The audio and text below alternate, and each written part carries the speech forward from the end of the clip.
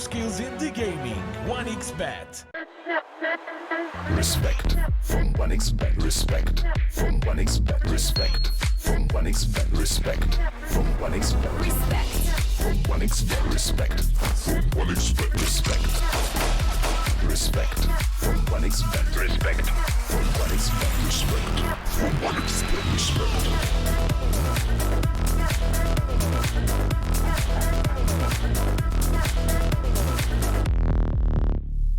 Hello, son. Hi, Mom. Pretty girl. This is Eva. Nice to meet you. Thank you very much. Your dad's just making his favourite dinner. It's duck. Come on inside. They're all probably too gruesome to tell you while you're eating at the table. How's your food? Is everything okay? Good, good.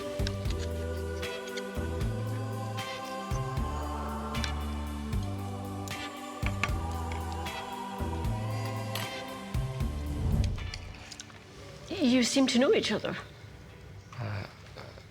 Yeah.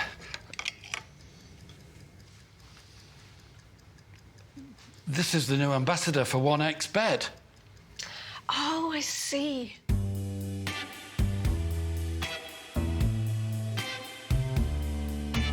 Everyone felt good when Eva Elfie became the new ambassador of 1xBet.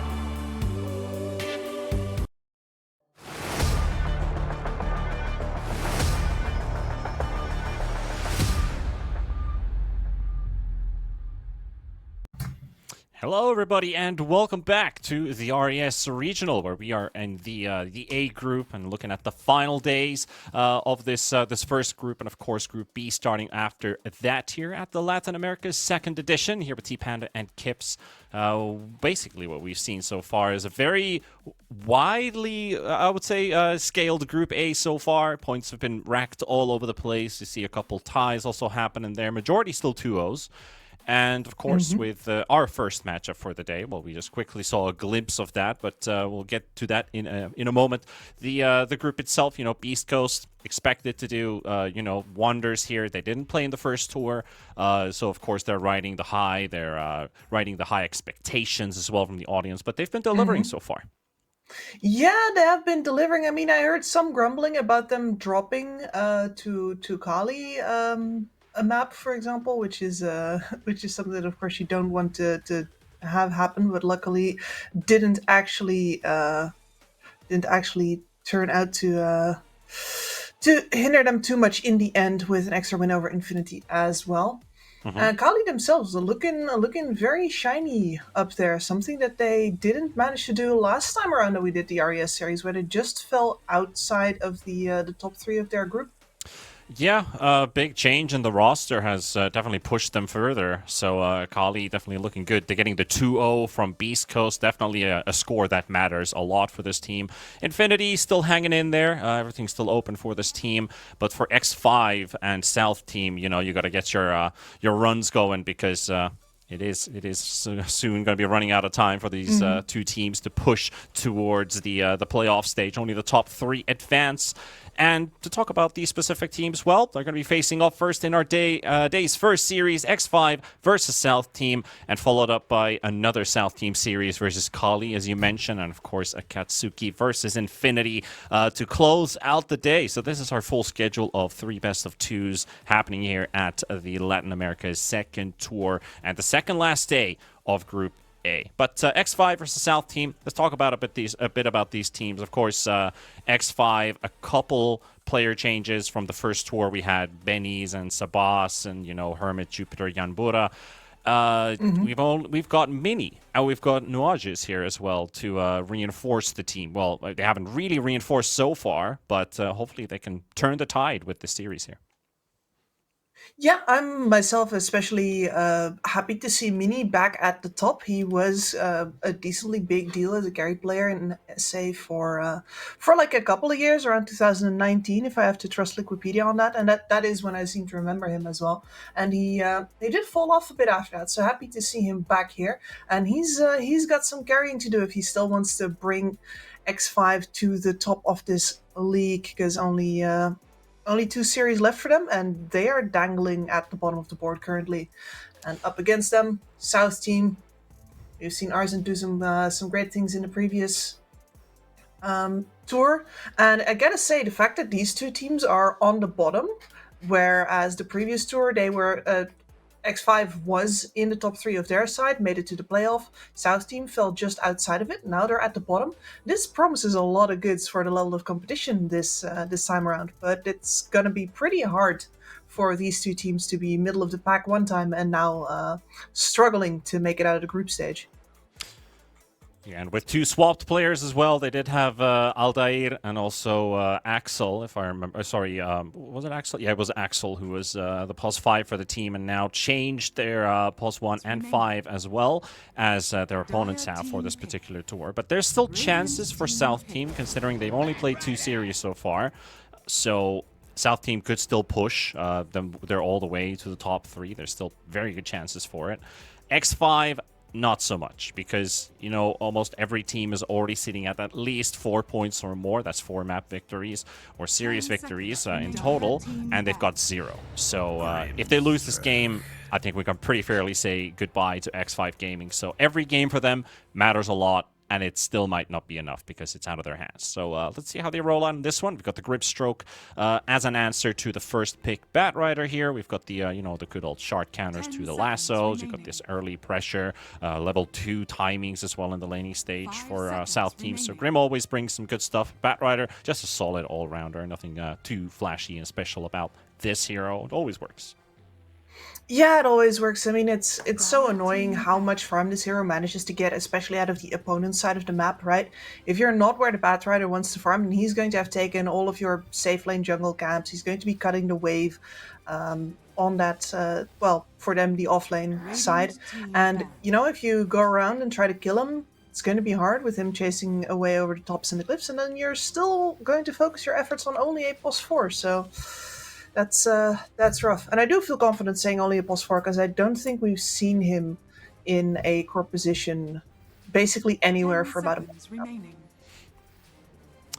Well, let's see what they follow up on this. At least the early Monkey King ban as well from South Team, which did come out in the second phase, considering they had the 3 first ones, the Dooms, the Kunkkas, and the Enchantress. Bit surprised about the Monkey King ban here.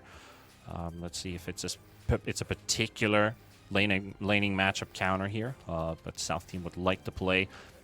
Keeping an eye open on what they have been playing so far.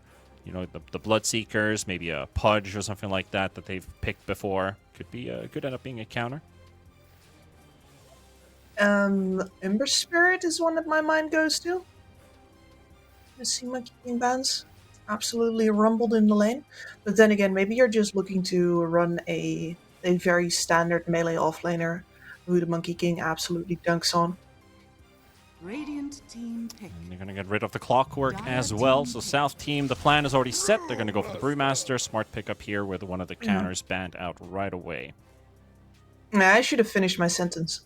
Like Brewmaster. Like Brewmaster, yeah.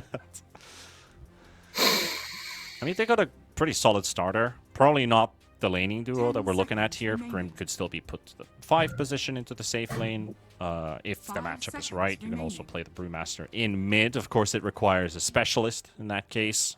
So more often do we see the offlane Brew trying to get to that Radiance timing. If Radiance doesn't work out, you've got a couple avenues, but they're not the optimal builds you'd be looking for, especially if there's no use for a vessel in that particular game. Then you're like, well, I don't really have too much of a choice to look at. Mm-hmm. But we'll see. We'll see. There's still X5 to reveal their cards.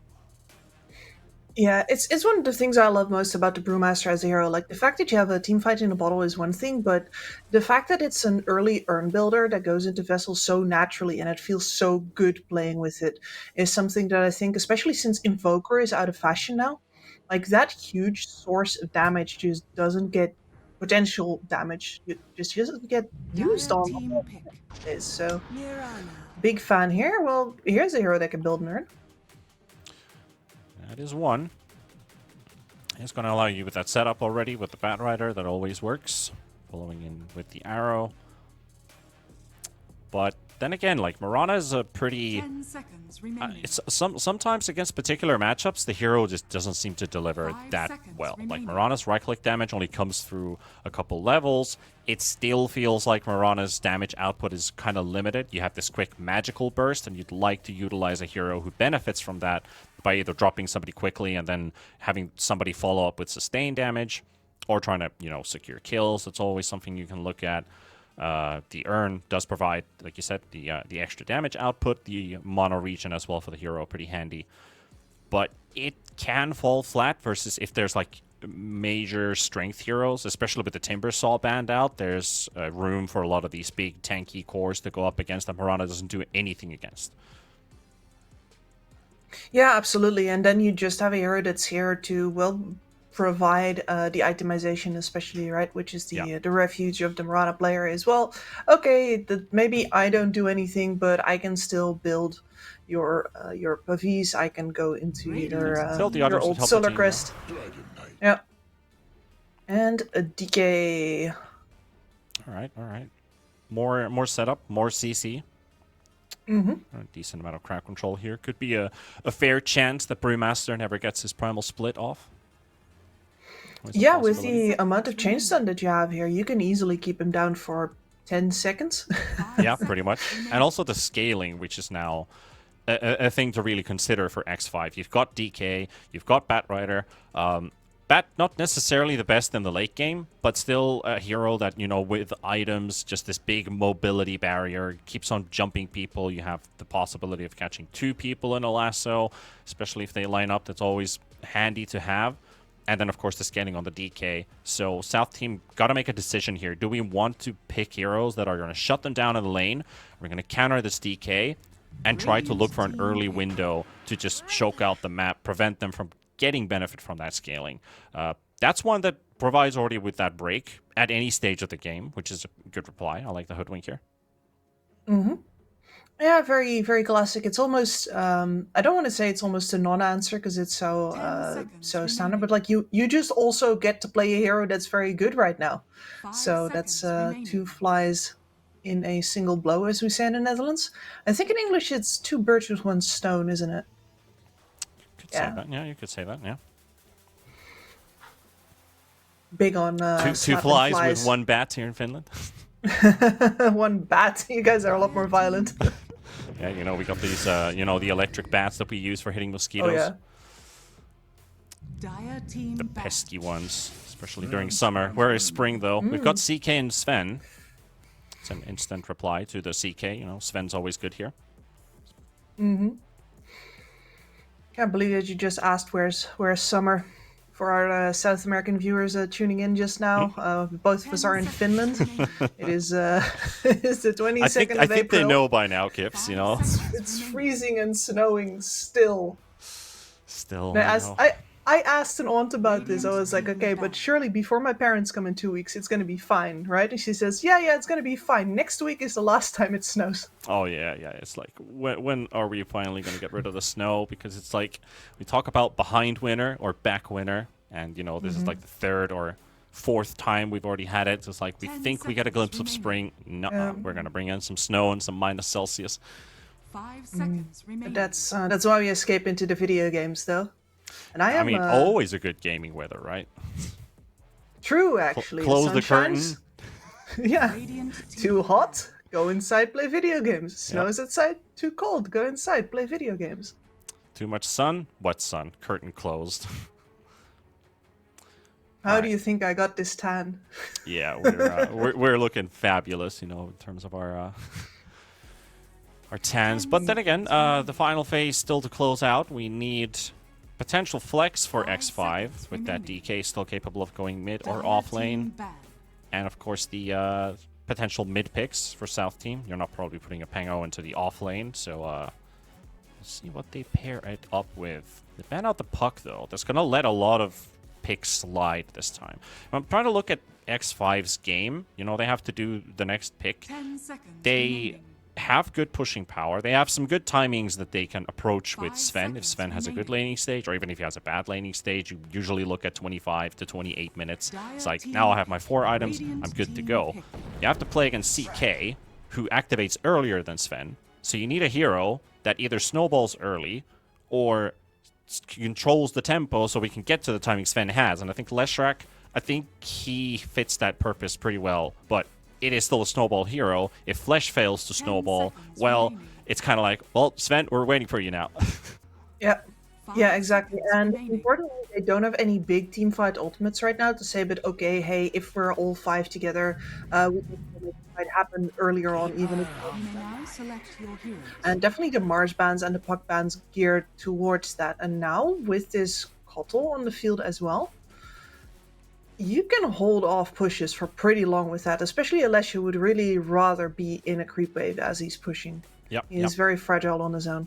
And he makes DK pretty fragile too. You make that level 6 rotation, get the Solar Bind out, that's 35% magical resistance gone, and DK probably doesn't have a Mage Slayer by then, so or an Eternal Shroud even to talk about that, because there's a decent amount of magical damage on the side of South Team.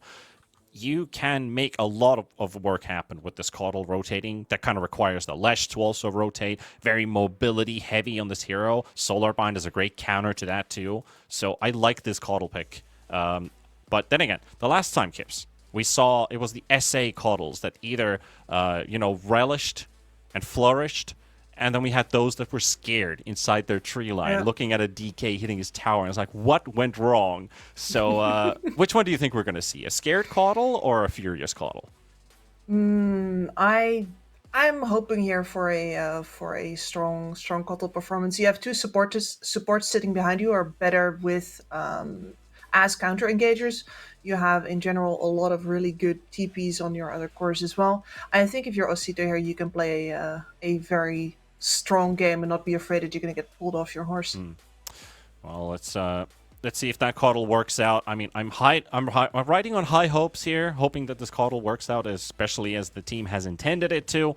But then again, it could go any way here, especially when we look at X5, who are kind of they're living on a thread. They can't afford to lose a single map pretty much. They will be playing with a lot of heart and maybe demoralized a bit with their previous losses, but they figured also out that if we can take a win here, we can probably get a win again.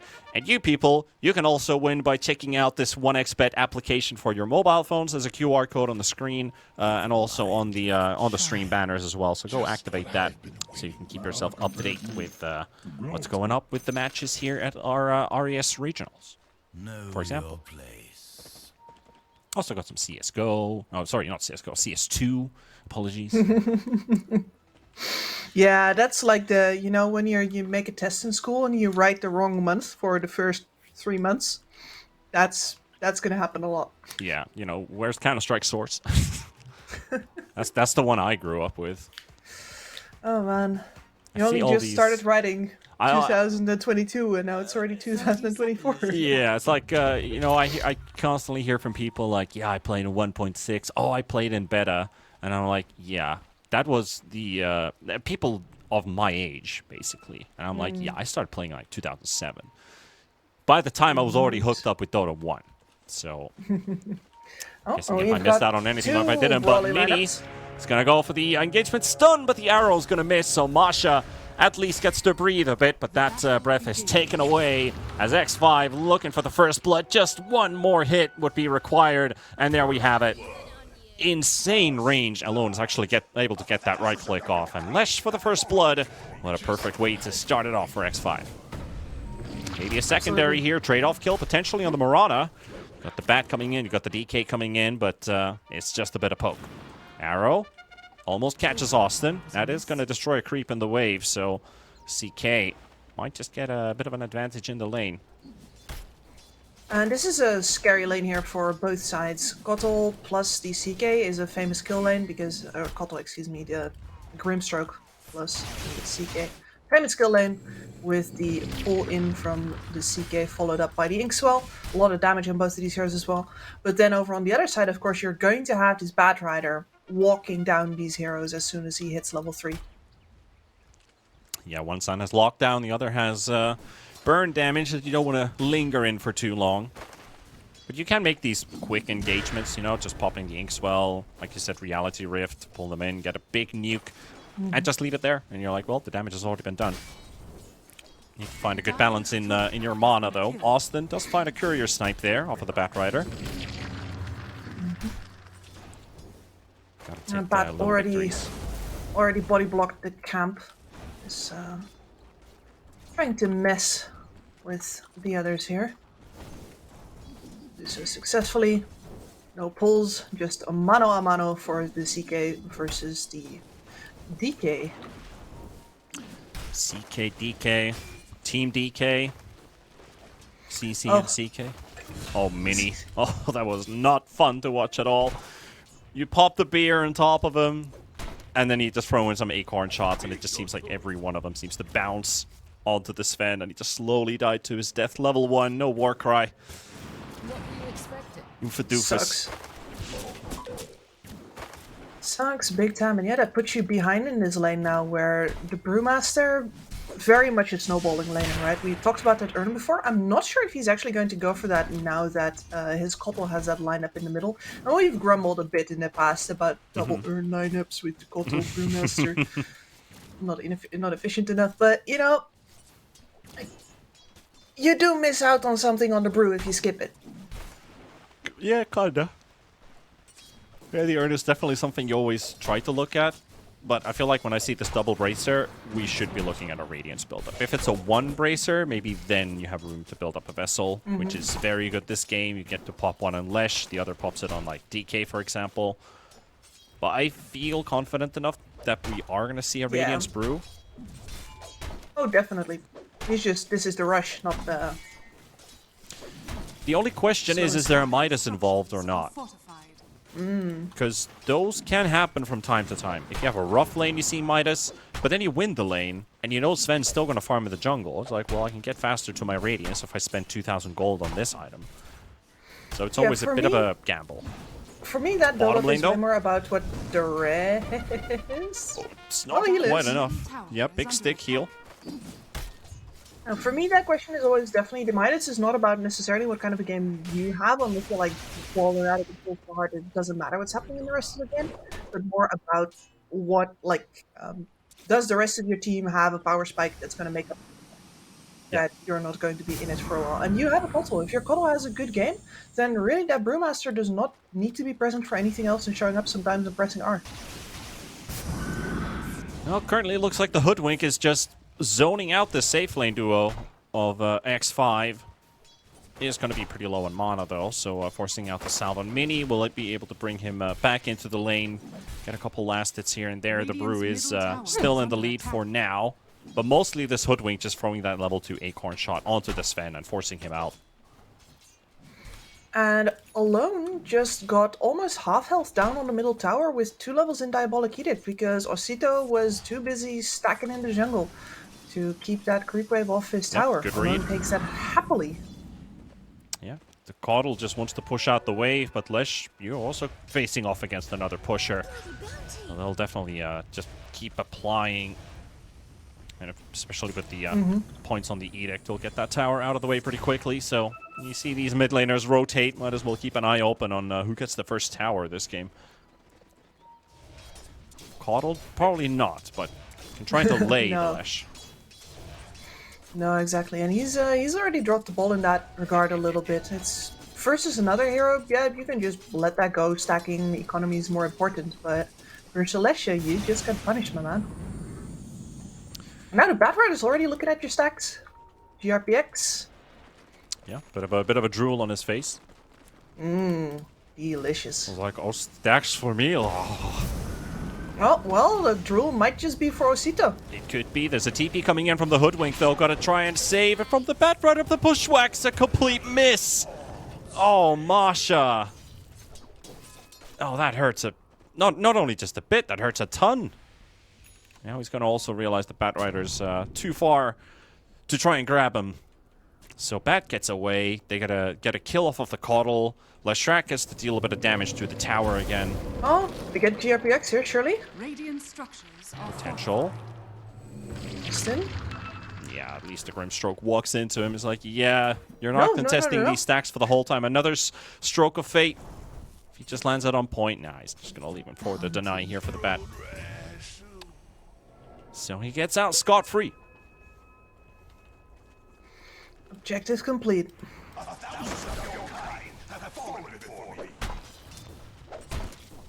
Alone rubs it in. Might as well. Doing a bit of jungling there. Hit level 7 on the Leshrac. So a full level ahead of the Coddle. Osito hasn't really been gaining too much out of the stacks that has been made for him so far. But as we can see, the Batrider did get a deep ward down to try and see if Coddle is all the way out there. But right now, Coddle is coming towards bottom. We talked about the gank towards the DK. This could work out. Got the CK ready in position. Going in pretty deep here, trying to contest that 7-minute Wisdom Rune. Austin going straight for the Batrider and trying to get the stun out. He'll get it, takes the Wisdom Rune away as well, and a kill for Masha. So Arcano will be able to get out, but South Team are, applying the pressure throughout the map. Getting a bit of damage to that tower on the way out as well. Yep, spare urn charge into the pocket of the Coddle, and he immediately moves towards top to see if he can apply it here instead. Unexpected, perhaps. Pretty heavy damage on the Mirana. Always has the leap to get out, though. Courier bringing in some raindrops here. Arzent going straight from Mini. They recognize that if we can get the Sven out of play, would be a pretty big one to pick up here. The Inkswell will pop on the Sven. He's just going to be sacked here, but Arzent, is he going to lose his life for it? No, he hits level 6, gets the Primal Split, and with the CK, that's going to be the Lash going down too. With him trying to take down Austin, alone not able to do so, and Masha keeps Nuages away. Mirana still has another lead, gets straight back to the low ground, but that means the tower's going to get sacked. A couple pretty important kills. They're both core kills going for South Team. Yeah, stopping off the Leshracs, he had a really good game up until now, and he felt pretty free. His tempo has now definitely been stopped off. The Coddle looked a little insecure from time to time, but now that Argent has showed up, that was some wicked play. It's just like, okay, if we get this kill, I hit level 6, Leshrac's damage is all AoE, but especially since he maxed Diabolic Edict, that's going to get diluted from all my Brewlings. As long as I hit 6, we're Gucci, guys, and that's exactly what they do. We bring in the numbers, so in this case, it's quantity over quality. I think in Dota 2, I genuinely hold to that. Always about the boys. Always about the quantity, yeah. Yes. Arcano's already popped his dragon form on the DK, and that's gonna expire. Wasn't quite able to take down that tier 1 tower, but dealt a sizable amount of damage. That's gonna go down with the next ulti pop. Arzent spots the Mirana here, though. And with the Bushwhack follow-up, that is one leap, and another that you don't have. It's still on cooldown for 10 seconds, so Mirana gonna get hunted here, but nice jukes going around. We'll buy some time for the Brewmaster not to take him down, but here comes Austin from the other direction and bring in the numbers. Mini, can he get the Skirmish? He should be able to. But with the stick, the tower's not even going to take the Scrim Stroke away. Lesh is coming in as well. No Primal Split on the Brew. Good stun coming out, and that's going to be a kill for Alone. Mini could still maybe get another one here if you can just find a target. Austin's going to walk right into him. Gets a quick cleave out, but not quite the kill. Alone trying to TP away, and he'll be successful in doing so. Mini on the run now, but here comes CK once again. Not the first time the CK's rotated to the top lane. And he'll look for a kill, an easy closeout kill here with Osito applying the extras, and there goes Nuages too. And that's another death on a Sven who wasn't really forced to engage there at all. Yeah, it's all started with, trying to kill a Grimstroke. It gives him all the runaround, and now you're going to lose your top tower. At the very least, though, you've lost your bottom. The bottom tower has been traded by the DK, and middle has also taken a significant amount of damage from the catapult. So, at the least, X5 is not in a terrible position as far as the map goes, but they've definitely been getting outplayed as far as this top lane goes. Yeah, they also recognize they need this quick blink on the DK to be able to make plays. He can't just sit AFK, farm items, which he would probably like to. Mage Slayer could be a fantastic item for him to farm up even bigger, hit that later game timing. But looks like they don't have the luxury to build items like that. The Brewmaster, he's already off to a great start towards the Radiance. He's so farmed. He's very farmed, yeah, topping the net worth as well. But he's been handed out this lane. You gotta give it to him. Like they've been playing around that top lane quite a lot. And they're trying to catch a Fat Rider. Maybe with Masha and the ulti might just be enough. And with the Caudal Blast, hell yeah. Oh, Cedo, we'll take it. And I think this is a perfect example of how, you know, because it's been several rotations in from Cook, right? There's been several rotations in from Austin. How winning that top lane is now going to secure you for the mid game and give the CK that much more time to get even further ahead of Mini on that Sven, who has been good night, Lesh. thoroughly put This is a huge kill if they can just interrupt that TP, and they can. Lesh will go down. Quick blast coming in through. Tries to deal a bit of damage on Masha, just not quite enough. So things getting even worse for X5. That's a rough place to be caught. And not the hero you wanted to give away either. Absolutely not. You said it during the draft. That's a snowball hero right there. If your Lesh doesn't snowball, then who does anything until your Sven gets to take over? Yeah, and the thing is, like, Lesh can still snowball back in a way, but you're going to miss out on your most deadly window, because your opponent gets away with it. So there's like, well, you're snowballing now, but hey, we got 4 heroes who are also snowballing right now, so what you going to do? Which is kind of the issue that you're facing on the side of X5. So a lot is now riding on Mini. And of course, the supports to make some stacks. Maybe supports giving some sacrificial deaths around the map here and there just to try and prevent towers from falling and the opponent from taking away his map control. Because the moment that is given away, it almost turns into an impossible game to win. So you might, you know, it's already kind of far-fetched, but it's usually how it goes. You start to think about the 2 letters and typing them into chat. You don't have a game to play. So all that being said, Masha with the Mage Slayer, you know, they're feeling the luxury side. The Radiance is almost up. You got a Mage Slayer coming up on the Hoodwink. You got Orchid for the CK. They can hit a, you know, they are kind of at that point where we have freedom to build a bit of items that we might like to play with, but at the same time, they will give you that kind of comforting feeling that we're just so much stronger than they are right now.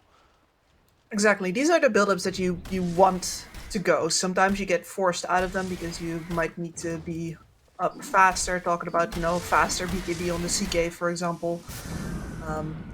Brewmaster getting forced into defensive itemization instead of that Radiance. Doesn't work out either because they kind of show themselves with the wave in front of the tier 2 tower. Nobody to be found on bottom. They hope to kill the CK. He's going to get away with this one.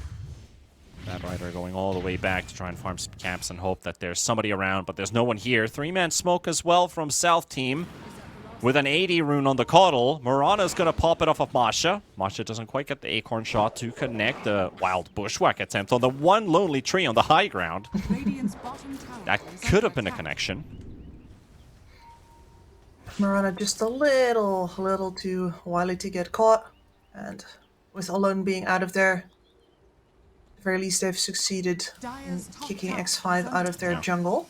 I do love the way that they designed the trees here and the Radiant Bounty, like this particular high ground cliff here, because you have like this one particular tree on the X. It's a very bad X, but I'm trying to draw on top of it so you notice it. But you can, that's a great ward spot and also a place to kind of spot opponents, break smokes. But you can use it for a bushwhack in this particular game and be like, oh, am I getting pushed to low ground or high ground? But still, I just like the way that they've designed that particular tree placement. Not just that one tree, but the 2 other ones as well. And it's like you can get that spot. Yep. But looking at a big fight potentially here. I'm not talking about just trees. You got Arcano all the way in deep, but nobody wants to follow up on that. That's a blink wasted. And might be a Leshrak's life wasted too. Just going to get stun locked here. Gets the Yules out, at least to buy some time, but with Cook-a-Hook on front, that's another kill for the CK, and unanswered. That plan fell apart so rapidly, Kips. Incredibly fast, and it's really between the CK ult and the Primal split. The Lesh Diabolic Edict deals like no damage at all. Yeah. Radiance, Mage Slayer, ready. Orchid is almost ready for the CK, got his courier at the secret shop. Masha just finds a casual Morana with the help of Austin. X5 getting outclassed right now.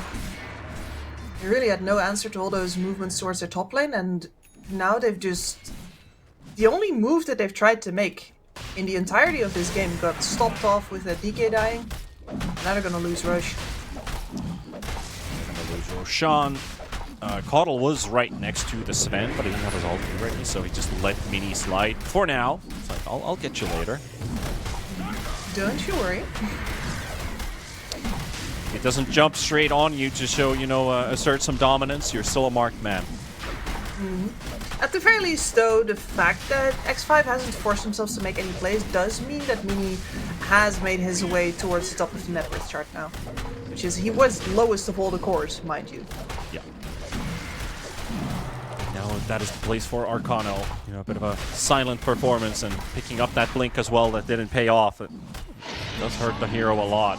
17 minutes for the first Aegis to fall. South team ready to march out from the Roche pit and start to look at these tier 2 towers. Of course, there's still a tier 1 in the bottom lane, but not really a priority. Just a tower in their eyes.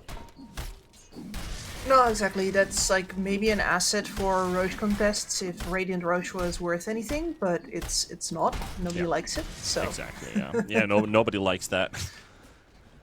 Yeah, we almost got treated with a gameplay patch. Still gonna have to keep our fingers crossed. Closeness. Masha on the hunt. Nuage's getting caught. And that's a good night for the Mirana. Sharpshooter will miss, but Osito's going to make sure that this hero will still end up dropping to the Caudle. 4-1 and 3 now. I think they also know about the high ground ward. Yep, they do. They send the courier on top. The vision provided. Ward gets taken away. But Mirana's not really the pick-off you want to push down towers. It's not like it's that simple looking. This is a good kill. This is a really good kill, though. If you can get this one, which you will, that is going to open up a potential objective, maybe even more. 30 seconds and no ulti as well.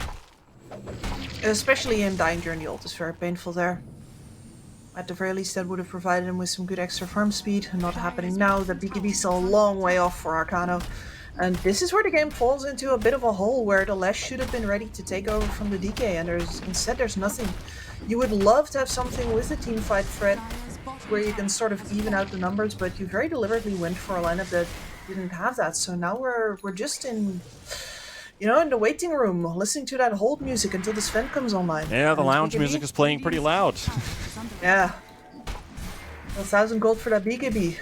The one thing you hope, I hope the comms aren't like that everybody's just silent there, recognizing the situation that we got 3 kills, our draft isn't working, we haven't really been able to make any plays happen. You just gotta hope that the team isn't actually that silent. As somebody who's been in a lot of calls like that, it's devastating, man. Yeah. It is a morale killer. Just might get to a phase of the game where it might be too late to push yourself back in. Even though it is only a 1k lead for South team, this is really not an economy lead, but more of a, we have an active window and you don't. Yeah, and our window stays open because we met our conditions, and yours stays closed because we're on top right now. Yeah, the window's open because it's fuming in here.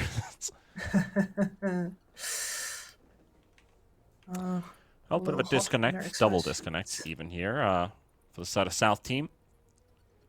Gonna have to wait for the game to kick back off again, but with the systematic gameplay that they have going their way right now, they've already gotten rid of the tier 2 in bottom. Still 2 minutes and 20 seconds of that Aegis remaining on the CK. Doesn't have Phantasm as he's only just used it. And funny thing is, there's no Tormentor to take, but they can wait for it to spawn. They have the whole team here, so split damage on a Tormentor. They should be able to take it. Can always be risky if the opponent's ready to react on it. Yeah, and in this case, you would be going into the Sven's BKB. He did, in fact, disassemble his Echo Saber for it. Bought it as fast as possible, so you would be taking a risk, and you know that it's that window. You don't know. Maybe you don't know exactly if he's already disassembled it or not, but He could very well have the full thing as well, unless you've been keeping really close tabs on his comings and goings. Well, the players were talking about a bug they were experiencing, so at least Coddle has come back. Hopefully the CK will return too.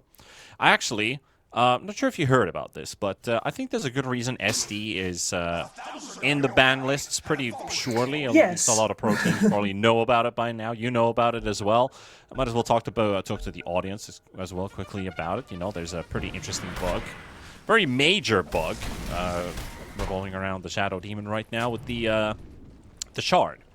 So if you get the shard and you still haven't maxed out your ulti, your next level up will give you a point to level up your demonic cleanse for some reason, and that gives you a point in your ult. So you can hit your level 3 ult pre-level 18. But it's not in this game. They got info about the Tormentor. They're coming with the smoke from behind. Arcano with Mini coming in as well. And this could be the fight that they're looking for. Austin the leader away, and the Sven's dealing a lot of damage. And taking down this CK would be optimal, but it's taking them a long time. And finally the Aegis will pop. But here comes Osito with a turnaround. We'll find 3 for 2. Favoring X5 for a bit. At least they're able to fend off the attackers. And that Tormentor stays up. No threat to your high ground now either, and you chopped down the Brewmaster to bits during his ultimate. Always feels very good. He's not going to come by and try do that again, and now you can take the Stormender for yourself. If you have the damage output, let's do this, stick with it. Yeah, there we go.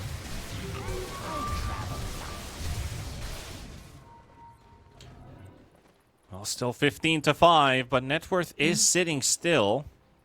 And a slight XP advantage going for the Dire side with that previous team fight taking place. Don't have any comeback Midases on the team, but they're bringing out the most of their experience. That is a Mirana kill, unfortunately, right in front of the Tier 2 tower. They also see the Batrider's already used Firefly. And looking at the top Tier 2. And we're in a very interesting position now where, yes, South team has been in charge of this game, but they haven't exactly milked it for all it's worth, you know? Yeah, you don't see a big gold lead here. They're in their windows. They will remain in their window for a while longer, but the problem is, of course, that you now have to work around the Sven. He is online. Echo Saber has been rebought. And if you take your foot off the gas, at some point he's going to take over. You can't afford that. Yep, and Mini, who did survive that last team fight, got a couple levels, I think, on the Sven as well. He's got a crazy amount of CS, the 236 last hits in 22 minutes, so considering you're on the receiving end, it's a pretty good result for the Sven so far, and I think when you have that Crystallis ready, it's kind of a go time. You know, you could have Ags, Echo, BKB, Mask of Madness by now, but since the game has been a bit more difficult, you probably don't have quite your Ags. So Crystallis will do. Will have to do, I think. Meanwhile, Tormentor's soloed by the CK. Armlet toggling. Bit of risky business if you take your armlet off and the tick damage manages to do too much damage for you to actually die. Yeah, I mean, that happens. We've seen it happen to good players. I've done that. Bad players. Yeah, I'm the bad player. I've done that. Only way to learn is to do it. Yeah, it's kind of like the Morphlings used to dig up kobolds from the ground and die with Agi shift on. Armlet's another one as well, which can happen. Mini, quite rough position. The Sven could get caught. Inks will pop right away, but the BKB goes out. The Bushwhack spoils the party. Masha doesn't get the connection with the stun, and Sven gets to react to it. I still think the smartest approach would have been Reality Rift, or I don't know. I think it was the right play. Just a mishap with the Bushwhack not connecting. Yeah, because Reality Rift is so short range, like you risk the exact same thing happening. Whereas, like, if you hit the Bushwhack, he doesn't get to react at all, and you get the Reality Rift into stun immediately after. Yep. On the positive side, still, they forced his BKB and they forced him away, so they will be able to take the tower. So pretty, you know, basic abilities to fend off the top net worth hero on the board right now. Yeah, but it took all 5, and that is where the boot really starts to hurt your toes a little bit. ramp in their style, because Alone now has a BKB, the DK now has a BKB as well, which puts it at all 3 cores BKB, and that's where Yeah. your physical damage has to take over. You know what? Only have a CK. There's also a support that's also getting a BKB right now. This is the Batrider. Batrider has 9.5k net worth. GRPX is, I think that net worth being that even is because the supports are so far. The Morana's got 5.6 ahead, 1,000 gold ahead of the Grim, and also 1,000 gold ahead of the Hoodwink, catching up to the DK, who's like 2,000 gold behind the Brew. And the mid laners are even. Yeah, in that regard, the South team has been playing this one pretty, I want to say pretty controlled, not overly hurried or anything. They haven't forced anything, but on the other hand, clearly they could have perhaps put the pedal to the metal a little bit more, because that's a lot of gold in a lot of enemy pockets. I think you could say this is some gentle gameplay. Gentle, yes. Which is, hey, we're here for fantasy murder. Yeah, what's going on with SA, you know? What's happened to the region of bloodbaths? Are they feeling okay? should we send them a card and some well wishes? Does seem to feel like it right now. CK close to the blink. Hogart up soon for the Brewmaster. Hoodwink's got a bunch of items lined up. On the other side, though, DK is like, I need a shard. No. I don't think that's the item you want. But we'll see. We'll see if the Fireball ends up turning things around. Maybe he needs a farming item in the end. And that could just do it. Hoodwink's going to get caught here. Arrow flying in. Masha going to get hit by the Sven stun into the arrow. And still surviving the evasion from the trees. Gets the quick sharpshooter to break the DK. And also push to the low ground. But they're going to try and look to turn things around. They got the Grimstroke ulti on 2. Sven pops his BKB as well. Sven's going to be hitting the Brew. Brew gets the split out. And Mini, that BKB is going to run out. Cook has to be careful of his positioning. GRPX also coming in, but the silence comes out from Grim. Austin nicely played there. They have lost a hero. And X5 considering marching to the high ground, but here's a chance for a turnaround. The BKBs are out. But without the Coddle, can they stand their ground here? Alone taking a bit of beating there. Missing the Stroke of Fate, though, on the side of Austin, and nobody will get to follow up on that. So X5, you know, they're showing the prowess. Those early long-duration BKBs, they're able to position better. And South Team just can't dish out the damage they'd hope. Cook, maybe he can get a Batrider as a bit of a revenge here. Orchid is there, and the Orchid runs out, but he survives Reality Rift. No, he won't survive. We'll take that back. Oh, Mirana as well? Oh, dear. Whoopsie daisy. Save a buddy syndrome. Yeah, that was, I mean, or trying to cut a wave there. I don't know exactly what happened to Nuages there, but that comes on the heels of a fight from X5 that was very well controlled, very much holding on to those BKBs until they were sure that South Team was engaged far enough, and then also making sure they got out before the BKBs ran out again, as we watch Mini cut it a little close. Yep, same thing for Alone as well. The Bushwhack comes out, and they've got eyes on top of this Lesh, but the BKB comes out. The stuns won't connect, but the damage is still going through, and Lesh is in huge trouble. 140 HP, has to go for the defensive Yules, and I think Cook will get that with an instant crit to the face. Mini trying to make a run for it. Masha still high on his heels. 2 more seconds for the Bushwhack, and also getting some help from Osito. But can he land a blind Bushwhack anywhere? No, he doesn't have the info on Mini, so Mini will get out. They do lose the Lash. He's gone for 50 seconds. Nuages scouting out with any possible information right now. Bat is also on the chase. Here we go for Masha. Arrow flies in. There's the stun we talked about. The combo works out. Arcano pretty deep in. Has BKB. Sven also has BKB. Cook trying to find an opening here. Sven is dropping low, but so is the CK. CK very cautious about his positioning, but he will find the kill. And Mini will fall. Mash is also there to help him out there, so DK will be isolated. And nobody can help him out. Making it 3 for South Team. And maybe even more if they can spot Nuages. Well, he's going to make his way out. And Bat quick with his moves to try and cut the wave. But there's a range creep that should survive, unless Osito's going to doing Batrider things to die. They want this Batrider. Acorn shot doesn't quite connect. Radiant's middle tower And there's a TP available, so he's gonna be safe. So a bit of space. Never punished. Radiant's bottom tower is under attack. But, you know, South team, they played that one really, really well. They did, yeah. You gotta wait until the Sven and the PK are on top of each other. You lease them together. Not sure if you guys can hear us, but our Discord server, at least, is, you know, dying. Or then it's me. Hello. Hello, can you still hear me? I'm not sure if it's me or who. I'm not sure either, but I'm losing you from time to time. Yeah, and I'm losing you, so I'm not sure if it's on mine. But hopefully you can still hear us, though, at least on the live broadcast. Roshan's been taken here by South team. I'll get the Aegis. He's busy. Hope now is level 20. Reality Rift piercing spell immunity is going to do a ton of work, especially if you get a nice soulbind onto some people.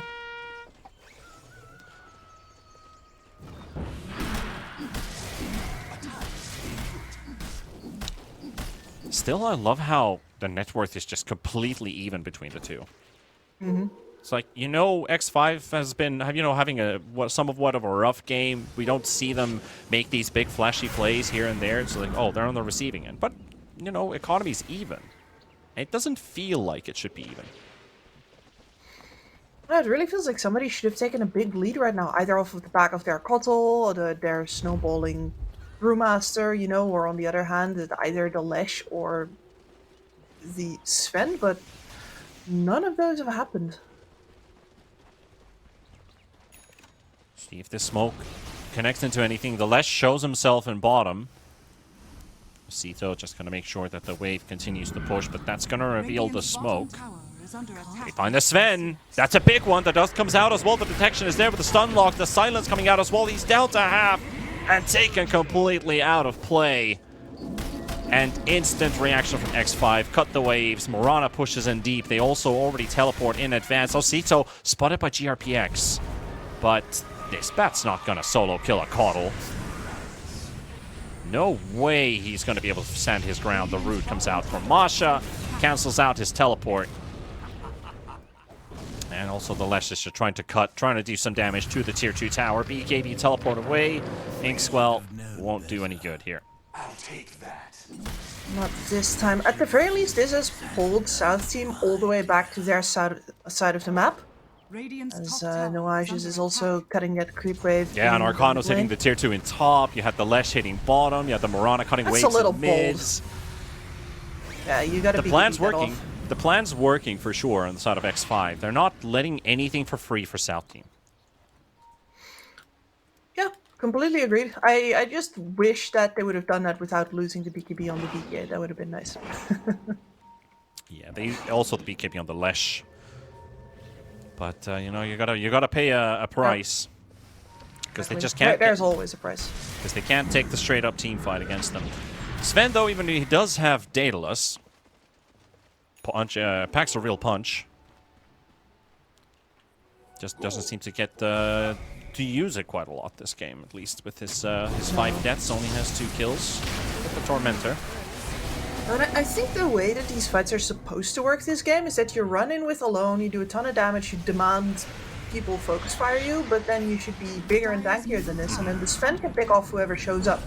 Yeah. And instead they're both just sort of Lesh like, pops his BKB, but can they make the wraparound work out here? The lasso comes out onto the Grimstroke. They go. Mini will slice him down, and the Lesh is about to fall, but Cookahuk, he's got to be careful. He's got that Aegis, though, but he is not looking too healthy versus Sven. The Halberd comes out as well, and Batrider going to get pushed all the way to the backline, but he looks like he's going to melt down to Osito. Cookahuk, he's still in the front. The Aegis will finally pop, but the Bushwhack will connect onto Arcano. DK trying to make a run for it. Masha doesn't have Sharpshooter available, but the silence from the Orchid comes out. And they will take another kill, make it 3, and onto the Sven they go as well. He might have just picked up the shard, which is really good versus the Sven, but it's not enough to just prevent these heroes from killing him, because that's exactly what they will do. And Lesh is also in a very bad position. Alone just bought back, trying to cut out the wave, tries to do something here, but it's not looking too hot for X5, and I feel like their tournament lives might have just ended with this team fight. South team, they wipe them, only losing the Aegis. And from this tier 3 tower, let's see if they decide to end it all. Well, at least they could. But, you know, they are spawning. The DK is coming back in 15. could try and force the buyback off of the Lesh, but they're going to realize, hey, he doesn't actually... Well, sorry, not from the Lesh, from the Sven. But realize that Sven can't actually afford it.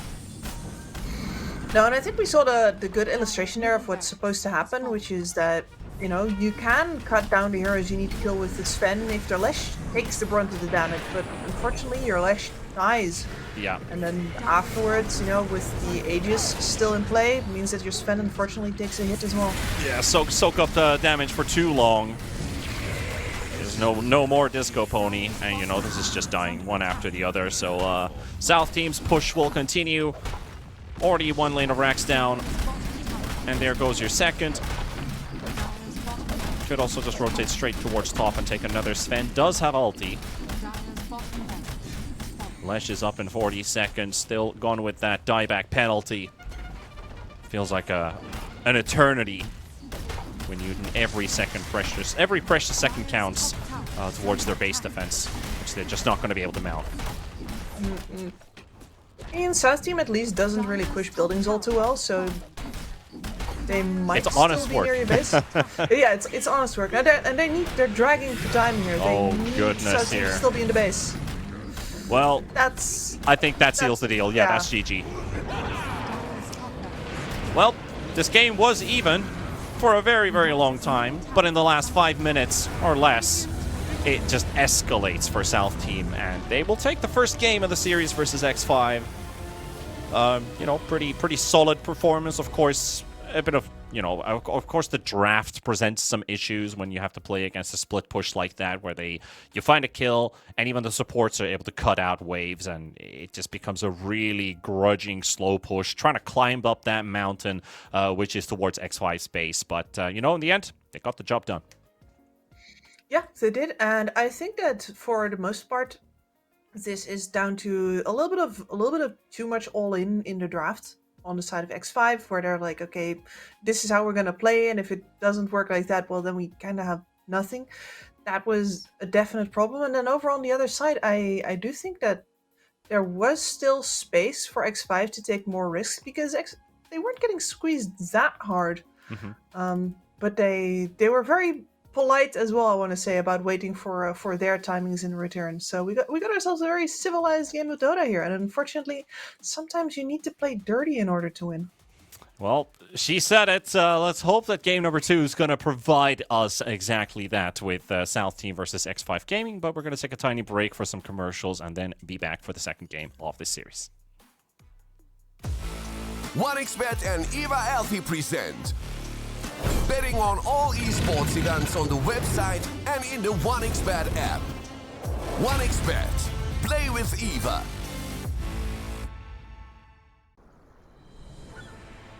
What if Kunka knew that he could not only play Dota, but also place bets? Better the best black hole.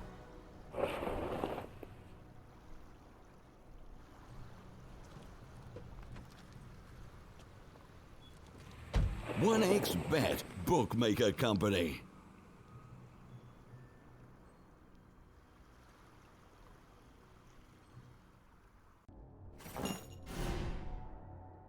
Chances of breaking items in a tournament match are non-existent.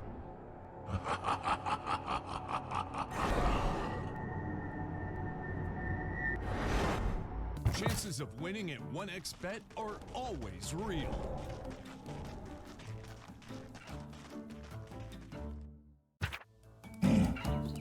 Join with me. At your service. Stealing Aegis from Roshan is very difficult.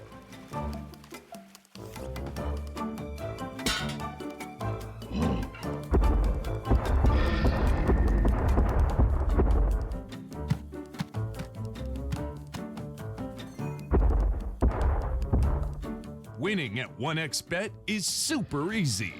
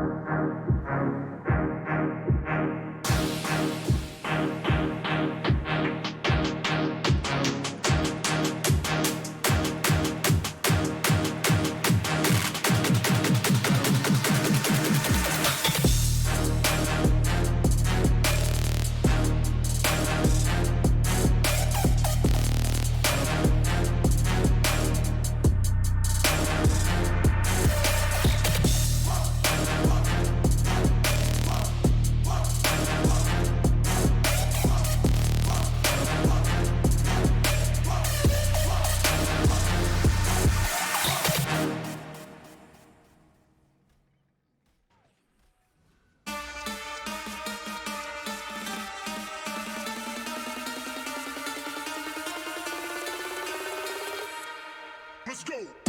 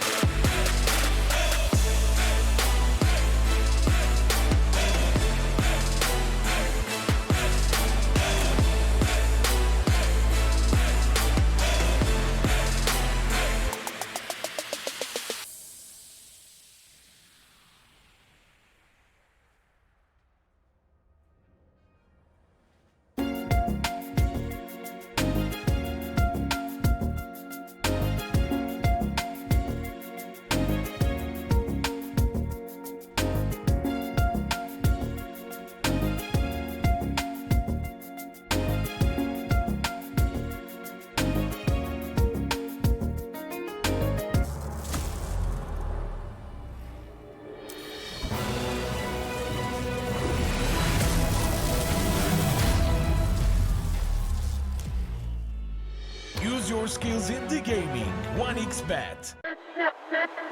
Respect from 1xBet. Respect from 1xBet. Respect from 1xBet. Respect from 1xBet. Respect from 1xBet. Respect from 1xBet. Respect.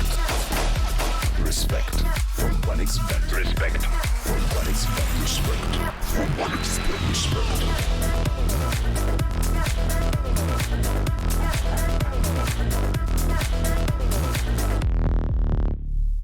Hello, son. Hi, Mom. Pretty girl. This is Eva. Nice to meet you. Thank you very much. Your dad's just making his favorite dinner. It's duck. Come on inside. They're all probably too gruesome to tell you while you're eating at the table. How's your food? Is everything okay? Good, good.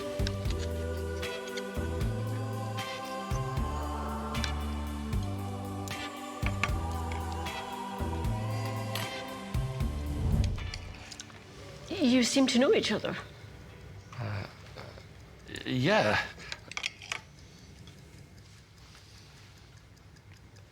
This is the new ambassador for 1xBet.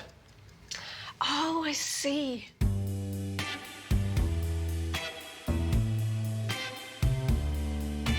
Everyone felt good when Eva Elfie became the new ambassador of 1xBet.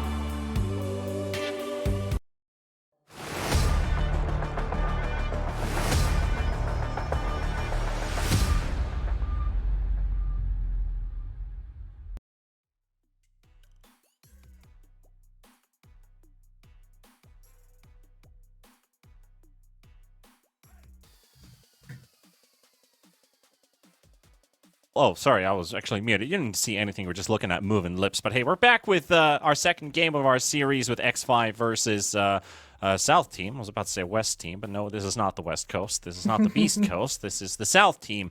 And, we could kind of say first game was a bit of a, piece of gentle Dota. I wonder if game two, it gets a bit more spicier, a bit more South American, a bit more grudgy. Who wants it more? So.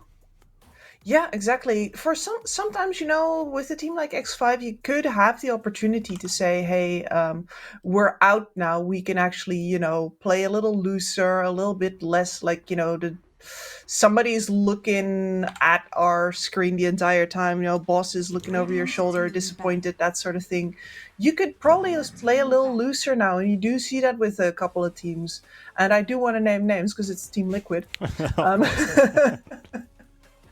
But we all know Team Liquid, right? As soon as they're out, something is unleashed. And you see it with a lot more teams. So I'm curious to see if X5 is going to give us that.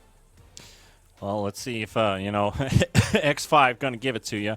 Or if, South team, they still have another series to play after this versus Kali. So probably just, heating up the engine. Okay, that was interesting. One of my sound panels just fell from the wall to the ground. So I was like, what the hell? Did my green screen just crash? But looks like we're all good here. We're all good here. No worries. You probably did it. I have had a green screen fall over behind me during a panel. That was that was quite something. Yeah, I can imagine that. Interesting. But game two in the draft, of course, the first phase still well underway. The Shadow Demon rightfully in his place with the first ban, and we're not changing anything. So it worked for X5. I don't think there's anything wrong with the first pick Bat Rider 2 games in a row, even if you're coming out a loss. I feel like this hero. It actually excelled more than my expectations were set for this hero, because he was rocking with the net worth. He was doing all the right things. It was more of a core issue last game. Yeah, I think so as well. I've always found GRPX to also be a very sensible player. He will definitely take the initiative when it's time. He's aggressive enough for that. And he found a couple of opportunities that his team did have came mainly because of him. So I have no complaints about this Bat Rider either. And South team going in for the Tiny, though, that's definitely a little notch up. All right, fine. Maybe there will only be 2 lassos next game as well. And we can just, rock with a proper cost for this time around. And let's see if we pick up that Grimstroke still later. Yes, if we go for that. Oh, sorry, he's banned. Yeah, so swapping around things, going for the Tiny instead. Flex pick to look at. Probably not your mid-Tiny, at least with the current pro meta. But if this was any other game. You could look at a carry Tiny, you could look at an off-lane Tiny. 10 seconds remaining. So I think South Team still has plenty of options here. It's the thing with 5 a core seconds Tiny remaining. is you play it as a support, unless we're talking about a pos 1, which will mostly just AFK farm, but if it's a 3 or if it's a 2, it plays the same way as a 4 does. You hit your Blink Dagger and your Power Treads, and you look around for pickoffs. That way you accumulate gold for yourself by finding these easy kills. You also help out somebody else in your team activate, if that were a support or another core, depending on, of course, the position he's been played in. But he struggles as a 3 in the laning stage because he's great at denying, he's good at last hitting, but he is soft as hell. He doesn't have movement speed, he's got no armor. There's a lot of downsides to the Tiny. And then you have this hero that you hope to kind of pack a punch, have a strong front line. 10 seconds remaining. That comes through scaling, that comes through levels, that comes through items. So Tiny as a 3 feels like it's the weakest right now. And even the pos 4, I think it was a week or 2 weeks ago, his win rate dropped to like 47%. So we'll see how it works out for South Team here. How do they decide to play this Tiny? Well, pairing it up with the Jacobser right now, this could still be the support duo as well, though we have seen very few support Jacobsers in the past couple of weeks / months even. I think most everybody has just been playing it straight up as a carry, because right now where we've been at with the meta has really not been very focused on the carry-to-carry matchup at all.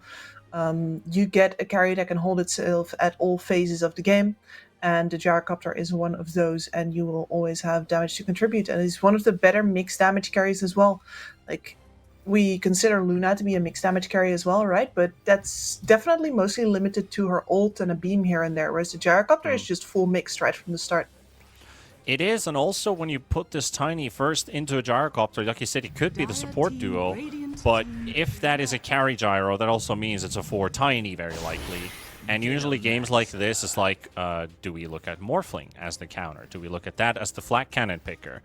Because Morphling can also dish out heavy amounts of damage, even though we do see a lot of Gyrocopters being picked into Morph, because in the end, it's about the adaptive strike. Gyro will beat you in the right-click contest versus a Morphling, so it is still a solid pick. But instead, X5, they're like, well, we're going to pick the Luna here. We're going to play our own game. But the Venomancer is a very intriguing pick. Don't get to see this one too often. But why is that? No. I mean, Venomancer, one of the problems that he's always had as a support, right, is that you don't contribute anything in the initial defense. And the rest of your damage is very much focused in damage over time. So your contribution is mostly low, which is hard to measure. So Venomancer has to be really good before people give him proper credit. And I think in this game, it's going to be mostly about the vision that this Venomancer is providing. And a quick look at the Pro Tracker tells me as well that this has been seeing some play in pubs in the support role. And a lot of it is just almost the same role as a Mirana, actually. You build a mech or a Greaves, you build a 4-staff or a Pavis, depending on what you need in the game. And that's sort of it. That's kind of it, yeah. Yes. At least the latent toxicity is pretty good versus BKB carriers. It stuns the Lifestealer when he rages. It stuns the Gyrocopter if that were a carry, but now with see Lifestealer, it's very likely it's a support Gyrocopter. But any BKB carrier, even press the attack from LC, you dispel it, but you still get stunned. So it applies the stun before the dispel, or was it the other way around anyway? So I'm not entirely sure how the press the attack works with Veno, because it's a dispel in a different sense, but I'm pretty sure that also ends up stunning. So you have that going your way, you have the Gale, which is very annoying to play against, but Lifestealer doesn't care about that. He'll just run at you. The Legion Commander is very good with the, versus the Gale. Of course, the Poison Sting is very nasty, always breaks your blinks, it's going to get pretty hard to open and initiate on your opponent. But outside of that, Veno is still a very easy kill. Same thing for the Batrider as well. I know you have a Batrider counter with this Legion. That also works, breaking that too. And Slaughter usually considered very good versus the Lifestealer. So if they can kite and slow down, I feel like X5 can maybe sustain over South Team right now. It's just down to how they initiate, how good of a game does the Legion Commander get. And, of course, how does that laning matchup work with the Lifestealer? Because is he going up against Slaughter Veno or Slaughter Batrider? Yeah, and that's kind of the thing that I've been worrying about as well here with South Team, because as long as that gyrocopter was the possible carry, you could not get counterpicked really hard in the lane. But now you're going to be up versus that Slardar that's with a lifestealer. That's going to be hard no matter what. And we've seen some phenomenal Slardar games recently, where the amount of pick off and the amount of sustained damage that you get the best of both worlds out of this guy, which is pretty insane. So I hope to have a plan to capitalize on the fact here that they're going Dire to team pick. get the last pick Radiant team out pick. of the out of the mid lane. Spicy. Yeah, very spicy. And Earth Spirit notoriously hard to kick out of the lane hard enough that he doesn't contribute anymore, because all he needs is levels, and he's so naturally tanky as well. Yeah, also a hero that you can also rotate pre-6. So Yep. that also brings you a lot of benefit to the side lanes. If the Luna needs some help, if the Slardar needs to salvage the lane somehow, the Earth Spirit, I feel like there's a really, really good pick here. It has Love its it. place. It's a very high nuker and an annoying sustained damage as well versus so many potential blink builders from South Team. So you can disrupt the fights very nicely with this hero. So I just hope it delivers the results. You don't get to see this hero too often. It really requires a specialist to know this hero in and out. Of course, even if it's as a support, the Aghanims later on, very stellar. Can isolate heroes. You can save heroes as well. Push them back. You can even set up on a lifestealer, turn him into stone, kick him to the enemy team, and if he doesn't have the Ags infest, it's like fresh meat, boys. You know, just take this lifestealer for yourselves. Yeah, forced displacement, huge. And this is already 2 melee cores on the board, which both of which are very necessary for their pickoffs as well. Not a lot of burst damage on the South team. This is really about, standing in the front lines and hitting them. And the amount of damage over time that you have here between the Earth Spirit and the Venomancer alone is going to be a problem for South team. Never mind that you're going to have 2 more physical damage dealing cores coming over the top of that. I love this X5 lineup actually, and you can see the South team having a real hard time with deciding what they gotta pick on their last pick here, because there's no one solution for this entire mess. Yeah, it's true. It's kind of like it's spelling for a puck game in a way, but is puck necessarily going to be the traditional answer to it? Probably not. So they're going to bring out the Hoodwink because they lock in the Tiny for the mid lane for Osito. And Marsh's Hoodwink, well, we saw the damage he could do in the previous game, and they're like, well, let's just do this. Let's put the Tiny into the mid lane position, and let's pick a support instead. So it's not like we have a support Tiny already locked in, and we're forced to pick a mid hero versus the Earth Spirit. So a bit of thought process was going in with South Team. That, hey, let's swap things around a bit here. Still got a good matchup, melee versus melee. And then you have Hoodwink that also helps you zone out, keep the Batrider away, keep the Veno away. And I think this is a good pick. I think it rounds out South Team's draft pretty nicely. Not only just damage output-wise, but also another save in terms of the Bushwhack. Yeah, I think there's 2 things that happened here. One of them is that they filled in their burst damage gap that they had very nicely, so they actually can make it a 5v4 without having to commit all of their melee cores to a game in which it's going to be very hard to do so. But on the other hand, this is triple melee core, and if you don't get the burst skill, you now don't have a range hero that can stay out of the reach of Alone or Nuages. Yeah, it is kind of all in even. or all out. Exactly. You know? It's like we never either take the engagement or we go all in and just position ourselves in a way that we're going to find a kill. If we don't, well, we're going to pay a price for it. So you're absolutely right about that. So, every strength comes with its own weakness. I do think that this is probably the best way that you could have solved it. You've got yourself phenomenal pick-off ability here. A lot is going to come down to Nuages and how annoying his word placement is going to be, because if there's one thing that can ruin a pick-off Tiny's game, it's constantly getting your blink cancelled. Well, blinks are going to be broken, but our shields going to be broken or splintered in this case. We'll see what goes out with game number 2. We have a tiny pause to start things off with. So while we're doing that, not only just check out the QR code for the 1xBet app, but also I want to talk quickly about the odds as well for this particular matchup. So if you never bet more than what you can afford, but this is a game where you could potentially consider South team has a pretty solid 1-4-7, even though game 1 wasn't that easy, as it might have looked like in gameplay sense. It was one of the few games that I've seen in the past few months where an economy lead is non-existent and doesn't seem to matter at all because one team is definitely in the lead, even if it's not money-wise. Mm-hmm. And I'm gonna just look it up. Actually, I'm still gonna look it up. You can look at how the laning stage starts. How big the goal difference was in like overall, like if we ever got any goal differences in there at all.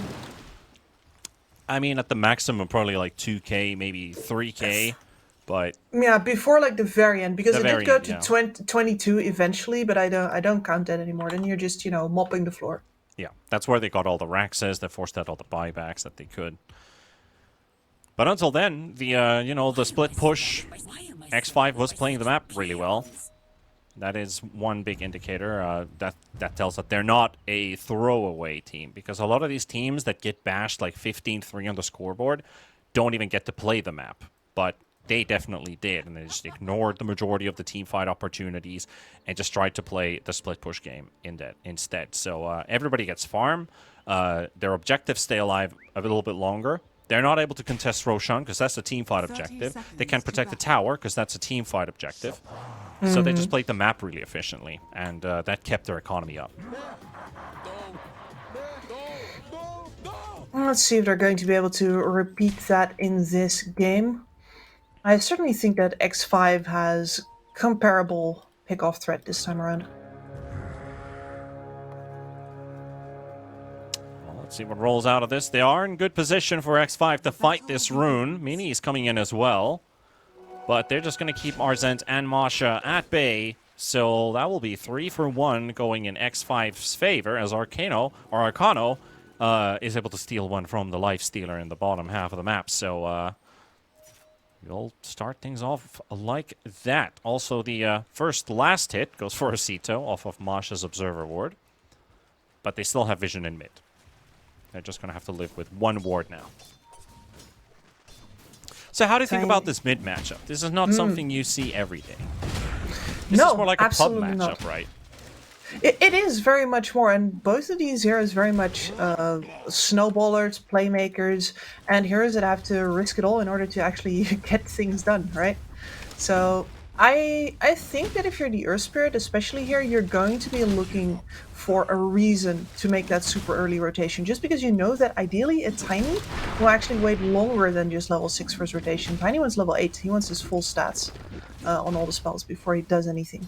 Yeah, he'll want everything picked up. That is true. Of course, the tree grab, you're going to have to dream about that shard for quite some time, but at least it helps with a lot of denies, even though the Earth Spirit is able to get that wave nicely. And Osito has to tank the tower here, so alone is getting quite a nice benefit here. Might even find a full-on kill. He might not have the cooldowns available, but he's body blocking Osito, and with the avalanche, zoning it out, forcing out the fairy fire. So very well played there by Alone with the rolling boulder.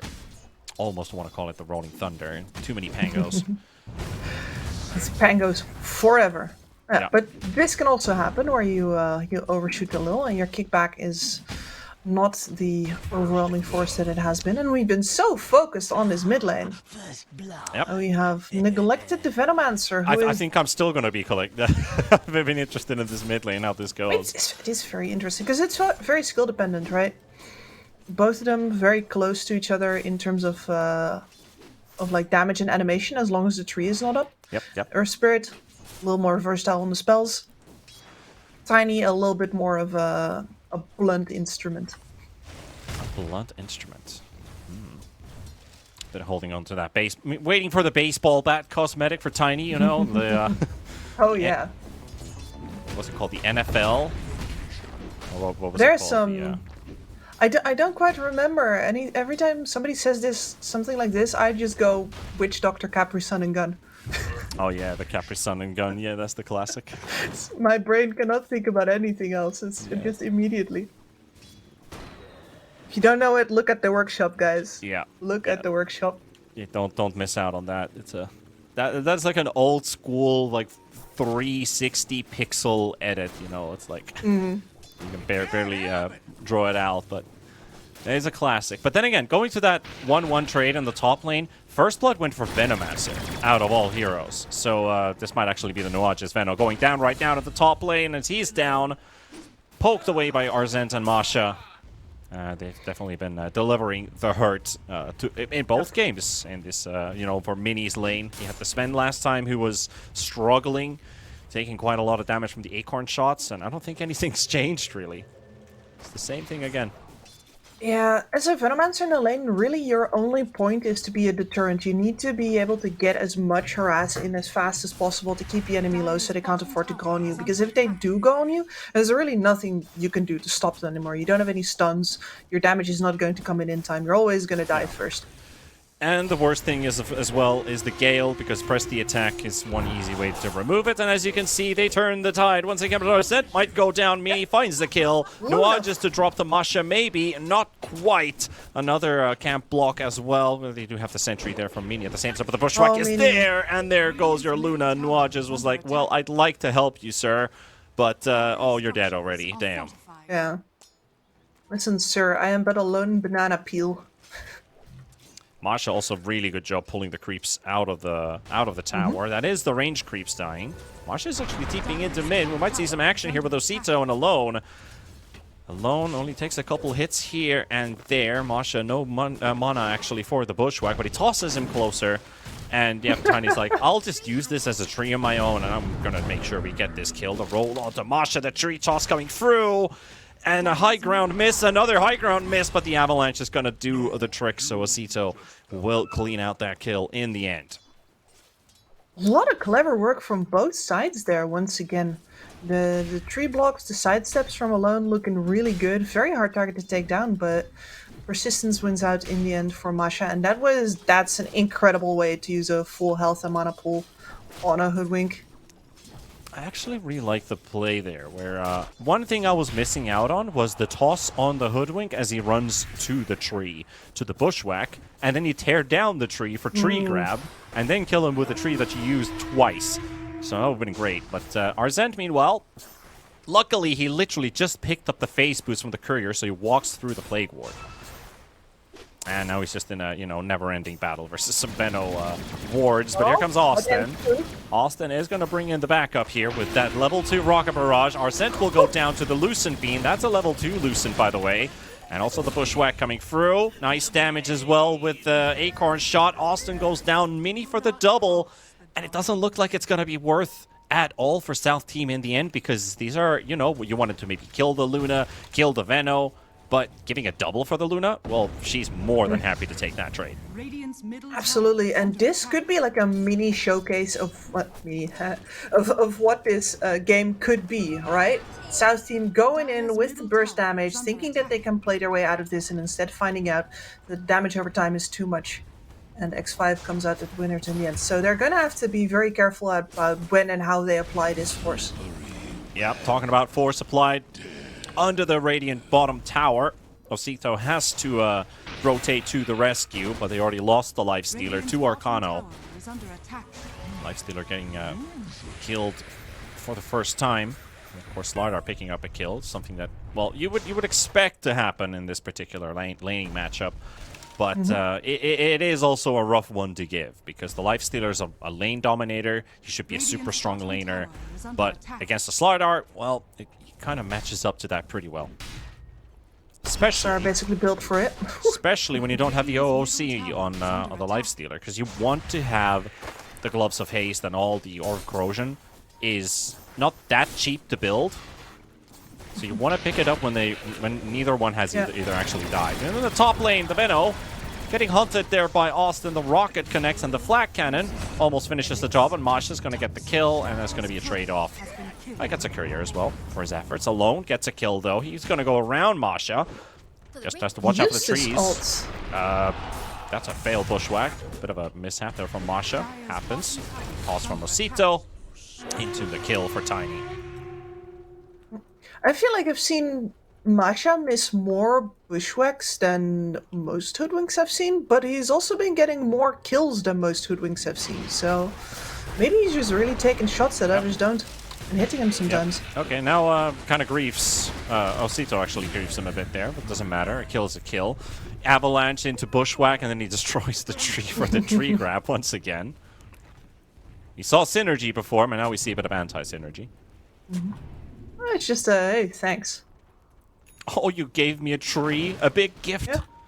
Or a great gift. Let's see about this start now. Arcano is already out of harm's way. Yeah. Waits for the Bushwhack and teleports away. There was 2 more heroes showing up. It could have been a 4v1. Radiant's Oh, middle he tower did is read under that attack. completely correctly. In another situation, I would have said, like, isn't that a little bit of, like, overkill to TP all the way to base? But no. No, in this case, it wasn't. Sometimes It shows why in the other primal- cases, Primal it instincts also kick isn't. in. Yeah. Alone, though, with the help of GRPX. No lasso. Duel comes out, and Osito, can he secure the duel victory? Yes, he can. So the kill attempt turns out the other way around and goes a bit, you know, south. Did go south. Let's see. Turnabout, fair play. I could use that pun for days with this team. Oh yeah. It's beautiful. It's not actually a great name to have though, if the casters are gonna say that to you a lot. Yeah, that fight went south. Oh, wait. Masha could die to magnetize. Well, it's just dropping in some boulders. He's gonna roll in as a boulder to get this kill. Sito coming in with Austin. What is Earth Spirit up to? Taunting on the spot. It's like, well, where do I go? Should I go left? Should I go right? Left, right, left, right. Yep. Now, Alone showing off that he knows his hero to a T. I'm gonna wait here, gonna kick you up the high ground, and then neither of you two can hit me, and then I pick an angle, and I go.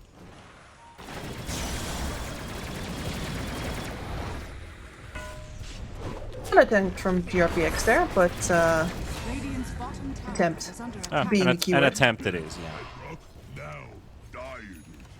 Gotta be opportunistic from time to time. Maybe they did back off far enough. Under attack. Maybe you do stop off that push all the way by your lonesome, but instead, unfortunately, Osito is going to be laying some hurt into your tower. He's got a regen rune. He can stay alive for quite long before having to give up his catapult.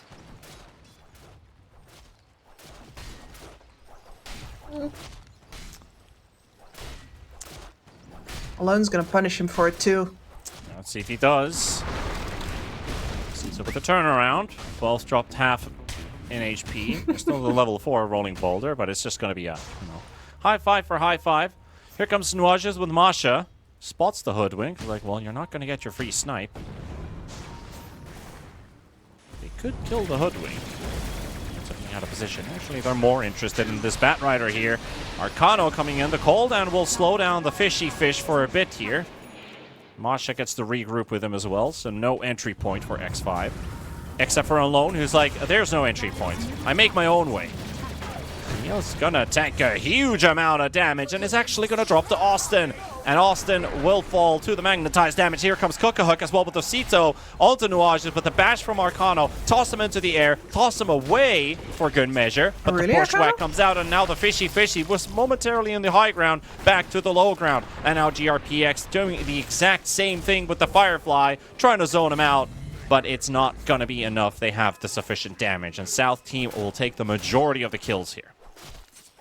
A little confused about what Alone was thinking there. I've seen him only use his Magnetize for solo kills so far, which is, you know, good for snowballing, but especially if there's several enemy heroes there, as soon as you spend it and you have an isolated target, then the rest of the team is going to feel free to go on the rest of your teammates just because you're not a threat anymore. And then bonus points for actually dying to support Gyrocopter, Yeah. which happens to the best of us. Bottom tower is under attack.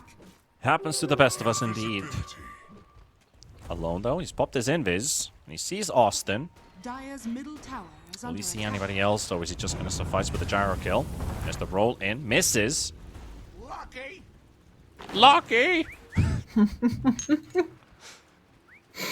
That was just skill, Austin, you know? Good positioning. Dire's top tower is under attack. I love playing support Masha. Gyrocopter. He might die, but he might take somebody with him. That actually does not connect into anybody. The Noxious Plague. Such a noxious ability these days. You know, the Poison Nova used to be a whole lot better. Dire's middle tower is under Probably attack. why the popularity of this hero has fallen so much. Arzent, though, presents himself to the Batrider. GRPX with a roll-in into the Rolling Boulder. Into Mini's hands as well. Osito looking for some very heavy damage. Takes down one. Maybe alone as well. He's in the middle of four. Here comes Cook as well with the Life Stealer. Has to rage away. Still has Infest available. Is he going to try and save his Tiny? It doesn't look like he will. So they're just going to have to give a couple kills away for X5. They managed to get the Hoodwink out of the way. So that means that Luna will still remain on top of net worth. Dire are scanning. Yeah, 2 cores given away for South Team at a pretty crucial moment in their game plan, because this is the Blade Mail for the LC as well as Blink Dire for the Tiny. I believe it's the first move we see him make with the Blink. And surely the two of them together should be able to get some more duel wins in for Arzent.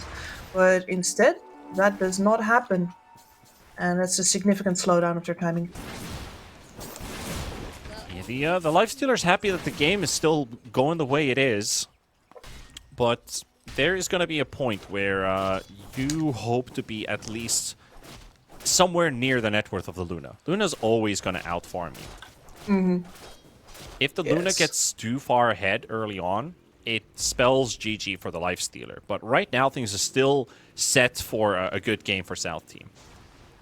Yeah, they're still manageable, but they can't afford to lose a couple more of those skirmishes. You want the dual damage to start ramping up for sure. And this is something that they also hope to work as Osito, Austin, Masha smoking up towards the side. They're in good defensive positions here on the side of X5. Radiant are scanning. Masha's going to have to go scouting as well because they don't get the scan to connect on a camp. They don't see anybody, but now they see alone, all alone. Gets tossed out as well into the sharpshooter, and that is your Earth Spirit gone. Austin gets to keep you away. And they keep singing the song, you know. I wonder if that's something that's, you know, lives rent-free in his head. Alone. That's, I imagine, you know, if you have a bad day, you're sitting in the shower. Pain. All right. Just one of those Infested. days. Here we go. Infest bomb into the duel. Perfect target for it as well. No, I mean, the Venno does not stand a chance. Even though the Noxious Plague will connect on 3 heroes, and Mini is like, well, I'm going to take something for it with this Eclipse. We'll get a kill.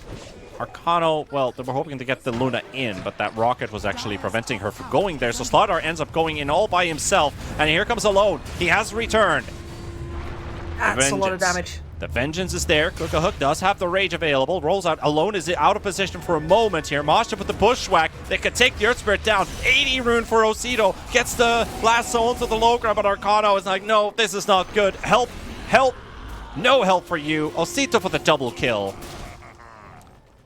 They can't see GRPX, at least. The Legion goes straight through him. So the Bat TP's home. But a great turnaround from South Team, punishing X5 for going a bit too deep. Yeah, I know why they're going in there. You're feeling it, right? You're on the turn, you've got the Magnetize going, but the fact that you're playing into such a small little area means that the Tiny gets to interrupt all of you with that Avalanche. That was fight winning there for Osito. Getting to delay that, making sure that the Magnetize does not get refreshed too much more, and making sure that X5 had to overextend in order to deal more damage, and the Luna, without that Eclipse, mind you, was not too keen on going any deeper. Yeah, mistakes can be made in a split second. Even if you're feeling your characters and you're seeing the potential of the early game damage that they have, especially with this Earth Spirit. Well, he's died 5 times. And on the other side, you have a 7/1/6 Tiny. He's just relishing in the moment right now. He's got a Phylactery filled as well. So that toss is going to do a lot of damage. The tree toss is going to do a lot of damage. And as soon as he has that Echo Saber up, he's pretty much ready to just either finish into a Conda. Duel in the bottom half of the map at the same time. We'll take down GRPX. Another duel win for the LC. Arcano is trying to return in the favor, but Mini's out of position, and here comes Osito. We just talked about that phylactery. That finishes off the Luna. Infest Bomb is well used on Arcano. Arzent will take down alone and make that 3. Looking like a 4th kill as well with a slow from the phylactery. Coming off cooldown for Osito with a tree toss. And that is 4 kills going their way and a 6k lead. Well, the first time in the official early/mid game where South team is actually ahead. Yeah, and I'm not entirely sure why it happened, but the Earth Spirit Magnetize just didn't go off there at all. I saw him stick his hands in the air, raise him to the sky, and nothing happened. And without that massive source of overtime damage, that entire fight was a fool's errand already. Yeah, it's always an issue with the Stone Remnant's positioning, right? Does the Magnetize actually go off or at all? Because I've been in that situation way too many times. So I was like, what happened? Nothing happened. Yeah. Oh! Bat survives with 28 HP from Tiny's burst. Not even close. That's with a phylactery proc on top of it, so it's well calculated. Safety bubble keeps people alive. Radiant's bottom tower is under attack. Always wear your Radiant's seatbelt, bottom folks. tower has fallen. Should they just rename the item seatbelt? Airbag. Airbag, you know. Have a soft name. What are airbags in Dota anyway? Is there one? Could there be? Is there one? I mean, it's about, it only triggers when you've already just gotten a really hard hit, right? So Aesthetics cap, aka that's probably it then. Aesthetics cap's probably the airbag. Yeah, I mean Aeon Disc, it is like this magical word for something that does the role of an airbag or a seatbelt. Let's see, now we're oh, they misread the Venos position. Nuages. Juke on Juke. Hello. Bye-bye. That was a hasted Tiny, and he's able to dodge it, so he's very happy about that. But meanwhile, they swatted another one. It's the Earth Spirit rolling in, and an instant duel from Arzent. Number 5. There we go. Or number 4 even, with that plus 20 damage from level 2. So 4 duel victories, 50 damage. Not bad. We were a little worried after that first one, but nah. Everything has recovered. Not a lot of burst for the Slardar here, but the Lasso's still available for the Batrider, holding on to it. But is he holding on to it for too long? Blade Mail popped as well. There's the Eclipse coming out from the Luna. GRPX dies in the Firefly. Mini will get the kill, but they have that lasso unused. Osito going in, timing with the BKB, tosses him straight to Masha into the bushwhack. Beautiful setup here, but they might lose heroes for it. Austin and Masha both down, and they're fighting to the bitter end. Cook-a-Hook will take down one, and with the damage source gone, Arcano won't be able to stand his ground, and that is going to look like everyone's pretty much dying. Alone does get the kick, and Cliff's the Lifestealer, actually, with the tree toss. Oh no, the Pavis. Pavis keeps him alive. Cook-a-Hook trying to roll away, trying to teleport out, but he's away. Osito, not so lucky. Nice turnaround from X5, actually getting full 4 kills out of that. Yeah, there's finally that more damage over time punishment that was supposed to arrive all this time, and sure, they lose a couple of heroes for it, but I think Mini is more than happy with how his BKB reveal went there.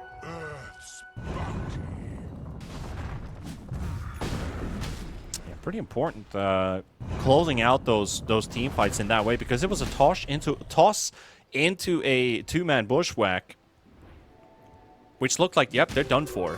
But, they just got a quick damage follow-up on that. They could clean out a couple of heroes from South team. Cook-a-Hook kind of runs out of steam. But talking about steam, they haven't run out completely on the side of South team. They're going again and alone. Oh, they still got the blink, and they should be able to get it off now. Onto Alone is like, guess the right one, and they guessed the right one indeed. Could have been an illusion duel. And in the mid lane, number 2. X5 finding out now that most of their lineup is their strength is in their team fighting. And these pickoffs are not something they can stop, really. The only way they can stop them is by deciding that this is now 5 users versus 5 fight, and you're not going to do that for Noir just getting picked off here. Yep. Hunted down. Truly talking about a Dota Warhammer concept there, you know, purging the alien Venomancers out of the map. And They deserve it. leading the troops. We already had some Warhammer references with some skins. We had the whole treasure set. I don't remember like which one it was, but it was, that's had some really cool ones. Oh yeah, like the Kunkka is still, I think, the top tier one. But we with the new set, actually, with the new treasure, we got another one in, because I think the LC set that got added with this very update is a phenomenal Warhammer reference. That one looks so sick. I haven't looked at the treasures really. I should take a look at that one again. I think the Alchemist looking like an ogre war boss, or like an orc war boss, I think that was pretty cool. That's pretty inspired, yeah. Yeah, very minimalistic in a way, but still gets the job done. I think it was great. GRPX though, stalking. Can he time it right? It's close to getting it. Rose is low. He might get it. That's his hit. GRPX for the victory, and he's able to get himself out as well. Arsent will misread it, but still in a spot where you can see him. So there goes that. But you know, a snatched Aegis is still a good signal for them. Only at the cost of another 12 damage for that LC. It's whatever. Yeah, having that secondary life was really what South team needed, because we saw in the last team fight they lost 4 heroes. Yep. If you want to hard commit your life stealer into a well-executed X5 fight, then you really want to have that Aegis in your pocket for all of the damage over time. Yep. And now you're simply are going to have to make sure that you pick that fight really well. You don't get that, I don't want to say carelessness that you can have with an Aegis, but you have to you can relax a little more. It doesn't all have to be perfect. You get a margin for error out of it. Yeah. We all know how I feel about margins for error. Yeah, and even if we're talking about humans or AI, there's always some pieces of the code that isn't necessarily coded properly. So even that is flawless, not always flawless. I mean, technically, computers don't make mistakes. They do exactly what you tell them to. I guess you could put it that way. Mm-hmm. God damn it, Kips. Took my point away. You're so damn right. It's also a human error if the code doesn't work. Exactly. No, but like the reason why is because I have been coding. I know. Decently recently. And yeah. I'm thankful you're putting me hurts. into my rightful place. I'm a peasant. Oh, you mean you've spared yourself the suffering, honestly. Well, X5 could take a bit of that as well, hoping to turn the tide. Tying up the series, well, it would give them that extra point. It's not really going to save them in this situation in the group because they're already 0-6, and that's pretty much enough to drop them out from the playoff stage. But they could soil South team's chances too, who still have another series later on versus Kali, who are sitting at 5-1 with that 2-0 victory off of Beast Coast, which is Beast Coast's only defeat so far. So Kali looking for important points. They look for that group victory, and South team's just trying to keep themselves alive. You gotta want to have a victory in your pocket before you do that. You want to feel confident, you want to feel strong, and you're going up versus a team that you know is going to be favorites for this group. Alone, he sees Osito's TP in, and he dodges it with a blink. He was trying to read the rolling boulder going the other direction, so they're both kind of baffled about it. Like, oh, he wasn't rolling out, he was rolling in. Sometimes that just might be the best course of action. So, you know, mind games on mind games. Nuages with a huge Plague Ward army, keeping the lane pushed in and bottom, has the backup of Arcano and Alone. And Austin, he might be walking into a trap and he might not even recognize it at the same time. The blink in from Osito, and Luna targeted, gone, deleted. Mini is out. Nuages is just going to slowly get hunted down as well. Never mind the Bushwhack missing, because they will secure the kill. Superior damage output. And this is the painful part of a game where you're rocking a super high net worth carry versus the world, and the enemy unfortunately has a pick-off based lineup. And you cannot leave any avenues to your carry unguarded, no matter if you're hunting for opportunities yourself or not. Yep. You can get everything you worked for taken away by a single kill. Yeah, there are games where top net worth equals 0 net worth. You just don't get to use any of it. So South team with an 11k lead. 28 minutes into this one, looking to close out the series soon with a 2-0. But X5, you know, they've been pretty good with some of their team fights here. I mean, they're playing heroes that are a bit untraditional. Maybe that also unphases a bit. I'm not actually maybe shakes their opponent a little bit here and there. It's like, oh yeah, that works that way, and you get these surprising amounts of damage from time to time. Even though Earth Spirit is a hero that you play against most likely in your pubs, and these guys play majority of the time they play pubs. So it's not like they learned something new, but there is an element of surprise to it every time you see it. Like, oh, that's a pick we don't see every day. Yeah, and especially with a hero like Earth Spirit who can have great synergy, you don't always get to see the peak performance in pubs, or I should even say you always don't get to see. They just revealed the smoke, but that's a beautiful lasso read from the Batrider. Finds Sosito, and he's looking to drop down here. He's going to get a bit of running help with the haste and the ticks from the dot damage. It ain't enough to finish him off. He was so close to dying, but Alone is the one to drop first. And Mini tries to TP away, but Arzent walks in and finishes the job. Kurohook comes out as well with the Infest Bomb, and that's going to be enough to take down the Luna. And Earth Spirit just bought back, but there's no carry to play with anymore. They put everything on a Tiny, and he still survives. That haste rune was the difference maker. Which Alone had the chance to go in on that Tiny, decided not to, wanted instead to flank and catch everybody off guard while they went in through the side, but instead it just means that the Tiny doesn't die and he died over on the side instead, and now this base they're not gonna hold. Yeah, GRPX was trying to cut the wave, but he's going to show up from behind and hope to do some damage here, but he's just going to get spotted without anybody else actually in the harm's way. So GRPX, 4 seconds for his blink. Just Firefly, TP back home. It won't change a thing. They've still got their creep wave to push with, and that backdoor protection is off. Lifestealer infesting for the quick heal, bring him back to full HP as they continue their way, taking a lane of Rax. 10 seconds for the Luna. But is it 10 seconds too late? The glyph is forced out. Lasso's available. Arzent's already staying back. They're just not getting to him. Quick avalanche there as well, hoping Alone to roll into the stun. But that's a no. So they're going to back out for the time being.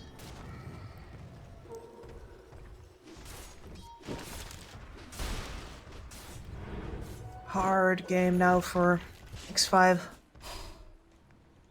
They've got their core items up mostly and their core levels. We do have level 20 on the Luna, so we have the Lucent Beam synergy with her shard. We do have the Slardar with an Aghanim Scepter as well. If they get a solid 5 versus 5 going, this team can still put up a fight. But unfortunately, South team has just always been swiping out heroes from under them. I haven't seen a full X5 engagement in quite some time, so they're going to look for it themselves. They know that if they wait, they're just going to get picked off again. It's the Hail Mary. GRPX in the front line catches Austin, but there's the instant purge and an instant kill to follow up with that instant duel, and everything just happened so quickly. X5 was not quite ready for that. So eager to finally get a catch that they completely lose formation there. Yeah. Did I say instant? Yeah. Yeah, you sure did. A couple times. That was faster than lightning. Yep. Say that was a bit rapido for their liking, you could say. But with that tier 2 gone, it's now open for a full set of megas. Both mid and top should be theirs for the taking. South team, all they need is either one fight from X5. Well, let's see what happens. Alone in position at the back. He's got his own ward. We'll see the positions of the gyrocopter and the rest, as well. Osito coming in from the lane, and I think he sees him. He sees the Earth Spirit. He's going to go straight for him at the same time, so they don't even get to do anything with this Earth Spirit alone, trying to roll away. And the Sharpshooter, he's going to have to dodge that one too, but the duel is going to be enough. Arzent will get the duel victory, 180 bonus damage for LC. And Arcano tries to do his best, the Eclipse from Mini, and I think that's it. I think that's it as well. Dire's middle tower is under attack. Last scraps getting a run down as X5 unfortunately has to fold. And I gotta give it to South Team, the way that they rescued themselves from a potentially very awkward game with that last second switch up in the draft worked out absolutely perfectly. Suddenly you have that Tiny to empower your LC with, make up for that gap where the Lifestealer doesn't really want to be doing the infest bombing yet. And once you've got that rhythm down after a little bit of a false start, X5 just never gets that big counter engage that they want to have. Yeah, indeed. It was hard for X5 to get their package to work. I mean, Earth Spirit is a great hero, but I feel like South Team had the answers ready. And of course, I think most importantly, the role swap at the end of the draft, where they put the Tiny into the mid position in the end, last picked themselves a Hoodwink, and nothing changed for them. They just went on marching just the same way they did in game number 1. Maybe met a bit more resistance from X5, but it also meant that they're winning more fights, they're getting more ahead in net worth, and finding the right kills. Mini, just way too many deaths on a core, but what can you do? They found them every single time, and sometimes some of the games just end up going that way, that they just hunt you down every single time. Yeah, it's always easier to get hunted down when the rest of your team is not keeping them busy, right? I see a lot of people like, oh, well, this Gary dies too much. I'm like, well, where did he die? Oh, it was his own triangle every single time? Why can't they just walk up in there? Yeah. So it's always, you gotta look at the entire picture. And I think that the entire picture is large enough for X5 to have a lot to work with in their preparations for the next tournament. Well, I mean, they still have one more series to play out, but that will not be today. However, South Team will continue playing as they are going to go up against Group 2s, or the runner-ups right now, Kali, but that after the break. We'll see you guys in a bit. 1xBet and EVA Alfie present betting on all esports events on the website and in the 1xBet app. 1xBet. Play with EVA.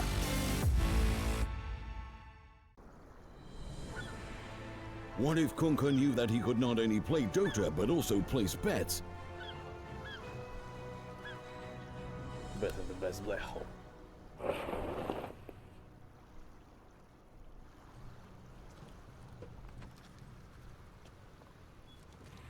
1xBet, bookmaker company.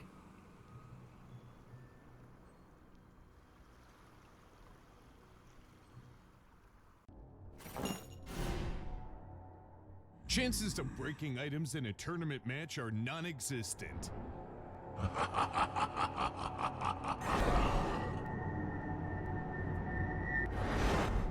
Chances of winning at 1xBet are always real.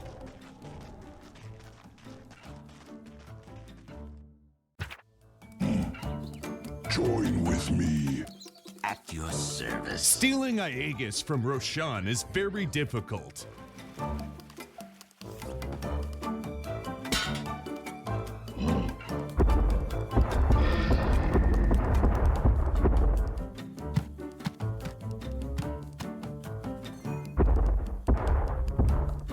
Winning at 1xBet is super easy.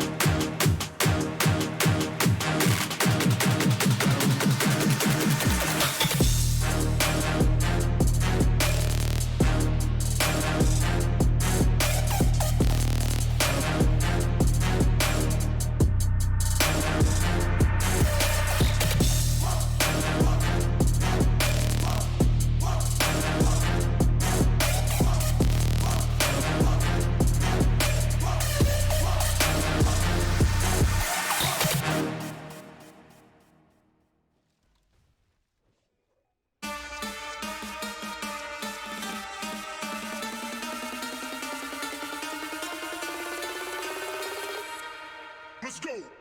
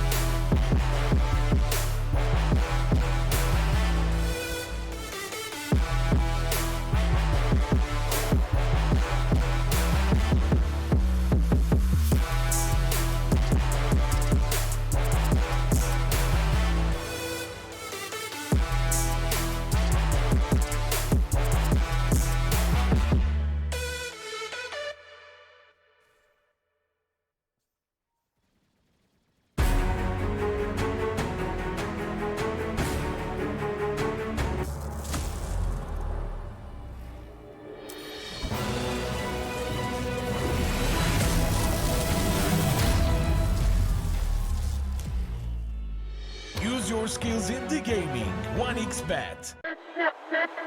Respect from 1xBet. Respect from 1xBet. Respect From 1xBet, respect. From 1xBet. Respect. From 1xBet, respect. From 1xBet, respect. Respect. From 1xBet, respect. From 1xBet, respect. From 1xBet, respect.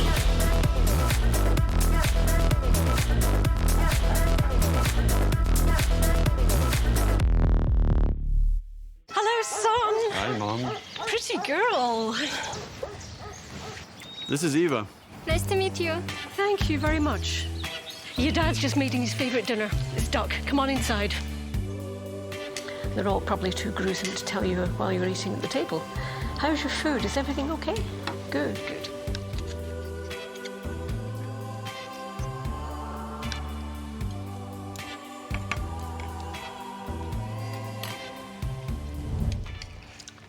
You seem to know each other.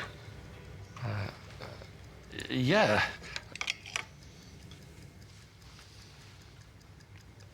This is the new ambassador for 1xBet. Oh, I see.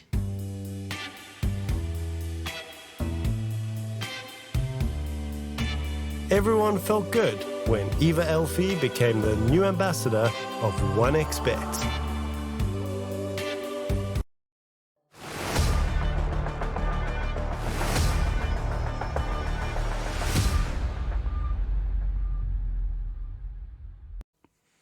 Hey, welcome back, people. We've finished our first series of the day here at Group A for, the fourth day of the RES Regional SA this time. I was about to say SCA because that's the one we had before. But SA, of course, and South Team. They took a victory, but they're going to have to prove themselves yet again because they're not done for the day. They have another series to play here, Kips. I think we've seen some good things about this team. It's hard to put them in 5th position of this group, but I think they had some tough matchups already. They still have to play Beast Coast. So I guess if there's some team that you could at least get a point out of, it would have to be Kali, but you're still playing for your tournament life here. Every point matters for South Team at this point when you have 2 series remaining. One of them is against the top 1 team, and this is against the top 2 team. So it's going to be a rough one. Yeah, it feels hard, right? Because you've already said they have already had a couple of tough matchups, and sometimes the life is just like that, where you're, if you want to win the entire thing, you got to be prepared to scuffle with the very best right from the start. And this is where you get a chance to prove that, you can beat up X5 Gaming, but you can beat up Kali too. Well, let's see it. Yeah, well, let's see. As we already seen, and soon, South Team, we're looking at Kali, a team that has been rocking 5-1 so far, 2 series victories and a tie on top of that. So they've been looking pretty good ever since they've changed their roster with 3 players. They had Tiburonken, Yaisus, and Shaika Trabant in their 1, 3, and 4 positions, and they have been upgraded with some, I would say, prime players. You've got, Adrian, Pamplona, and of course, DAD, or Dad, we like to call David Perez Mendoza, who's been showing himself in the DPC in the previous few years as well. I feel like Kali is a very good-looking roster with these players, and so much better than their last tour team. Yeah, they've looked really solid so far. Really like the addition of Pamplona here as well. Bit of a fan here. Has done some great things in the past couple of years. So let's see now, because the previous game, the series that we had just now, looked very stable from South Team, but they also didn't really get challenged. And I want to see what happens to South Team if they get challenged in that laning stage, in the transition out of that laning stage, and how much of that, that dominance that we saw just now will they hold on to when they actually get a no, simply said, because Kali is going to give them a bunch of no's. Oh yeah, that's something you need to pay attention to. Is definitely how do Kali not only approach the draft, but how do they execute it in the early minutes? Because if you can get a laning stage lead already going your way, if you can beat maybe 2 of the lanes or maybe even 3, the game could be over pretty quickly. So South Team need to address the early minute movements, the way that they set up their laning stage pair-ups in general, and of course, what is their mid going to be looking like? Can they make something happen with Osito rotating around, or is it just going to sit in the mid lane, become this big juggernaut from a mid lane, and that makes your carries game so much easier. So they have a lot of plans that they need to set straight in this particular series, and I think they've just played a warm-up series. Let's put it that way, because that was against the team that hasn't won anybody yet so far, and they looked pretty good. But they need to look as good or even better when you're going up against Kali. So no room for mistakes, like you said. Absolutely not. Let's see if we see the Shadow Demon bite the dust here again. I'm kind of wondering if it should be banned at all. Like, maybe what you just need to say is in lobby, like, hey, by the way, we're not playing SD, okay? But and I hope that's going to be the case here. As South Team go back to the Brewmaster, we saw them have a pretty good game with this previously. Had some overlap with the Kotl, so no vessel out from him, but also no need for an urn or a vessel, because that game was smooth sailing. Yeah, it's quite easy to build a draft around the Brewmaster, considering what he brings to the table. Brings team fight, wave push. He itemizes for some extra damage as well, allowing him to hit objectives. He even has the Earth Brewing that also does damage to towers. So it's an easy hero to kind of start planning your draft around, because you know he's a hero that you can usually rely on from early game from the laning stage to the early game to the mid game. Maybe late game is somewhere where you start to wonder, like, okay, is that primal split going to do good enough for us? But that's really down to what kind of a draft the opponent has. Do they have these big cleavers with a lot of physical damage that just destroy them? Do they get to use their abilities? Are they getting CC'd the whole time? Do they have to force their BKBs for some minor details happening here and there? But Kali's like, well, we're going to bring out a Weaver. And I think this is the first Weaver first pick I've seen in like half a year. Yeah, we've seen some Weavers here and there, but nothing this early and this bold, and I can only presume that that is because they might be prepared to run it in a support position as well.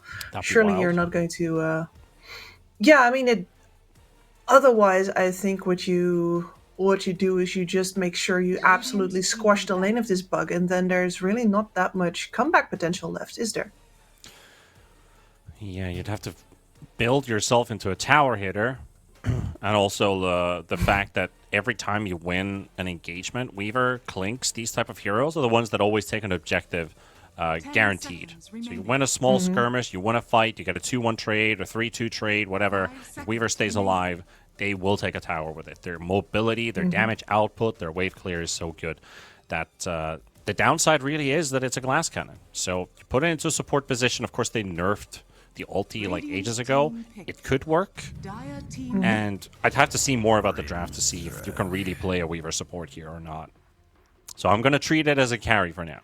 Just understand my skepticism. To be fair, the Weaver is very good versus the Brewmaster. Brewmaster does not really a lot to lock him down at all. You can't really burst a Weaver with a Brew. Like, a Brewmaster brings nothing to the equation in that regard. And the abilities of the Weaver himself, especially if you get anything that silences up, very good versus the Brewmaster. Combination with the Grimstroke, tried and true. So yeah, see a lot of good points to keep his Weaver in the carry position so far. I'm not sure if South Team would be prepared to switch out the Brewmaster for a hero that lanes better versus the Weaver, for example. Well, this is a unique scenario, but you have Weaver Rubik. Not sure if you know, but this is one of the only games a Pause 3 Rubik can work. Because the Shikuchi is probably the best spell you can ever steal on a Rubik. Maybe Black Hole, but I'd rate Sakuchi so much higher than that. So this is a game where you could play a 3 Rubik. If you want to put the Brew in a support or into the mid lane. I would dig that. I would dig the hell out of that. It would be bold. But, you know, there's always players looking for opportunities like this. Yeah. So give me a support. Thank you. I was actually thinking about the Crystal Maiden for a bit, and I didn't say it out loud, but this is your locked-in support. Brew is a flex now with the Rubik. Of course, this is going to go the traditional route. We see offlane Brewmaster supported by Rubik, and we get something into mid, but I want to keep the option open of this 3 Rubik, because this is a game where you could do it.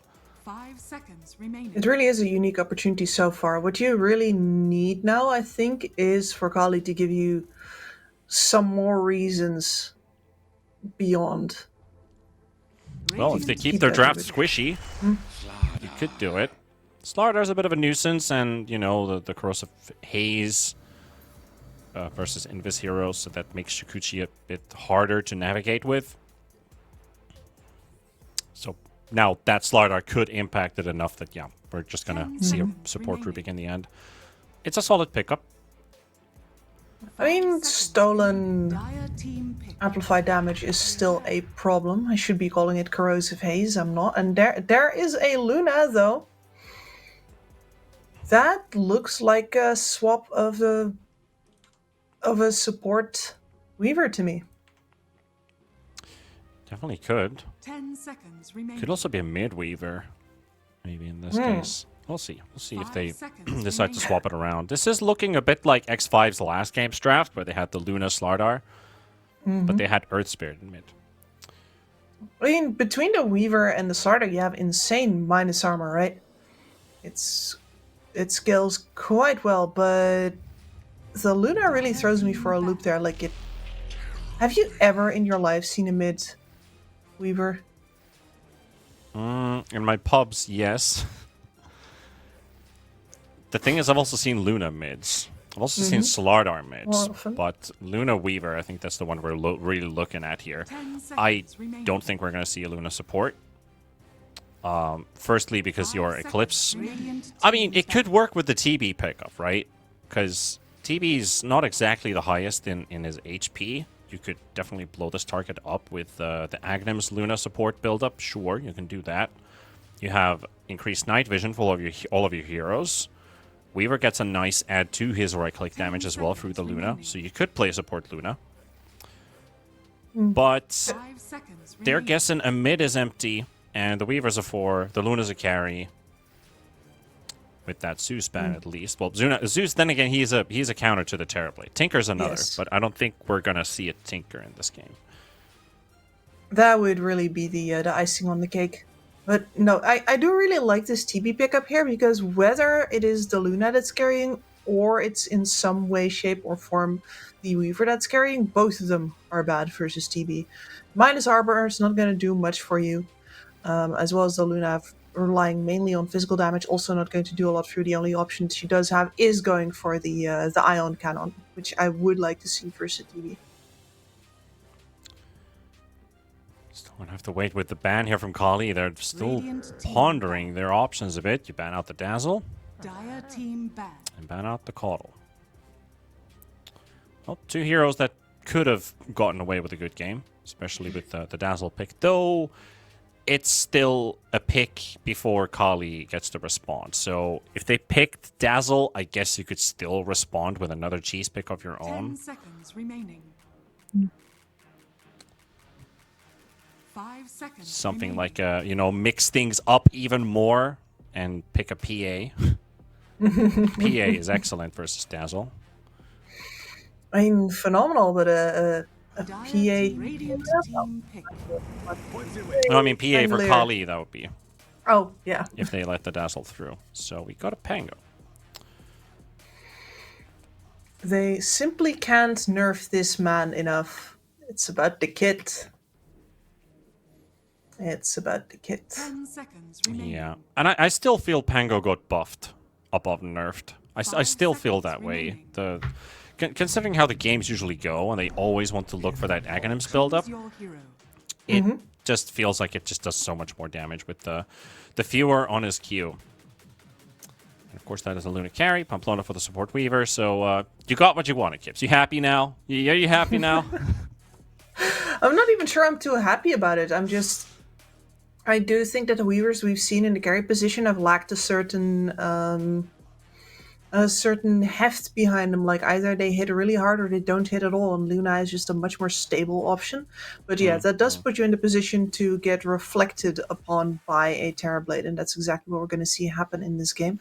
And you already built yourself into a lot of minus armor on your support, so this Invoker was almost necessary to put some AoE back into the game and some magic damage. So the mid game is actually going to rely quite a lot on what Faker is going to do, just because the physical damage being single target and being based on melee range and on, clicking, attack speed, etc., it just is slower to build up. So the early game damage, mostly 5x5 and Faker. I'm going to have to see if they actually get to make good on that promise. Well, Kali, at least so far, not a single series given away, but that singular tie. I'll actually have to check who was it against. It was against Akatsuki. All right, so a roster that was, I would say, diminished a bit from the previous tour. I looked at the Akatsuki. It's not quite the one we had in Tour 1, but Kali being upgraded for this particular tour. I feel like South Team is also slightly upgraded from their previous roster. But everything is still open and up for grabs for either of these two teams. Kali, of course, with a win, still fighting for the top of the group. And South Team, you know, every point counts. Every point matters.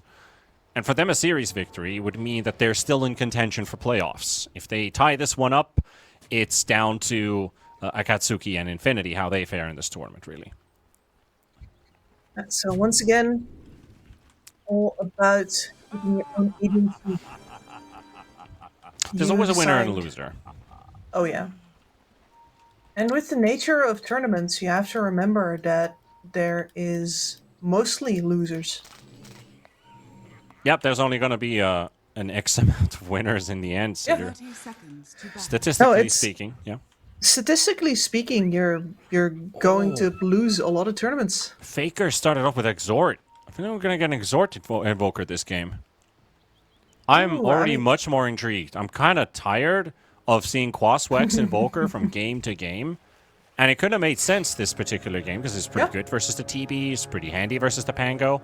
But if he keeps this and doesn't go for the 2-point Exhort and then transition to Quaswex, I'll be very happy if Faker just pumps out the majority of the points into Exhort and we could get a spicy Cataclysm combo with the Grimstroke and the Slardar.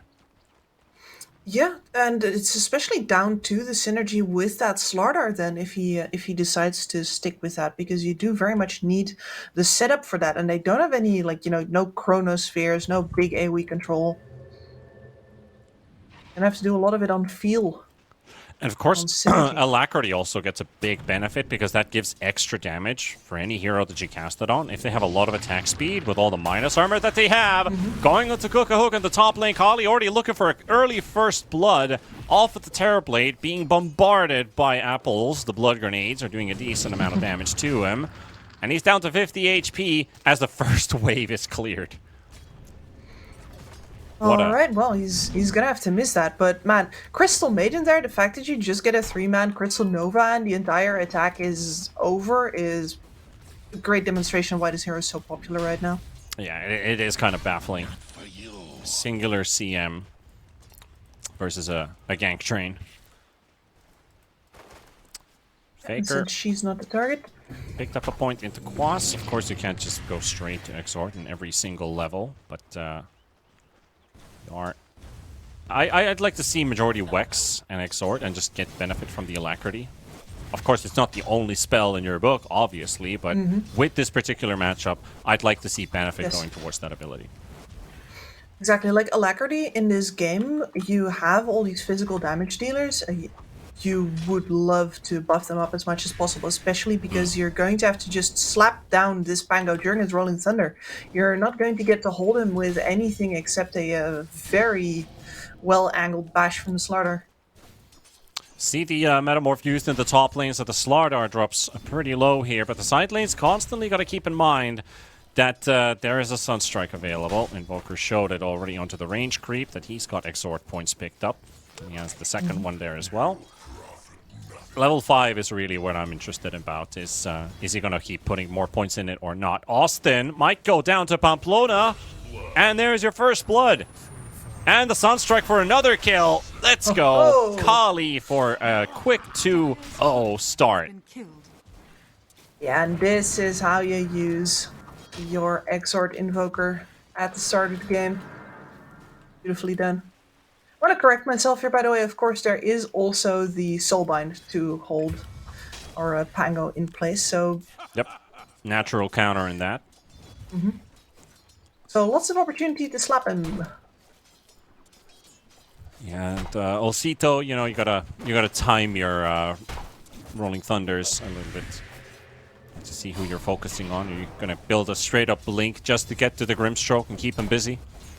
Cook a hook and might get have chased to. a bit with Pamplona and Adrian keeping up the pressure onto this TB. Every Shukuchi tick hurts more than the stick charge that you gain.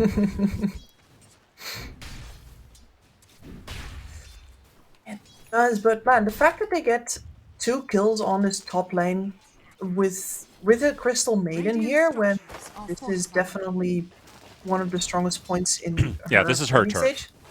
Yeah, this is supposed to be her turf, at least. Meatball on Osito. Invoker for a kill. Is it going to be enough, though? He gets it in, but that's just a couple HP that he would have needed to surpass that Pango towards the death line. So Faker, at least, great poke towards the Pango, just not quite enough for the kill, and he lacks the mana for a Sunstrike. I'll like it for a little while longer. Stick charges pot, hoping that he'll get to it. Yep. It's a bottle refill for him. Meanwhile, diving under the tower. No respect at all. They even brought in the Rubik here to try and salvage the situation. Pamplona Courier snipes as well. Cook-a-Hook's Courier. All the items on it too. And yes, level 5 Invoker, we have 3 points in Exhort. Yes, I finally get to cast an Exhort Invoker game. And the thing is, we talk about bias, but I actually watched the podcast, just some pieces of it. And some old school analyst, like someone from the 60s or something. Okay, it's actually in huge trouble here at the same time as I'm rambling here. Okay, Pamplona could get this kill here from the back. With the, the Crab Orchestra already connected. He might get the Water Rune. Backing all the way to the high ground. Pamplona probably not going to get this one, or is he? He's hoping for the Pango to come back with the shield. It was a good read from the Weaver. Won't quite get it. So, back to the old school analyst. Every commentator and every cast, I don't know why I'm actually saying this on live broadcast, but, just to have a conversation. Every analyst and commentator have a certain level of bias, because otherwise we'd all just agree on the same thing. Yeah. So I don't get why people are like biased caster. We're all biased. Hell, we're all biased in some way, and I'm biased towards... I'm happy to see something different from this Invoker.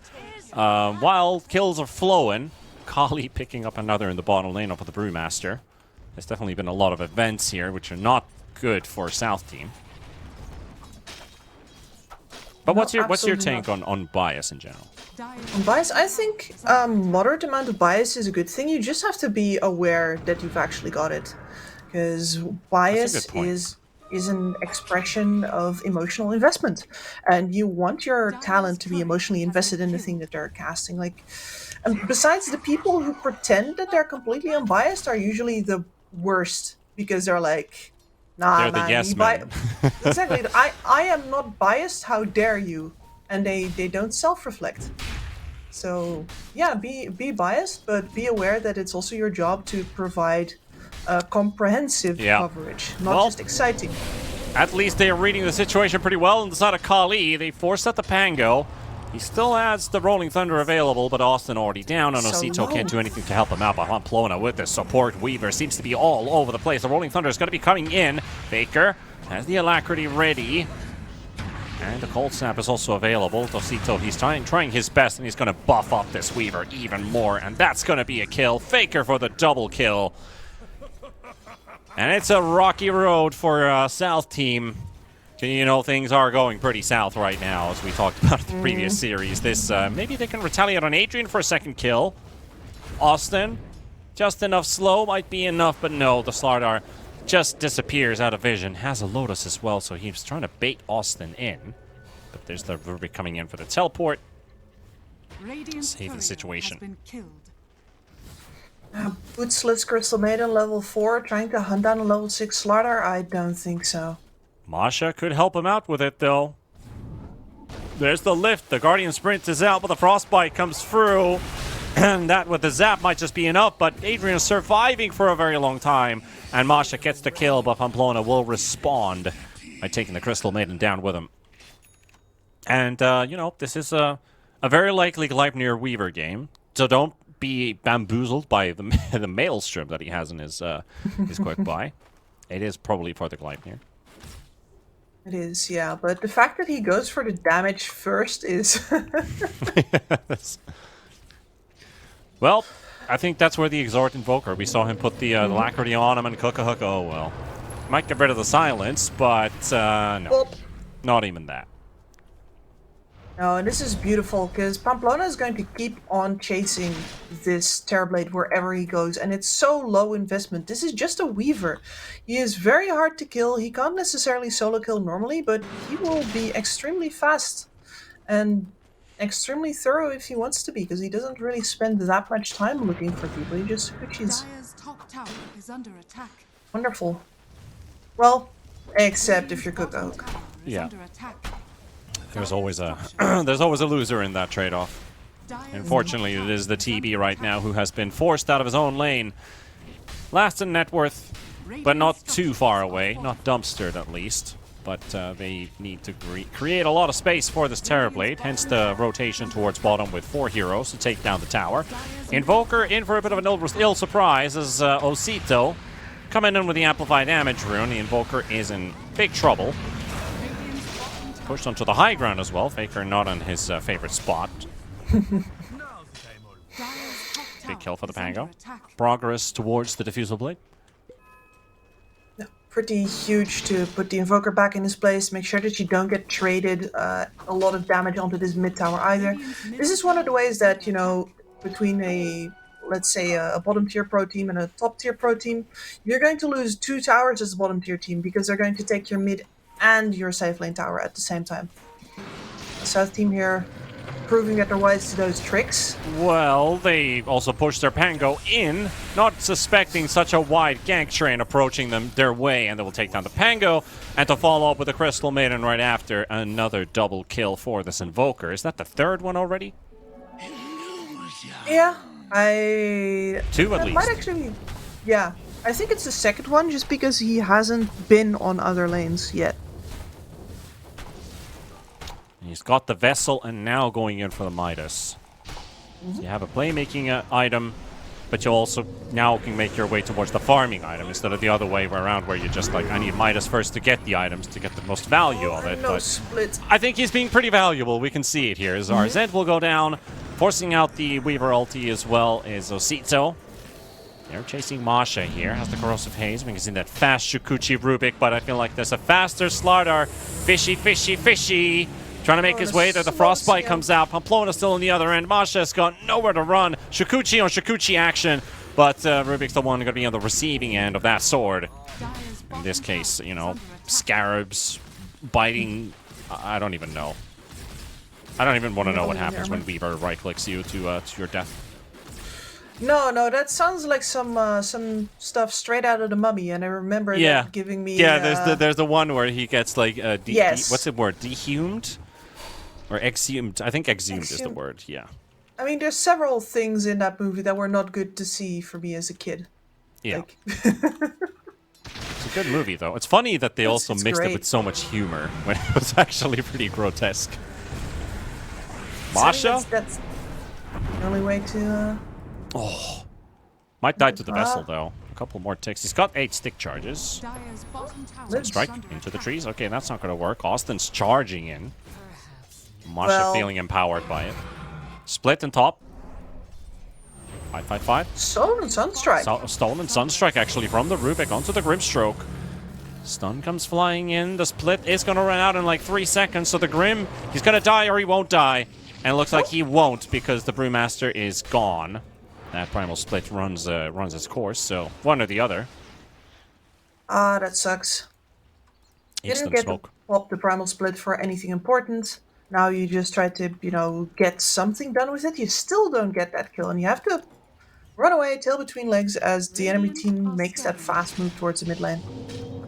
And Osito again shows himself with Swashbuckle at the wrong time. And he just doesn't see it coming. Still trying to snipe Masha with the Sunstrike. It's only 400 damage, so he would have lived.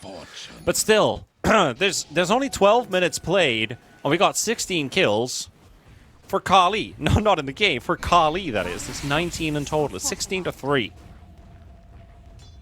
South team getting absolutely rumbled. I was wondering about this when we saw their previous match. Like, okay, you won this one, but they didn't look like they had much personal conviction behind it. They weren't pushing the tempo. They weren't making any really sharp plays. Without it necessarily being their opponents. Yeah, I like the way those, for example. you're talking about conviction, because I was thinking convincing. Yeah. Because it wasn't like a stomp versus a team that hasn't beaten a single game. So I think going into this particular matchup, if Kali takes the wind out of you, well, then you never had a momentum to go with. Exactly. No, and this is very much a whiplash, right? Because you went from a fairly easy win to getting absolutely clobbered. And that is the only way I'm going to describe this, because you did lose all 3 lanes. Oh, there's the smoke come. Oh, they were actually going top. That could have been perfect. Now they're just going to lose the Brewmaster instead.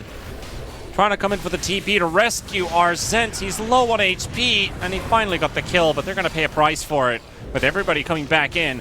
Weaver trying to make a run for it with the Shukuchi, but still revealed, so they will get the kill. But if they knew... Oh, this is so unfortunate. They were smoking towards top, and their brew was in the lane. If they kept on going, they would have found 2 heroes, and they could have killed them.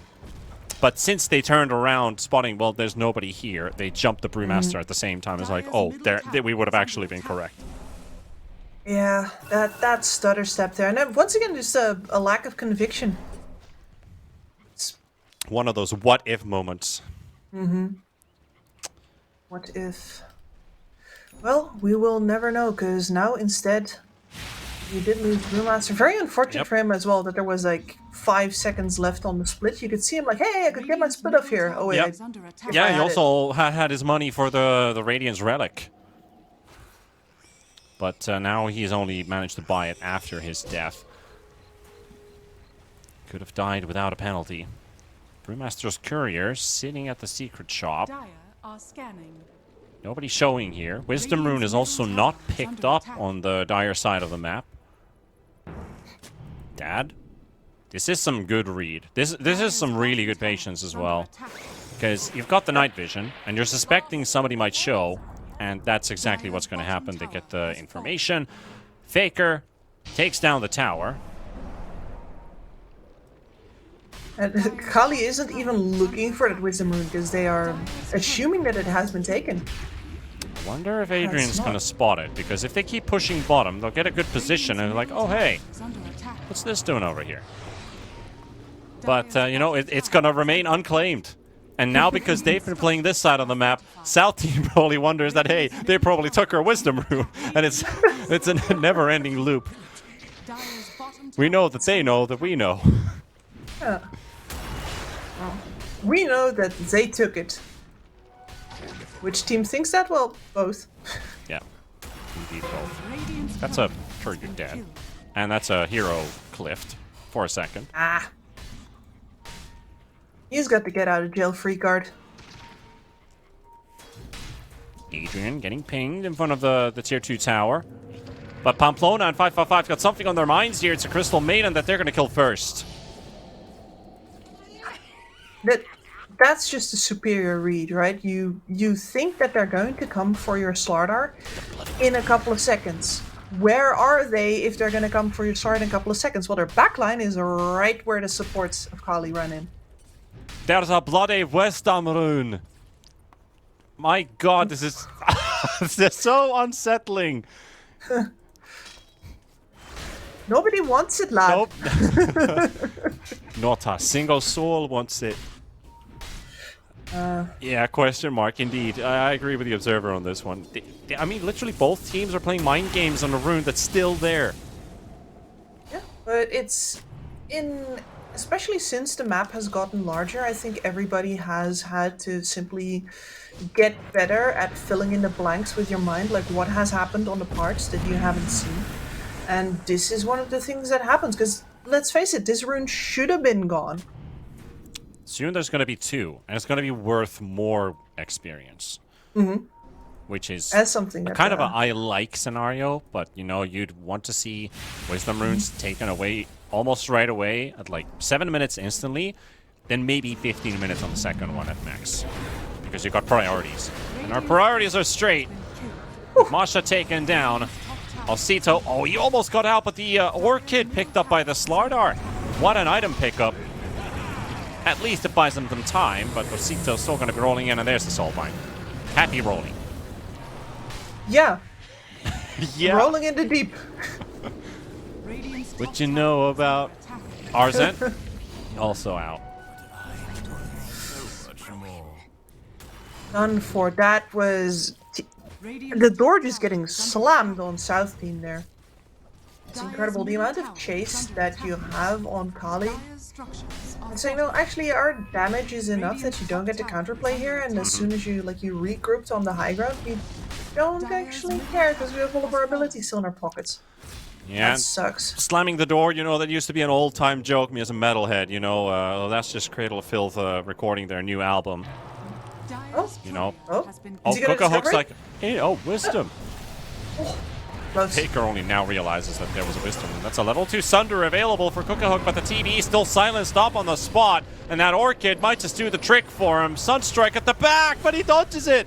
Adrian will take down Arzent, and now Marsha and Austin, they're charging in force onto Kali, and that's a big nuke coming out from this Diffusal with the Swashbuckle. And they'll take down the Invoker. Slardar still being hunted. Swashbuckle ready. Only gets a singular connection. Trying to make a run for it, but the Courier coming in as well. He's microing both of them the hell out of there. And a good retaliation from South Team.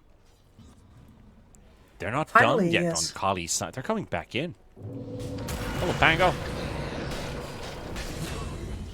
Yeah, I don't think he suspected them to be there anymore. He thought that they went away. Yeah, game all about the reads, and as much as Kali wasn't, you know, they were really giving South Team too much credit about that wisdom rune. Oh man. Right, give me eggs on the Invoker, and I'll be a happy camper. And I'd like, ladies and gentlemen, I do want you to know that you'll seldomly hear a Finn this happy without him having drunk a considerable amount first. Have I not drunk? No, actually, I'm working. I haven't, so work ethics. No, exactly like this. We are professionals here. Yeah, definitely. Yeah, we're definitely professionals out here. Man, Kali's really been giving it to them for South Team here, but why are things not going that well? I mean, like, of course, Exhort Invoker, you'd think, like, well, he scales towards the late game. The Sunstrike is always a bit of a threat, but they wanted to get good results out of this Terrorblade, which, you know, it's still looking like an okay TB game. The lane matchup was pretty hard. I guess you could put it that way, too. But did it all start with that 3-way level 1 where they almost killed him right away and took the wind, knocked the wind out of him? It definitely started off on the back foot, yeah, with the levels in that top lane. Like, almost hasn't had to go down at all whatsoever. Neither has the Invoker.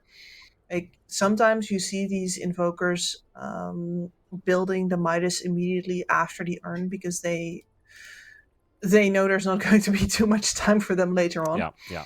But this was just Vessel. He's taking it easy, going into the Midas, showing off why Midas is so good on Invoker, by the way. Because not only because of all the extra levels that you get, which as an Invoker is the most important part, but also because once you have your Vessel up and you are a Sunstriking individual, you will always be involved in the game without necessarily having spent your item or your gold on an item that does nothing for you, which is the complaint against Midas, right? It's, it doesn't do anything. It's like, no, it doesn't matter. I couldn't actually buy anything here that was going to give me more of a leg up. And instead, the fact I is will be that, just as active as I would have been. Yeah. And the thing is, like, the only judgment you can give for a first item Midas used for combat is if you're a physical damage dealer. Of course, Invoker is that. But you get so much more out of an early Vessel. You get the Mono Region to cast your abilities, which your whole spell build is built around. You get that extra burst as well, which enables you to get some kills, which are probably worth more than a cooldown every now and then, which gives you a bit of extra gold. Exactly. First, you give yourself a early game, space to give yourself a mid and late game. Yeah. Simple as that. The Invoker is gonna, he unpauses the game, but he's also disconnected once again. So, no Faker for a bit. Probably You could has say to that he- close the competitive MOBA game as well, going with the same name. Playing 2 games at the same time. I mean, if anybody could do that, it would be Faker, wouldn't it? Yeah. Well, If there is a perhaps Faker we game mentioned. going on, though, you can probably check that out on the 1xBet mobile app. If you haven't found that one yet, you can probably find more Faker games going on there as well. Potentially. I don't know. Go and find out for yourselves and tell me if there is. Yeah, I would QR like to code know to as well. install it on the stream.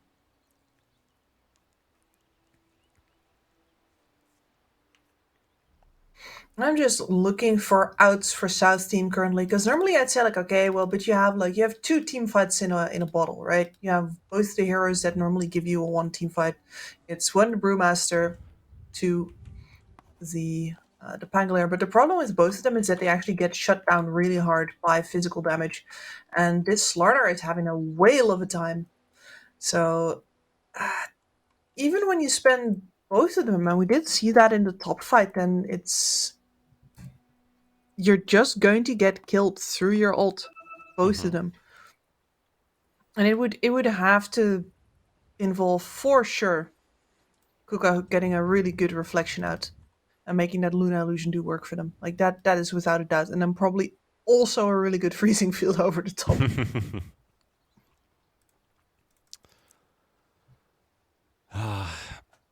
Invoker has returned, though, so I think we'll get our game underway once again. Kali in a pretty dominating lead. 11k at 20 minutes. 96% win probability. Doesn't get better than that.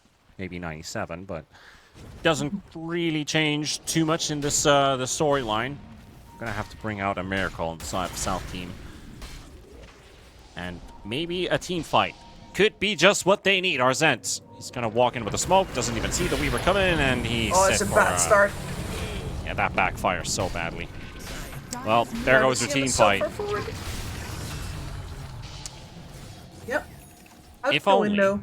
If only they had, Austin Sentry a bit further down the lane, they could have probably seen Pamplona out, and they did not recognize that at all, so the Brewmaster just walks up into his own death.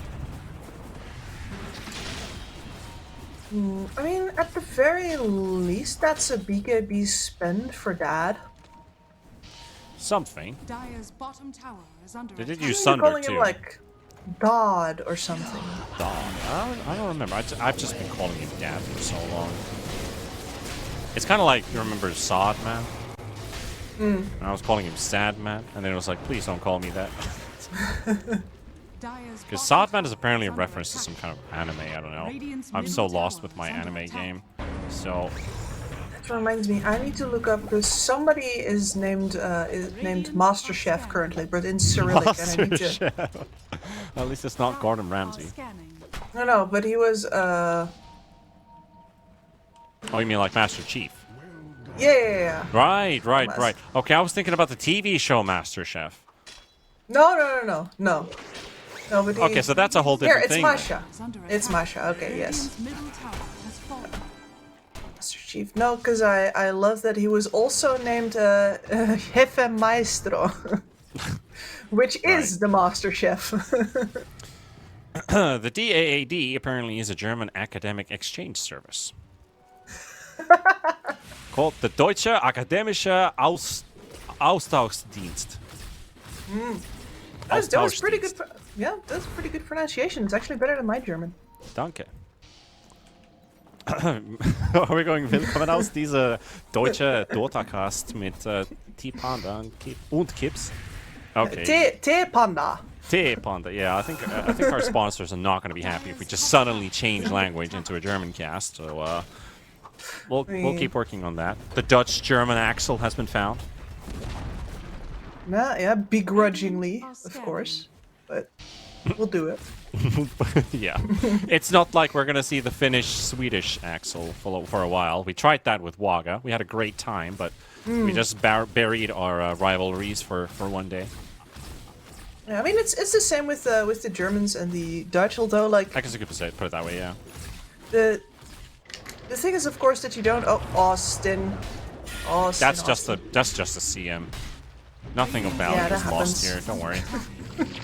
No, but like if you're the Dutch and the Germans want to joke around, like you have to join because they're the big brothers, right?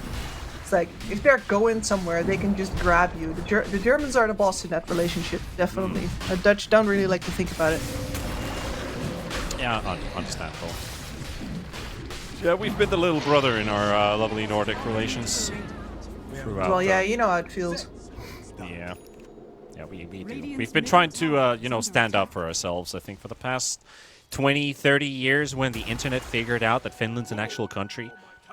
And then everyone's been like, oh, you're from Finland, awesome. And we're just like, yeah. I don't know where this is coming from, but everyone's always treating Finns like amazing people, an amazing country. And we're just like, yeah. Meanwhile, South team is trying to cause a dent in Kali, but that armor's too thick to pierce. Oh, and he's gonna make it out at least with the haste rune, but if he had any other rune than a haste there, his ass was grass. Immediate TP to bot. You see these kinds of things, like Faker immediately going bot is the kind of fast play that we just didn't see out from South team in the previous map. And there's nothing about what's happening currently on the map that's making Faker go there. He's just setting the tempo because that's what he does. And there's that conviction that I was talking about earlier. You see opportunities, you take them, you take them, you take them. Not because the opponent has necessarily given you an in or something, but just because you're making them, you're playing to your speed. Your speed is fast. Adrian finds the Rubik there. Nice blink in the Sunstrike. Austin and Osito are going to soak it up. With a maxed out Exhort that doesn't really seem to kill them anymore, but everything else seems to be killing them right now with a meatball into the base. Doesn't need to connect as Masha is already taken out. And the academy system leading the charge, Kali towards the high ground. Osito, there is no soulbind, so he could still get a good Rolling Thunder off, especially with the Aghanim's Diffusal Blade that he now has. Deal a lot of damage with it too. Just waiting for the time to use it. There's still an Aegis to go up against. But the Crystal Maiden deleted off the server. Brewmaster rolling in, but so is Osito. And he could just get that Aegis out of the way. Oh, he's rolling on the spot for a second, but look at Weaver's bug doing work here. And Osito just dies to it. That is a pause for Weaver. That is currently on a 25 KDA and wreaking havoc all over the place. Cook-a-hook. Trying to make a run for it versus the Conda. Another tornado to connect, and Adrian's considering going in. The Sunstrike almost finishes him off, and he survives with 300 HP. But they're running out of defenders, so the mid-racks are now open for the taking for Kali. And the immense physical damage of this line just absolutely too much for South team now. Maybe they could have had a chance in the mid game to rise out above that, to have too much HP, to be standing far enough apart, etc. But with the game that especially Faker has had, there was never actually a foothold for South team to get in the mid game. Yeah, they're calling it. Yeah, they don't see a way out of this one, so gonna tap out with a GG call and let Kali take the first game for themselves, because there was no stopping this team in the first game for sure. Very dominant performance from Kali to start to finish, but that also takes, we talked about knocking out the wind, building a momentum for yourselves, and it just gets taken away from you. That's exactly what happened for South team, and it does hurt for them a bit, because now they also feel that we're probably also out from this playoff stage.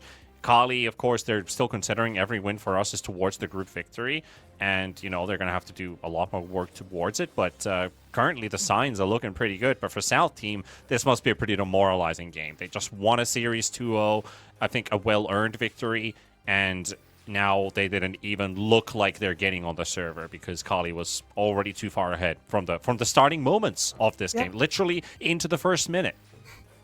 Yeah, from the get-go, it's really they could just not get a foothold in this game one way or another, and that is the most demoralizing, because when you go and evaluate that, there is nothing to say like, okay, but we could have played this better, we could have played that better, without just always moving further back, oh damn it. we needed to have won the draft way harder, because this wasn't necessarily a draft win from Kali either. Like it was Yeah. a good draft, but there's no way that that's this game is over now. And the only conclusion you can come to then is the painful one, which is that you've just been outclassed. Well, outclassed they have. And, you only get one more opportunity, which is game number 2 for South Team to at least look for that 1 point. But they're, Kali took away their strongest weapons in the final phase of the draft. You could say the Dazzle bands and all that. They didn't get to play their cheese heroes. Will they get to do that in game number 2? Well, tune in just a couple minutes for the second game of this series. 1xBet and Eva Alfie present betting on all esports events on the website and in the 1xBet app. 1xBet. Play with Eva.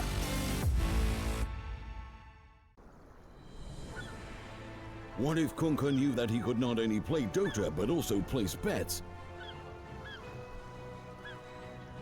Better the best black hole.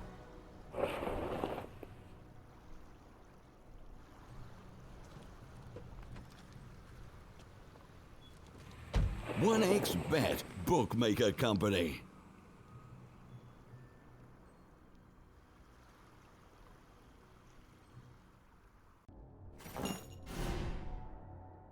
Chances of breaking items in a tournament match are non-existent.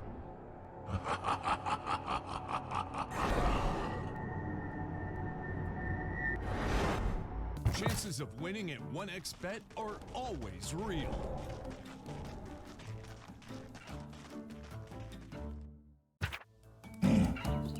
Join with me. At your service. Stealing Aegis from Roshan is very difficult.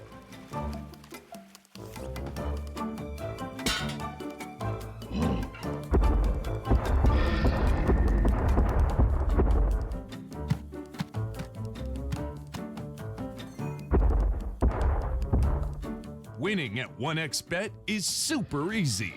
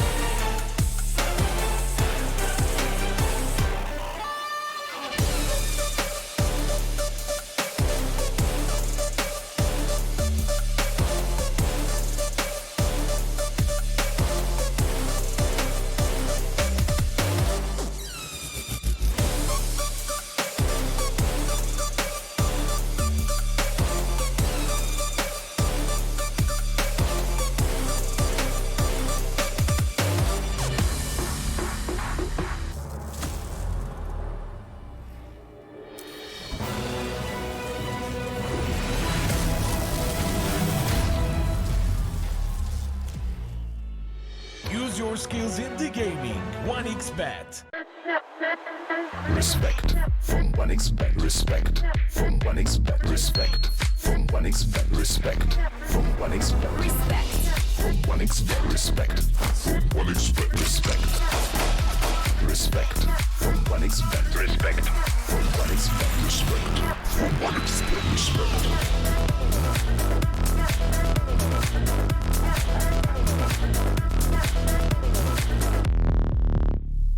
Hello, son. Hi, Mom. Pretty girl. This is Eva. Nice to meet you. Thank you very much. Your dad's just making his favorite dinner. It's duck. Come on inside. They're all probably too gruesome to tell you while you're eating at the table. How's your food? Is everything okay? Good, good.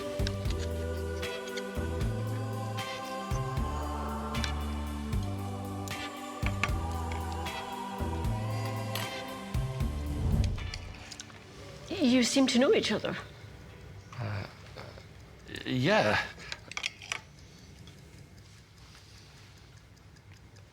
This is the new ambassador for 1xBet. Oh, I see.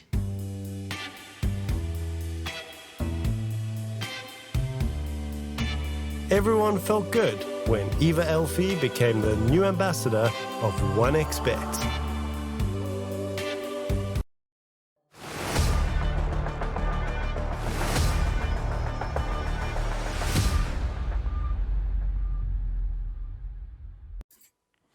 And out of the break and into the Dota once again, fellow folks, here at the RES Regional SA number 2 on the second last day of Group A. Of course, important points up for grabs for all the teams. And of course, the current situation regarding our matchup with Kali and South Team. Well, for the latter team, their opportunities and possibilities are dwindling as we speak because Kali take the lead over in this one. That means that Kali is slowly pushing themselves towards the number 1 spot of this group. As you can see, with this victory, they're now tied with Beast Coast, and if they win this game too, that would put Kali ahead of everybody else. And actually, for some weird reason, wait, does Kali actually have 2 losses? I thought they only have 1 loss. I might be wrong here because I haven't been paying attention to the points. I don't exactly know either, but what I do know is that if South Team wants to have any shot at the playoffs still, they gotta put this show one Radiant team ban. right where it belongs, which is in their pockets if they are a playoff team, and if not, then unfortunately they will not be. And it's definitely down to them now to adjust to the new tempo that has been set, because it has been a whiplash, right? You get a fairly easy opponent first, you're confident, you get into the second one, you don't even get time to adjust because Kali is just sweeping your legs out from under you, starting in the laning stage. So even if you get up to speed later, there is no game for you to salvage anymore. So perhaps South Team, after the reset, gets to look at this draft now, gets to build in enough security for themselves that they can go toe-to-toe with Kali here, or at least give themselves a shot. Yeah, very, very important to at least keep them up for, well, I want to say up for grabs, but keep themselves in the competition here versus Kali. So a win would do a lot of good for this team because they are, you know, balancing between a fine line of are we getting knocked out or do we potentially get to play the playoffs? Do we get to play a tiebreaker for the playoffs? If they were to win this one, they would at least push themselves in a tie with Infinity. Of course, Infinity would have 1 series less played, but we'll find out later when they play Akatsuki what happens in that one. So they'd stay in contention. And I think that's all that they're thinking about right now is 1 game at a time, 1 potential win at a time. But Kali definitely looked dominating and a bit more fine-tuned in the first game. So let's see if something changes with our drafts here. At least no Batrider this time around. They ignored the SD at the previous game completely, both sides. Respecting it's not even a hero that's going to be played at all. Even with the Luna on the field, still no SD. 10 seconds TB to perhaps counter out no SD. He is a Sir not appearing in this video game today. Which is a shame for Kali because they have picked it quite a lot recently. But, you know, it's only 1 out of 150. What are you going to do? At least we got to see the Exhort Invoker. I was happy about that in the previous game. Just no Rubik 3. I guess that might have been a bit too much to ask. Next time. You'll get him next time. Yeah, maybe next time we'll see. We get that far. Of course, the what everybody's thinking about is, of course, the next gameplay patch. When is that going to drop?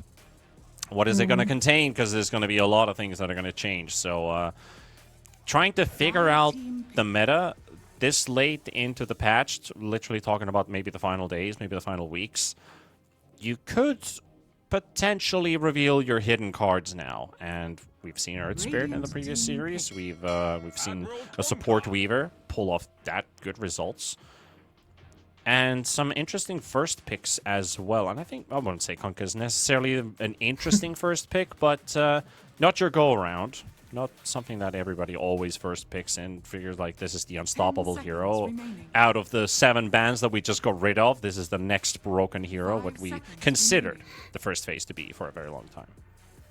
I mean, he is probably the highest contested though. Like, is it just, he is so stable, that is the thing. Like, you're not risking anything by picking up a Kunkka early.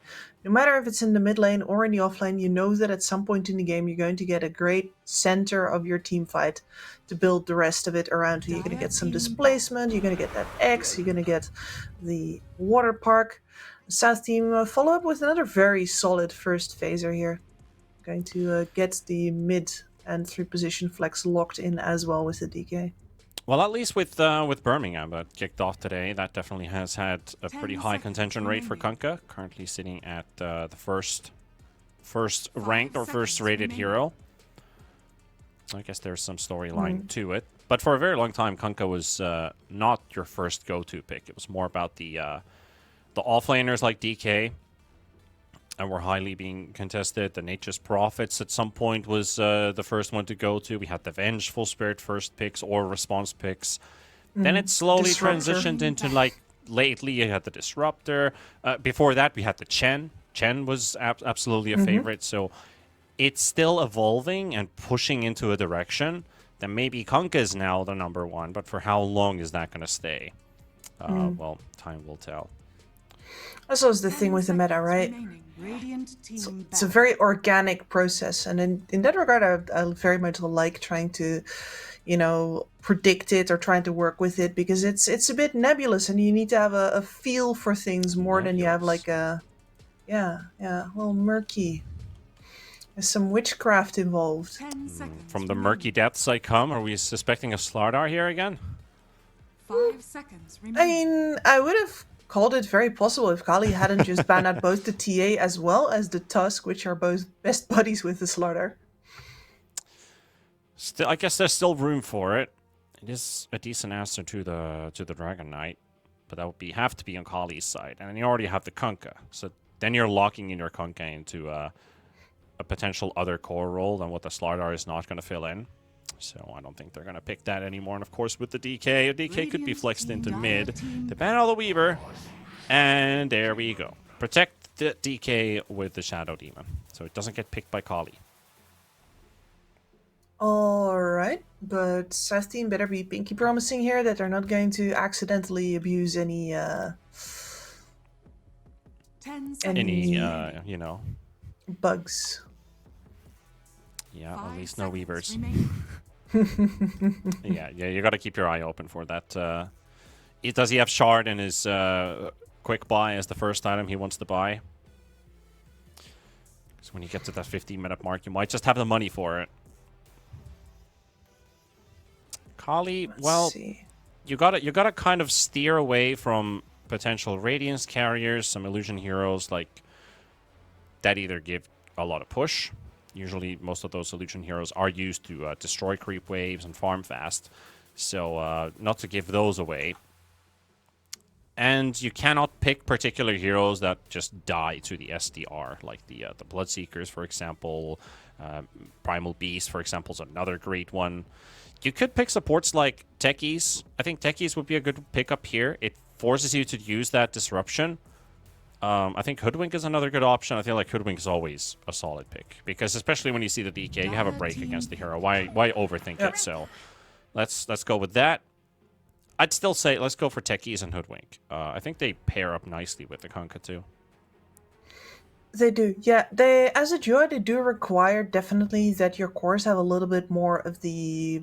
I believe Jenkins was trying to make it a thing like the latch quality, where you actually force people to fight. A little bit more initiation, a little bit more stuns, etc. Because those two supports are the best when they're making a follow-up move, as opposed to forcing the engagement themselves. But that said, if you get those cores that can create the engagement, then the amount of damage that you have to follow up, absolutely ridiculous. Yeah, a lot of burst potential, a lot of kill potential. Radiant team pick. Let's hope the Kunkka hit his timings. We're gonna go for the Rubik. That is another that provides a lot of burst. Good abilities to steal. I think I haven't done the maths on it, but stealing Shadow Poison with the increased spell amp, I feel like Rubik could do a heck ton of damage with it, but I haven't really done the numbers on it. I think I need to do some demo hero testing just to see how much bigger is the damage output on a Rubik compared to a Shadow Demon if you stack your poisons. Interesting. You can, by the way, if you want to keep it PG-13, you are allowed one F-bomb per 1.5 hour segment. True. So you could have spent it there, but instead I'm going to presume that you anticipate this game to be very hype, so you're keeping it for like now you're right teasing in the me. middle Now of the you're last teasing me, Kips team here. fight. A lot of time being spent on both sides trying to figure out what the cores on the supports are going to be like, because you've got 8 seconds on Kali, you've got less than a half a minute for South Team 2. Yeah, for example, on Kali, you must have already set yourself up for a non-illusion hero here, hopefully. You don't want to be stuck in a position where you have to play a Luna or a TB into that Shadow Demon. Radiant team picked. And now South Team takes one of your options away from you. Grimstroke. I can see this going pretty far for South Team. I would say pretty reliable timings you can work with. And I don't think DK necessarily needs to rush a blink this game either. So he could build himself to be a bit more tankier, maybe a bit extra damage output. Because then you get more out of the illusions as well, since you have the Shadow Demon in your team. Whatever heavy right-clicker Kali wants to bring in, the Grimstroke also has the Ags option open for himself. They're going to still let us sit here and guess for a bit longer, because they bring out the Caudal.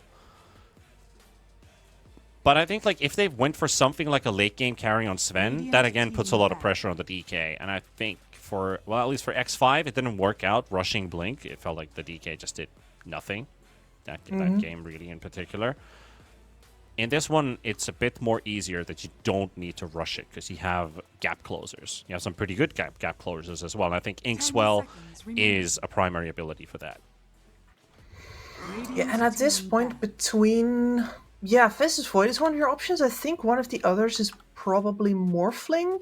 And then you already get into like Slark territory, because anything with stats or anything that builds the Radiance feels very bad to play here for Kali. You don't want the Radiance to get stolen, you don't want to get mauled by extremely strong illusions created by either the Shadow Demon or the Dark Portrait either.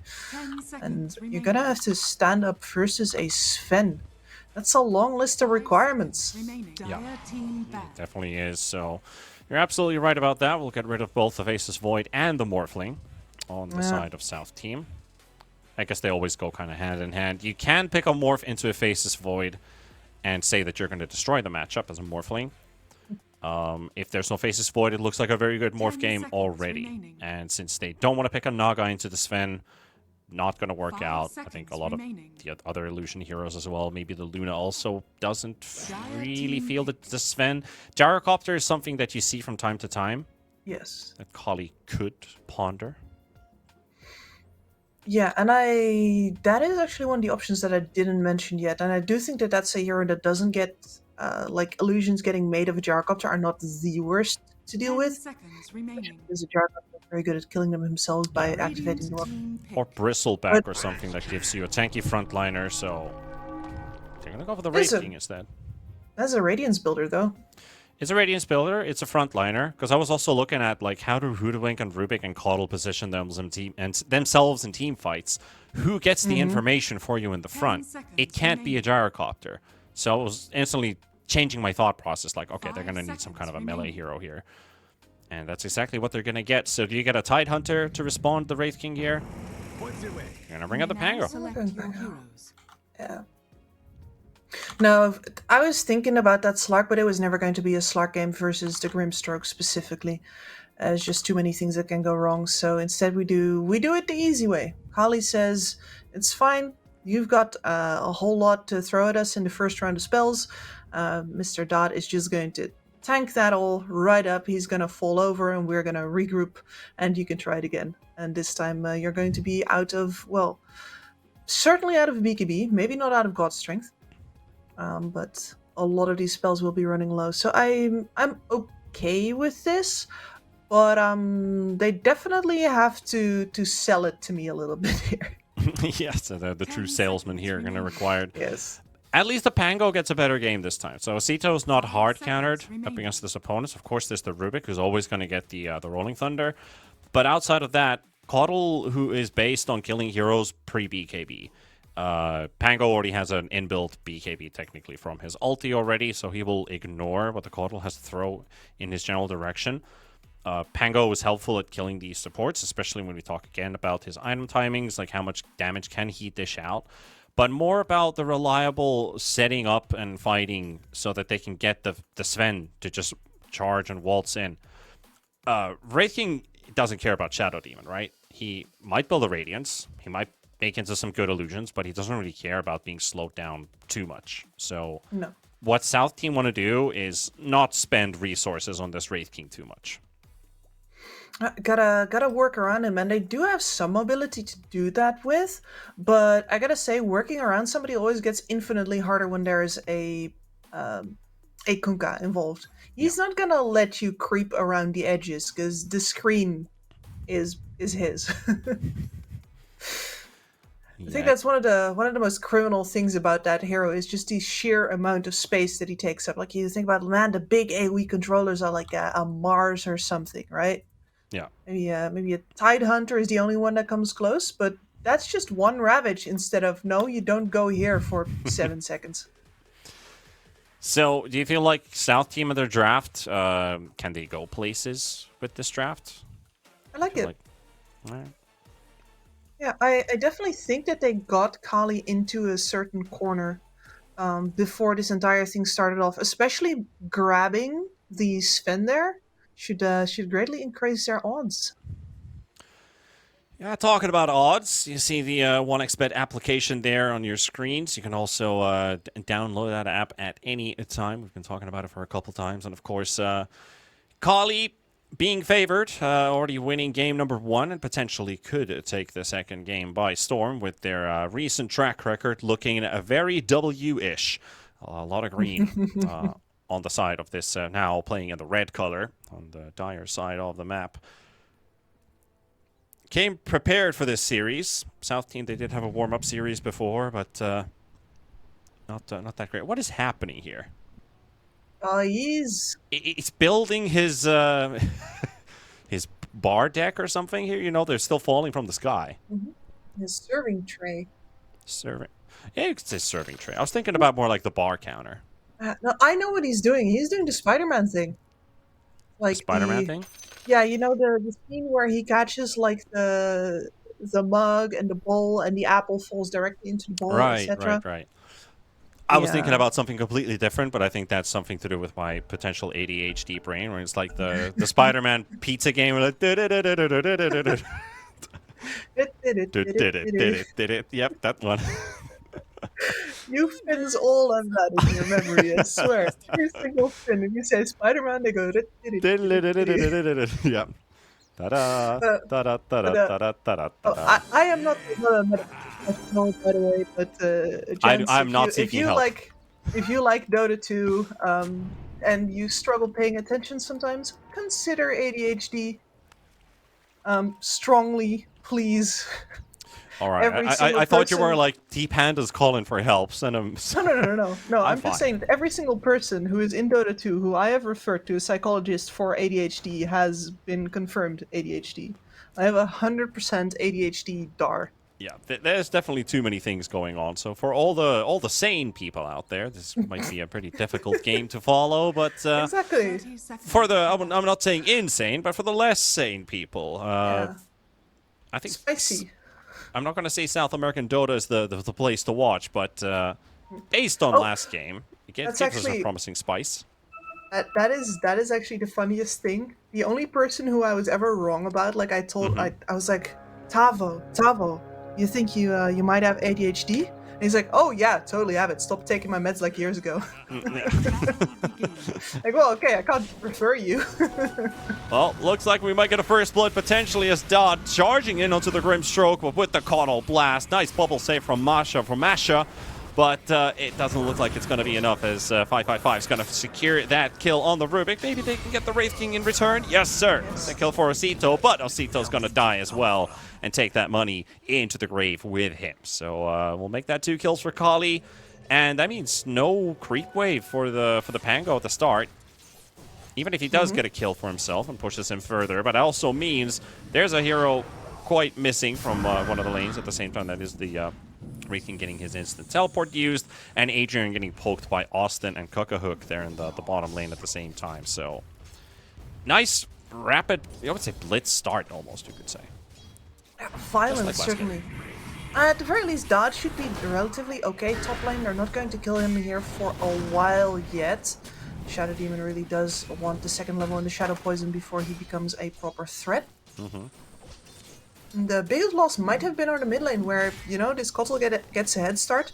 And the earliest levels are the hardest for the Kotl here. Radiant's middle tower is under You'll attack. enjoy this this little push. At least Osito, he did get the first kill out of these 2 mid laners. Actually, it was Vaker who did get a response kill on the Pango after, so never mind, scratch that. But at least pushed him closer to that bottle pickup. Well, I think Caudal, he might already have, he's already got the full urn on the way on the courier, so fantastic timing for it. Good time. Trim lots of mana regen to come out of the Sage's Mask. There. And immediate threat. If anybody comes into that lane to mess with it, try to see if you can kill the Kotl, say, and it backfires. Or, for that matter, if the Kotl dies himself. Like, he's gonna get a charge out of that. That's gonna be a huge power spike for him. Yeah, you don't want to give that for free for Faker. Exactly. Want to at least fight for it. Better kill him. Faker's that just he gets when it. ready. No, go when ready this time. Just when ready. Why speak many word when few word will do? Oh wait, you're play-by-play. I can be an analyst. Kips play-by-play. Maybe one day, please not with 3 stitches in my jaw. Oh yeah, you still have that going. Yeah, for 2 more weeks. I don't envy you. I won't miss the tooth, but I certainly also won't miss the hole that I've currently Yeah, don't got. miss the pain at least. Our Zet will go down in the top lane. Rubik will snatch that kill. So even with the disruption used, it doesn't really save the DK's life. And you gotta be surprised that they're getting a kill onto DK this early on. I mean, these are the moments you gotta utilize. He has only 1 point in Dragon's Blood. If he gets to that second point, he should be, I wouldn't say immune, but unkillable. Technically unkillable at that point, because he has so much regen, he has so much armor, and you'd need like, an Ursa or something that just increases in damage to take the kill. So these are the times to strike. Now, a lot of the damage output of a Wraith King early on is from his little skeletons, and if you get more armor, they just become significantly less of a threat. So this was one of the few times where that kill could happen. But I certainly didn't see it coming either. But Nice important play. pickup, nevertheless. At least the CS is somewhat even. Actually, the DK is slightly ahead. But a very even number here. And you talk about the Radiance. I see a Relic in the Wraith King's quick buy. it is what it is. Like, you don't really get to play a Wraith King in a long game, especially not versus a physical damage carrier like this, without going for that Radiance. The Maelstrom alternative doesn't really do anything for you. On the side of these mid laners, at least, you know, the Caudle is just going to rotate to pushing the wave, farm the jungle. That allows Osito to kind of stay uncontested in this lane, so I don't think they're going to be fighting against each other's, meaning that the Pango is also going to get a great start, and he's even set up the defusal ahead of his Mana Boots. So I wouldn't be too amazed if Osito would just, you know, just go straight up Brown Boots, not buy the Mana Boots at all. Austin and Pamplona almost both dying, and the same thing in the top lane as well, stacking some poison there. There is that level 3 for the Shadow Demon. And oh, he didn't get the 5th stack actually. And he still doesn't get the 5th stack on Dot. One more try. There we go. There it is. But he's already healed up, so. Ooh, Yes. Yes. That hits the spot. It feels so good. Is because it just evaporates. One moment he's full health with that little 5 next to his health bar. Next moment it all turns to white. Yeah, it's a spicy amount of damage right there. 6 points of poison. Might have healed yourself with that stick, but you lose the double. Arsene also only just about crawling away with his life here. And yeah, they both left the lane. Yeah. So Kali hold off a really strong power strike there. Or spike. 1 for 1 here. Kakahook has to watch out for that camp there. There's a Hellbear ready to smash. And they're going to go straight back to poking the Wraith King even more. So that's 2 points of poison. That's 3 points of poison. He does not own, well, the Caudle comes in for the rescue here, and Masha will get the kill before he dies. So Faker's rotation much needed. That's right. I am. Now he's got 3 urn charges. That's a great start for him. Rough for the DK though, but at the very least the Shadow Shaman finally got that very necessary kill. For his levels, very important. Still not touched level 4 yet.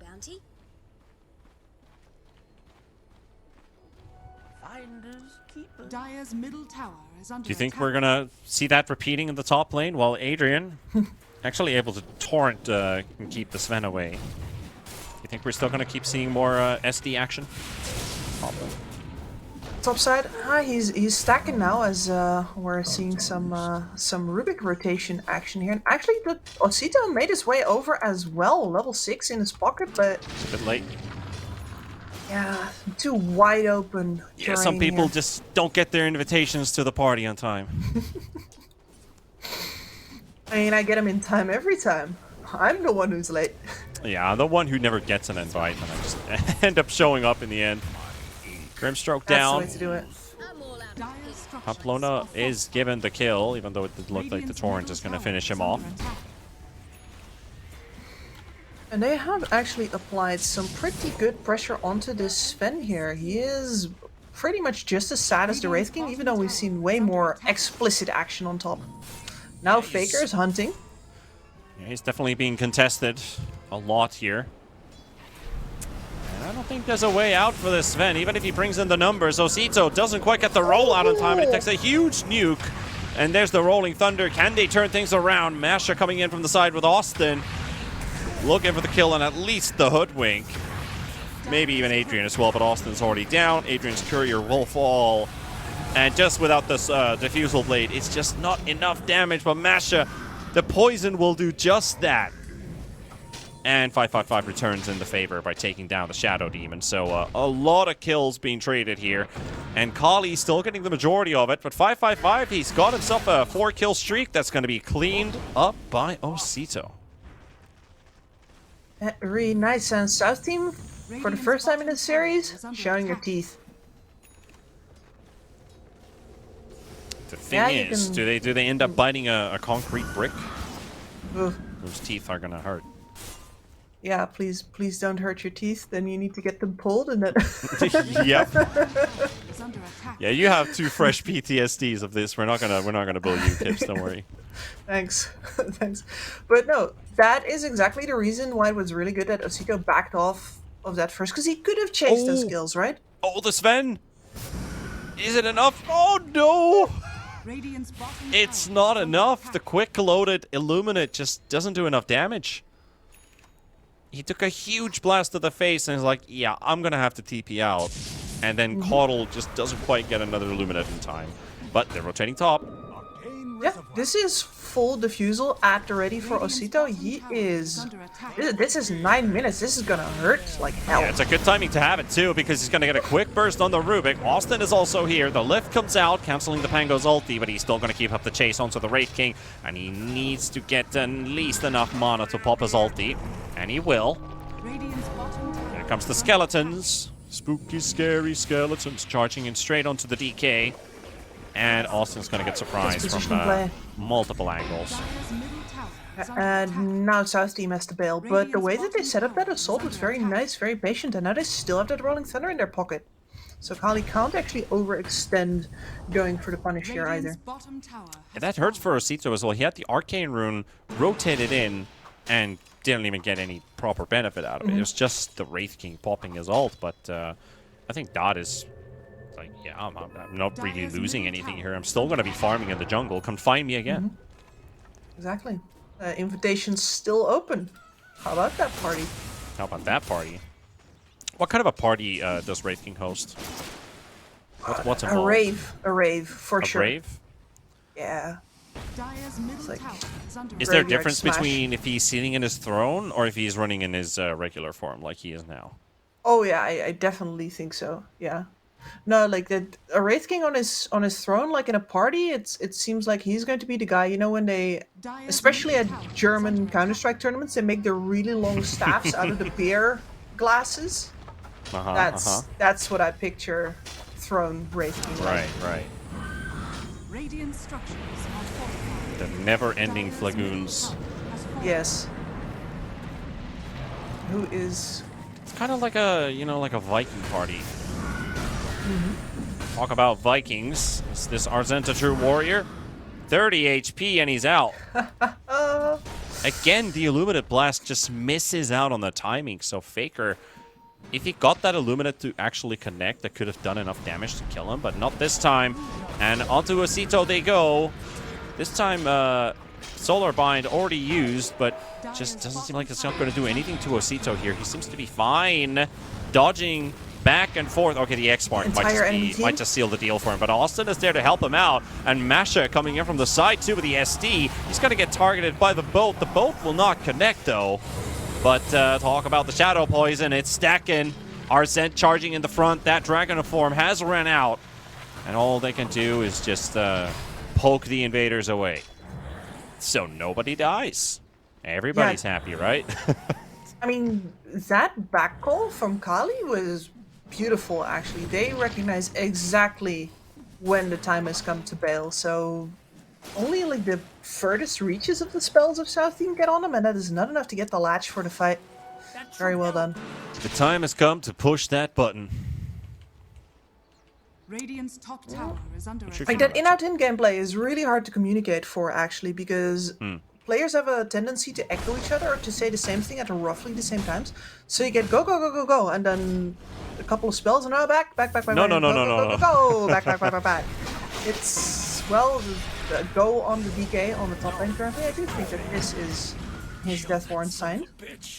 Yeah, he's not going to be lucky twice in a row, is he? Meanwhile, in the bottom lane, another fight here with the Wraith King ulti popping again. Osito thought he had this one in the bag, but not entirely. And again, they just keep teleporting away from this Caudle. You gotta start to feel a bit frustrated if you're Faker, but at least this team is delivering the results. You got a Rolling Thunder and a Rolling Thunder right now, and 555 going all the way with this Rubik. Just needs the connection with Fateful, and they spotted Osito. They know where to go and they know where to look. And yeah, you gotta commend this man for his efforts. All the way to putting a sentry down to give just enough vision to spot where the Pango's standing. Very. It was that sentry that showed where he was, so yeah, pretty nice. It was mint. It was on point. Mint. I love that word. That is exactly. I would tailored, perhaps. No, that's not. I'm looking Orchestrated. for. No, that's also nice, but it feels like a more of a group effort. A flamboyant Bespoke. effort. Bespoke.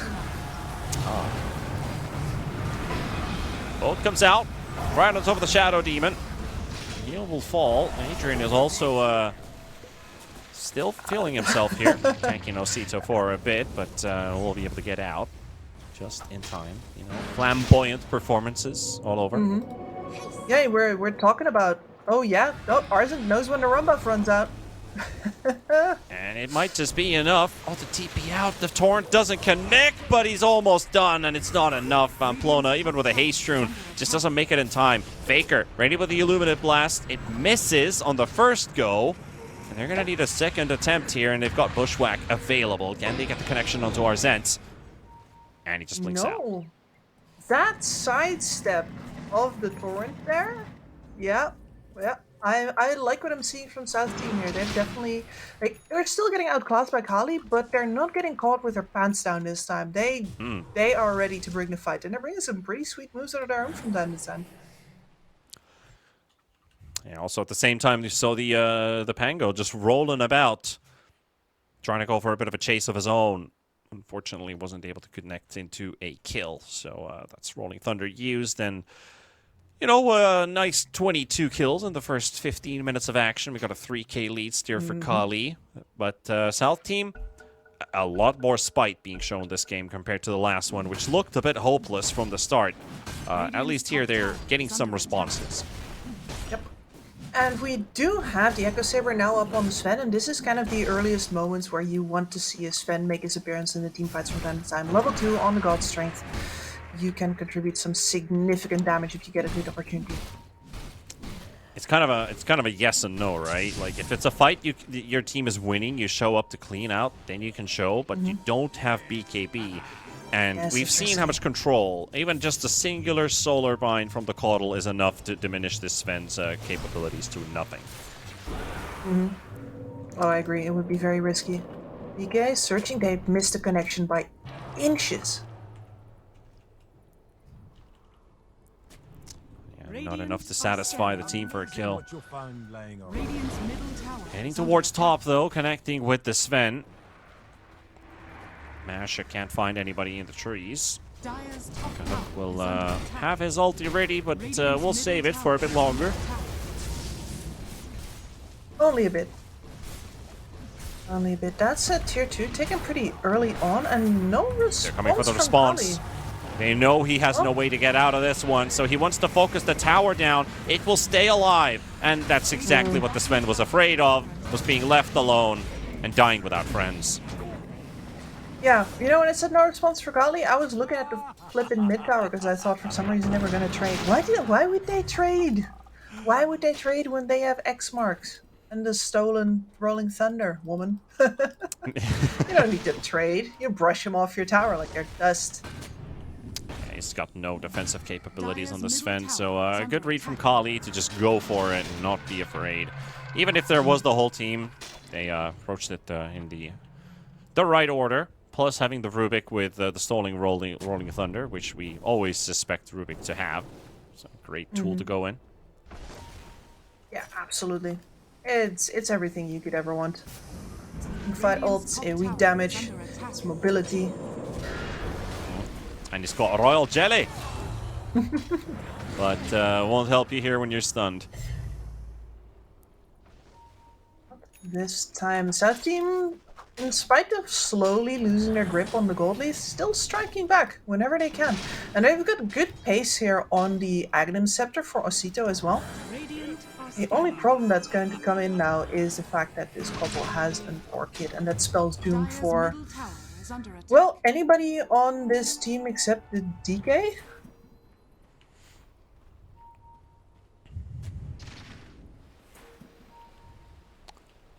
See how well Faker leverages this one. Austin. Oh, that's a nice acorn shot there combined. And we'll get a trade-off here. Cook-a-Hook will show himself, but Adrian already had the X mark on, so he'll get a head start. Pango trying to intercept. Can they spot him? Not in time. So 2 ultis, 3 ultis even. And they got a hoodwink. All 3 transformations spent. And Are scanning. I know why they're reading it this way, because they have been bringing 5 men a lot on Kali, right? We've been seeing this Wraith King get involved. We've seen this Kotl in every single fight. It's not weird to think that everybody's going to be there. Unfortunately, for the first time in this entire game, this was on a timing where the Wraith King said, nah, I'm actually finishing my Radiance. I'm not joining this one. And the Kotl said, nah, actually, I'm too far back. I'm not there in time for the action. Yep. And now with all those ults down, Dad is here. Yeah, now Masha. Yeah, I found the enemy. Yeah, we're not going to do anything with that info. We'll just let you die. Yeah, that's always a bit of a sad way of scouting with your face. And he's got the shard queued up. Are fortified. So this is the one I'm looking forward to the most. Oh, fuck, a hug actually found. The boat connects and the water park from Adrian. Extra CC into the bushwhack. The silence is there too. And Sven is gonna go down. Adrian will get this one. Rough time for the Sven. He's like, I just want my BKB, guys. You need this so badly. We just saw a demonstration of why you don't really get to play this game before that. I've seen this so many times, and I've been in this situation. Like, I really need this BKB, and they've had this conversation. So like, I want to farm my BKB, then we can fight. To the point where I still don't have my BKB until you get that frustration from your voice. Like, just let me farm, guys. But in this case, it's not even let me farm, because they're letting him farm. This was not a fight that was, you know, caused by his teammates. Rather, it was caused by his teammates not making anything happen on the rest of the map. That one's harder to deal with. Love how they set the torrent up as the Tormentor hasn't even spawned yet. It's like, we're going to do exactly that. We're going to hold out for a bit longer. And if they can keep this lane pushed in for the next 30 seconds, they could even steal a 21-minute Wisdom Rune. But looks like they're being called into the mid lane. Our people need us. There's a Shadow Demon. Our Faker is actually dropping low here. The boat buff is there, but it's not enough. Osito will take it. And rolling about, rolling away. There's the Aghanims. It's a really great game from Osito. He's at the top of the net worth as well right now, which is... That's pretty wild. Yeah, that's a Pango. He's keeping his team in the game. It's a real showstopper. You don't almost ever get to see a Pango in first place. You're right about that. Not anymore. Radiant's middle tower is under attack. I don't think I mean, normally when I see a Pango, he's normally like 3rd or 4th, or maybe he's 5th. Because it's not a hero that farms. It's a hero that kills. And then he starts to farm when he picks up Aghanims. He's already on top. He's on top of a Sven. On top of a Wraith King and a Kotl that are normally just hitting creeps. I think the last time I've seen something like this is back when we still reliably had Maelstrom Pango. That was a farming beast. Yeah, probably the Maelstrom Pango probably makes sense. It is a while ago. Alright. And it's funny to think that that was even a meta at some point, because I feel like Maelstrom on Pango is just bad. Yeah, I mean, it makes sense, right? It's a lot of hits, so it means it's gonna proc. It's gonna proc, yeah. But then you think about all the items that could proc that have much more value, like Diffusal procs every time. What do you mean? He has a rapier. He loves attack speed. Yeah, but he doesn't have a rapier of his own, you know. It's gonna drop every time he dies. And to be completely correct, this guy, he has a gunblade. It's not even a rapier. It's got it's a pistol, but it looks like a horn. Listen, you're just not French enough. Bourgeoisie. Yes. You are unschooled in the way of the bourgeoisie. Yeah, I'm the horn guy. It's like... I mean... Omelette du fromage, horn. No. Harry has already established you can't say that. It's not safe. There's women on this cast. Right. that's true. What am I? I'm just a Finn. Not a thorn in your side, but a Finn on your side. While Nearly bursted that. Dot is gonna finally go down, but round number 2. Oh, DK dies with his BKB. And he never gets his ulti off either. Now Sven is on the front line. He's gonna have to use his BKB just to get out. Oh, At least runaway no BKB. X mark to connect on him this time, so that would have actually brought him back in. Now diving under the tower, or at least right next to it. There's no safety here. The fact that DK dies there turns the entire fight. If you get that BKB off, you don't get broken there perhaps, then you might be able to stand and your team might be able to rally around you. Instead they have to back off, Sven's BKB popped, Rolling Thunder unused. That's a painful one. I don't want to say a relatively small mistake, that's a big mistake. But it's trying to fight this one though. Oh. Maybe they can get this this Wraith King before anybody else gets to intervene, and that's exactly what they will do. 555. Got disruption stolen, so he will not take the Rolling Thunder, but now he might have to, because Osito just walks into him. And no, he's not even going to get it, so costly for Kali. Very much needed for South Team to get these kills. Making the same mistake that I did once again, where it's like, well, surely since the Sven does not have God Strength and no BKB, they're not going to come back in. Surely. The South team says, oh, you bet. The unexpected play wins out, and that is actually the closest we've seen them get in the gold since the laning stage. This Pangolier is getting more and more firmly on top of that net worth. Talking about the overall economy lead is kind of gone at this point. Adrian doesn't have the backup of his supports right now. And there's that BKB for Kukuhuk. It will just go straight to take down Adrian. Of course, popping his ulti too. Can they follow up on an ejector? Probably not. Where's Shadow Demon? Where are you going? Where are you going, sir? It's kind of like the exit's that way. And he just watched him walk into, you know, a trap room or something. No, that almost looked like a minimap misclick. Almost. You know, support. We know support players don't exactly have the highest APM, but that he never clicked elsewhere. Exactly. That is. No, he was in his own head. He had a plan. He was going somewhere. Presumably, did he have a Warden's? He didn't even have a Warden's inventory. Okay, you know what he was thinking? You want to know what he was thinking, Tips? Yes. I am the Senate.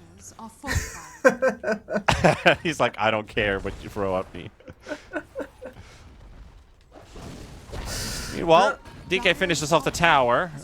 Took a long time enough. The last time Sven was there, he did not have a BKB. So DK's got one trouble out of the way of Sven's mind. One objective less. Yep. And that is also a DK who is making pretty... Like, I don't want to say decent pace towards his Manta style, but he's still going to get there in a sort of reasonable time frame. Where you are going to get a bunch of survivability, especially versus the Kotl with that pickup. I would say that there's an argument. Nah, but he's not high level enough. There's no argument for the Ags Rush. Share the wisdom, Kips. You're debating in your own head. No, like, because since you have a Shadow Demon on your team, you could rush Ags, right? But you need to have the levels. Right. Yeah, I guess you could put it that way. Yeah. He's not buying the shard anymore. I think somebody sent him the memo that it's a forbidden item. I'm a little sad at how hard they hit that, but I think the problem was that you can't give DK both a late game and a reliable way to farm your way there. So you gotta hit one of the two, and I decided to hit the reliable farm, which is the best option in my opinion. As we jump to Wraith King. Is safety the best option though? The Wraith King almost dropping a little bit. Heal comes in just in time, and he's still got the armlet as well that he can toggle here for a couple times. Arsent with another stun, and it's just not enough to kill him. And they're going to go straight to the Shadow Demon. Screw you, says Kali. And they take both the Sven and the SD. They keep the Wraith King alive. He never loses the reincarnation. That was a pretty tight little armlet toggle right there. Pretty snappy. Yeah, pretty tight. Yeah, you can say that again. toyed like a toiga. Adrian Absolutely.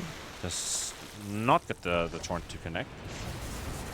Doesn't get the tidal wave to connect either. Top tower is under attack. I heard a great line today. That's why they call it fishing, not catching. Where's that from? I've heard that.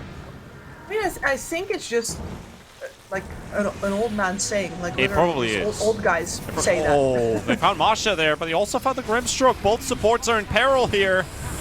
Stolen stun from 555. And there goes Masha. There goes Austin. Osito will find the Caudle. Actually, kills Faker.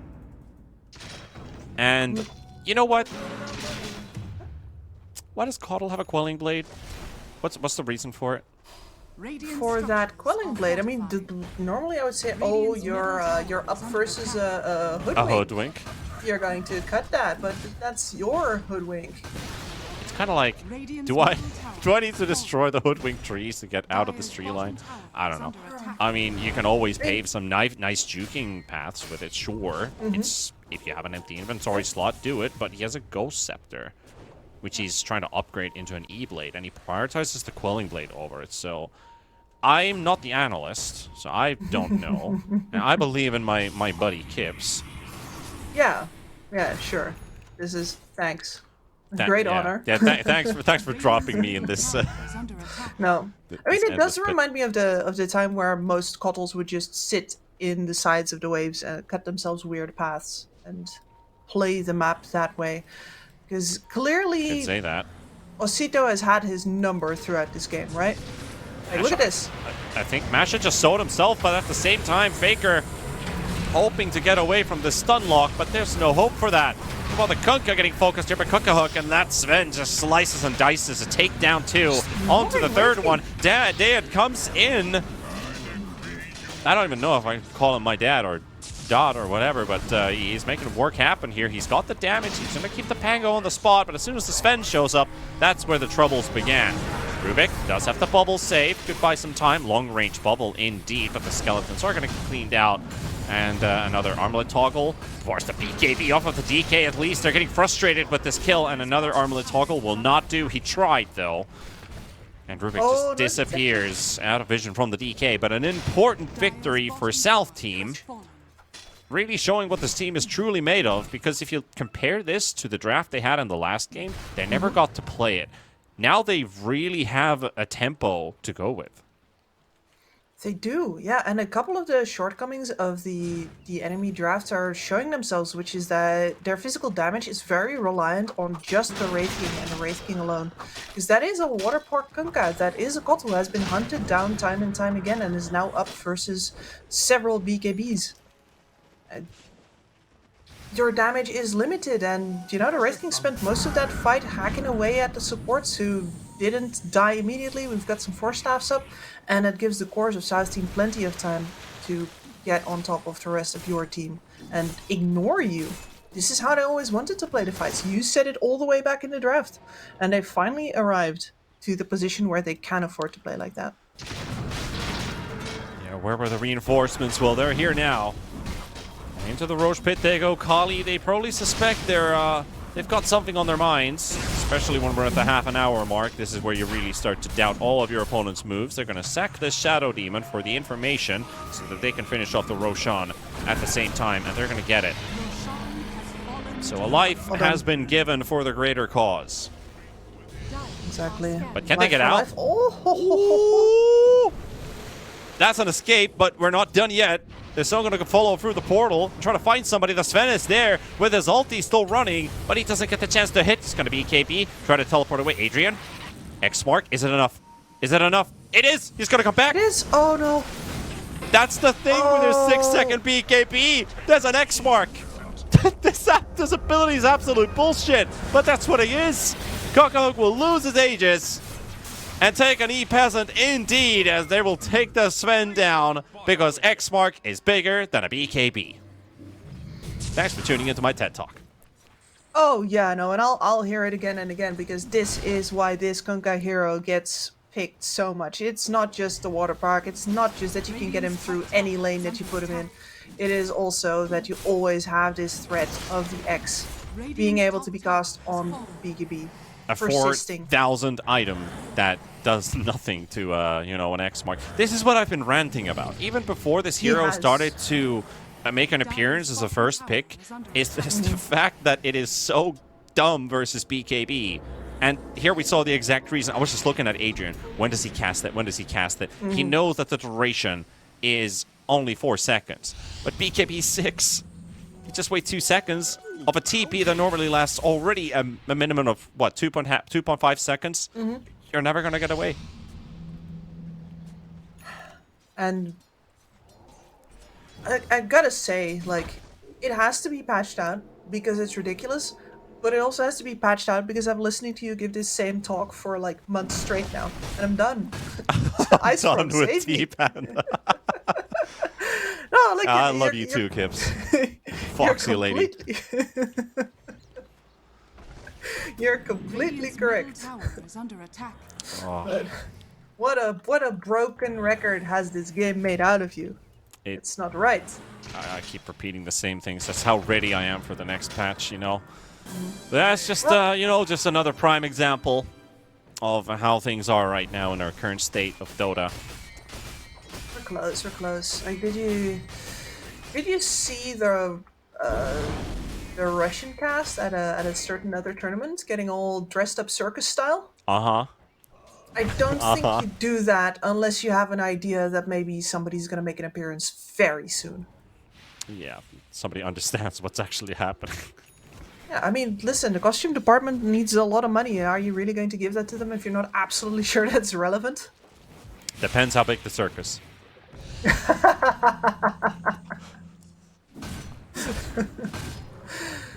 can ask the Russian language listeners how big of a circus they think it is. I know the answers. Well, talking about the shard, is I think Masha, I think he understands he doesn't want to exploit anything or end up in, in trouble. Yes. So he has understood that I'm going to wait for as long as I can to build the shard. I know exactly what's happening here. So I like this. It's very gentleman-like. It's like, hey, I want to play this hero, but I understand I want to play it the way it's meant to be played. Exactly, and he can't do that right now. So he must have also made a decision that he wants it even if he doesn't have the shard this game. Which is essentially the way that he's playing it right now. Of course, at some point, you're going to be in a position where maybe you don't have your level 3 ult yet, but he's done the honorable thing for a very long time now, which I appreciate. This is the way to do it. Yeah.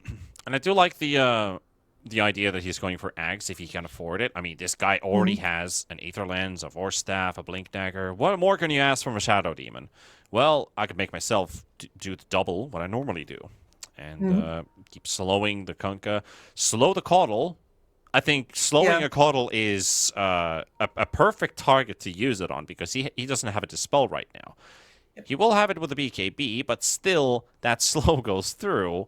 And it's like, well, okay, I bought this item and it doesn't really do anything actually because I'm still stuck with this effect. And this is a hero that relies on his movement speed. No, it's an extra 25% from Spirit Form, and even that just feels bad. No, the Purge has been used several times on the Kotal already to great effect so that Osito could hunt him down. Yeah. Osito, by the way, who is within 5 right now. Still top of the net worth, baby. And the highest level on the server. 60-second cooldown reduction on the ulti is very nice, but we'll see if he wants to bring up that swashbuckle. Just because of his itemization right now could almost favor. It's the least picked 25 out of the 2. Or the lesser out of the 2, but since you are this far ahead, you might as well. They've got the lift out onto the Sven, though. He's left all by himself in the top lane, and he's basically left with no option. Just a little too optimistic. His team was gonna come for him, but now, yeah, that's gonna cost him, perhaps. That was a very fast blink out from the Shadow Demon. Focusing themselves on the DK illusion. That's not the right guy. Insert Spider-Man meme. The other one. The other one, yeah. And the DK army is up right now. He has his Aghanim Scepter. Has the Manta style. So they are currently rocking 2 DPS. Or I should say 3 DPS cores. There's your stun. Oh, Dot coming in with the instant response onto the Grimstroke. Good night, Grim. Coming in with a buyback as well. Another buyback from their other support as well, so they can bring the SD into action. Wraith King, soulbound with the Kunkka, but that Rolling Thunder also breaks it momentarily. However, Dot seems to be able to get out of the way. Kunkka, though, not in a good place. And out for the count. That boat arrives a bit too late. Sven still gone for 20 seconds. A very, an admirable hold from South Team, even if it comes to the cost of their buybacks. But Kali once again learning that just because the Sven is out doesn't mean that South Team is all out of options. And they are looking to play this one fast. Still got that Dragonette already. And of course the Pango did go for the Rolling Thunder cooldown, so he's already got it off 5 seconds. 3, 2, 1. And in we go, the Inkswell is there, so there's the target to go for. Inkswell to follow it up, there's the kill. There's another one on their sights with no reincarnation. And this Wraith King doesn't have a lot of tools to fight back, so Faker, he can't do anything to help him out, neither does the Hoodwink.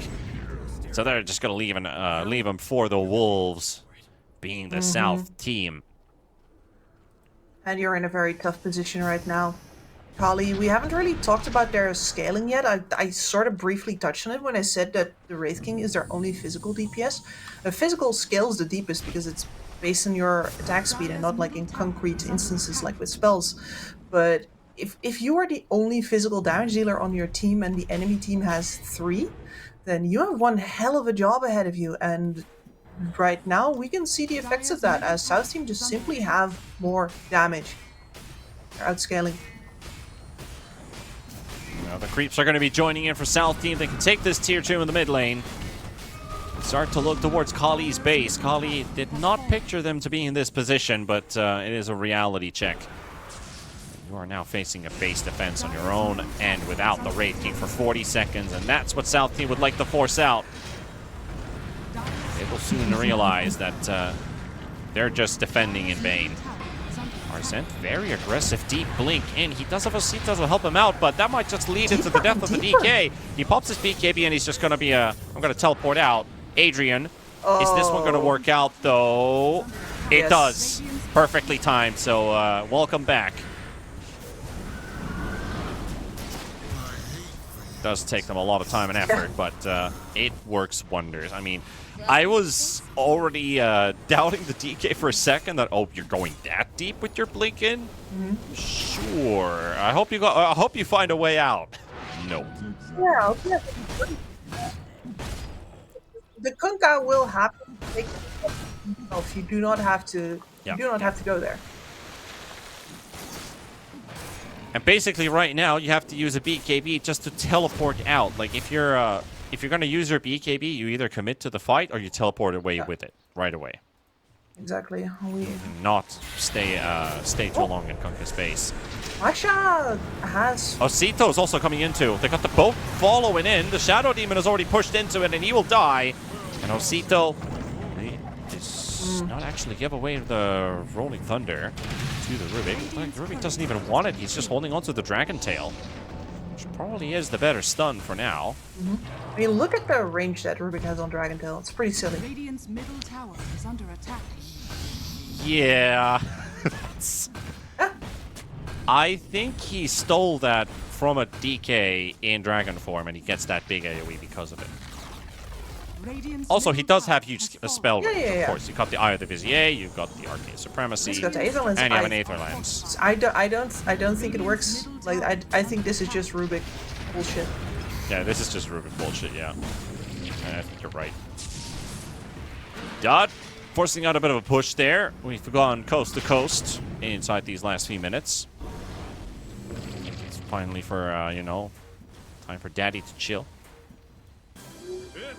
Just temporarily. Or will they? He's also really close to his level 25 now. Would love to... There's the lift stun. Oh, Following DK up as dies well. fast. There goes the DK. Osito trying to get the jump down, but the BKB comes out from the DK just in time. Adrian still forcing up that Sven and pushing him back as well. He's got no ulti right now. He's trying to do his best. Arsent is out for the count. Osito's trying his absolute best. Cocohook still being forced back in, back out, back in. And the Sven surviving barely, but his life is forfeit. 3 heroes gone. And just like that, Kali, 1-2 successes later. I think this all started from that DK death inside the Kali base. And now South team, you know, they're in a bit of a position where they might just have to give away. That was a bit of an armlet toggle fail there for the Wraith King, but actually he doesn't even have it anymore. He just blew up right away. Osito is out for the count. And Austin down 2. That leaves, well, Arzenta all by himself. And he bought back for that. But with the Pango stuck in the corner... You're a little bit... There's a chance. No, stuck again? So you're saying there's a chance? Yeah. He's getting illuminate heals. He's hiding in the tree. They don't know where he went. They have no idea where he went. Adrian's right there. They finally spawn up with the boat. Comes in, connected onto 2. Dot coming in as well. 555 to help him out too with the Phantom's Embrace and silencing them up. The bubble comes out from Masha, and it buys some time for the Sven, but the Wraith King is there. The Kunkka survived. He's going to X-Mark and teleport back home. Actually, he never even X-Marked. He's just going to get recalled by the Coddle. Osito died on the backline. It's a dieback. 2 cores And left. Masha gone. That's, you know, that's pretty much just game over. Unless you're cooking something with that Sven ulti. Yes. Has to be pretty miraculous.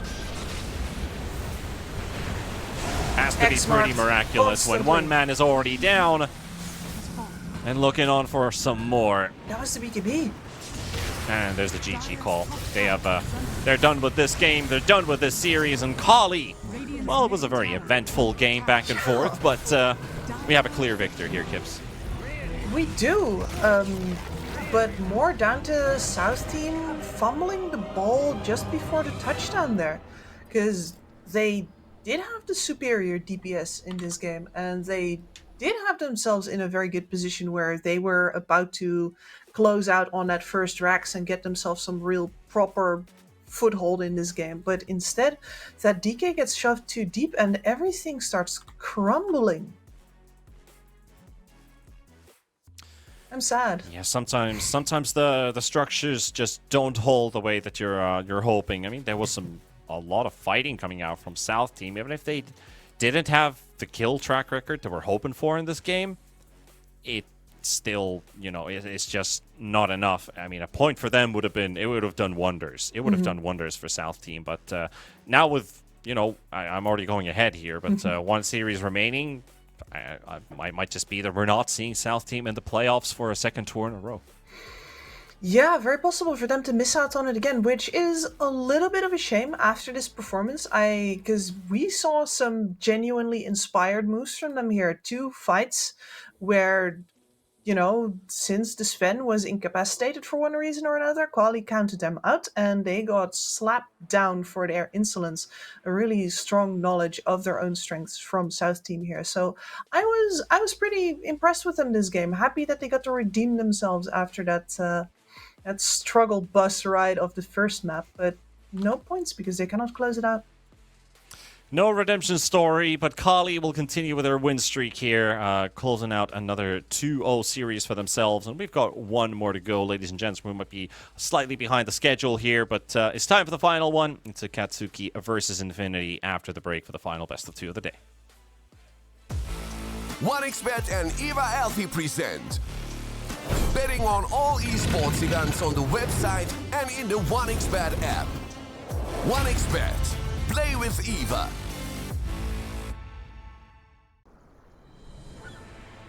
What if Kunkka knew that he could not only play Dota but also place bets?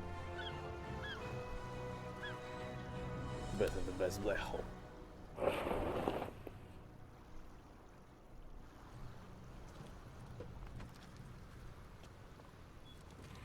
1xBet Bookmaker Company.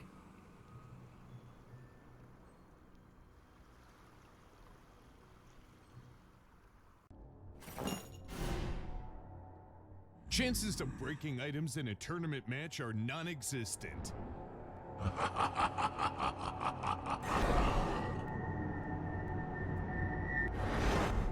Chances of winning at 1xBet are always real.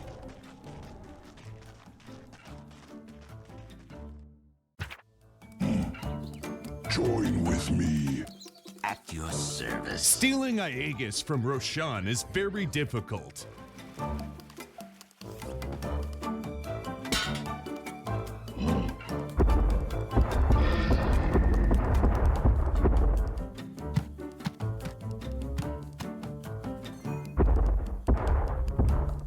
Winning at 1xBet is super easy.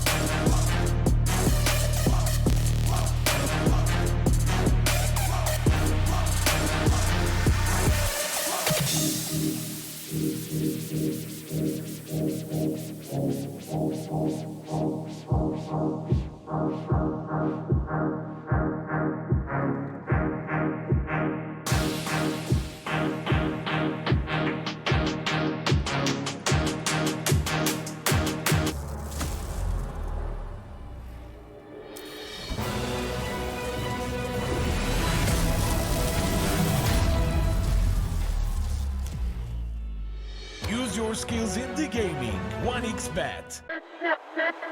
Respect from 1xBet. Respect from 1xBet. Respect from 1xBet. Respect from 1xBet. Respect from 1xBet. Respect from 1xBet. Respect. Respect from 1xBet. Respect from 1xBet. Respect from 1xBet. Respect.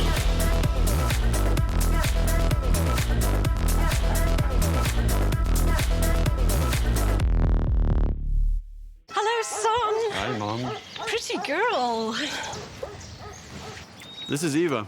Nice to meet you. Thank you very much. Your dad's just making his favorite dinner. It's duck. Come on inside. They're all probably too gruesome to tell you while you're eating at the table. How's your food? Is everything okay?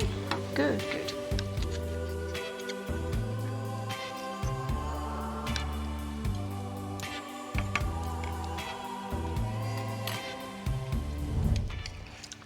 You seem to know each other. Yeah.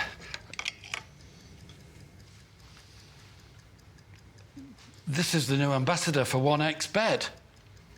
Oh, I see.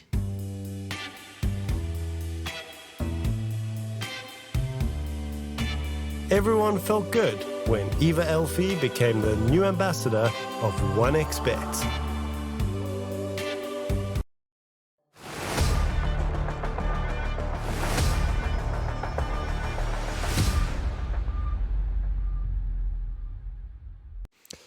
All right, off we go. We've got one more series here for the fourth day of Group A. We've seen two 2-0s, one almost ending up as a tie in our previous game with Kali versus South Team, but it's down to the last one, down to the wire. It's Akatsuki versus Infinity, both playing their second last series. They will be playing tomorrow again for their finalizers, and both are kind of on the line to score points. They kind of need to keep themselves still alive in the group. As you can see, the group situation right now, South Team sits in between both of these two teams. Infinity, they got a bit of a head start with 4-2 versus Akatsuki and 2-4 here. Kips. It's not quite the same Akatsuki roster we saw in the previous tour, which was set as a heavy favorite. Now, of course, they have changed their carry. We've got Wits. We've got, RoboZ still continuing with the team, and Sexy Yoge as well. But, I feel like this team still shows a lot of potential, but it's kind of hard to say, do I like this roster more than the one we saw in the previous tour because it was so good? Mm-hmm. I can't make up my mind here, Kips. Help me out. Yeah, it's also hard for me to say because they have been struggling a bit more in the results that they've had recently as well. This does not look very dominant. Looks like they're still kind of trying to find their feet, which is you'd rather be doing that right now than during, say, the TI qualifiers, but it doesn't promise the same. Shall we say, dominance immediately that the previous roster had. Rather, this looks like a bit more of an investment, and it's going to have to pay off in the longer run. So perhaps we're not going to see them dominate just yet, but at the very least what I want to see here is a really strong foundations of the kind of game that they want to play, even if they're not playing it yet. And of course, with their matchup here today, Infinity, as mentioned, are sitting currently in third place quite firmly, but can still push themselves forward and tie themselves up with Beast Coast if they end up with a 2-0 victory. The team basically had a couple roster changes as well. They had Oscar replaced. They also had Parker and Demon leave the roster to join S-Star Bax, which is a different team also playing, I believe, in this tournament. But MNZ and Michael came in to reinforce the team a little bit. As you can see, Kotaro has been put into the roster for today, and of course Yizis for the other team was playing the positive role, not mentioned in here. Obviously, though, I think losing Oscar hurts a bit, but I think that just leaves room for another positive player to show what he's truly made of. Yeah, exactly. And if the South American scene is anything like the other Dota scenes around the world, offlaners of the top level are in short supply. If you want to make it to pro Dota anytime soon, dear listeners, do think about practicing offlane, because there's a lot less competition on that role. But otherwise, yeah, a little bit of a side grade, I guess, for the carry position.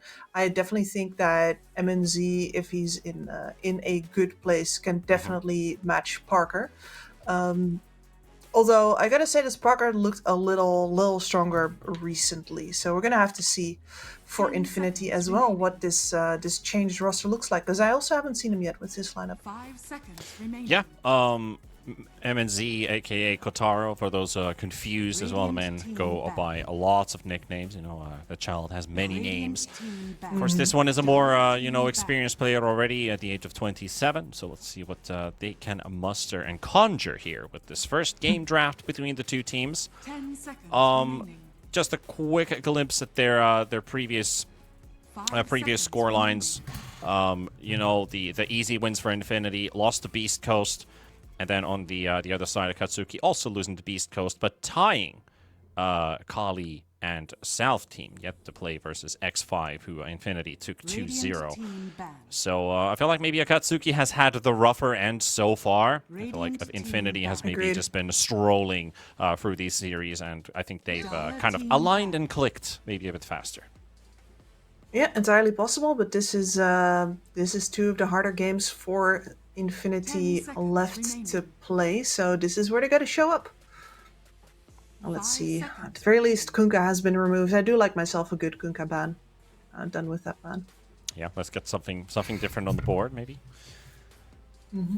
I also gotta say that MNZ being Kotaro used to be like, that's how you know that somebody has been casting a lot of SA games, is like you call MNZ Kotaro, and now he's named Kotaro again, when I've just about switched to calling him MNZ. It's never gonna stick.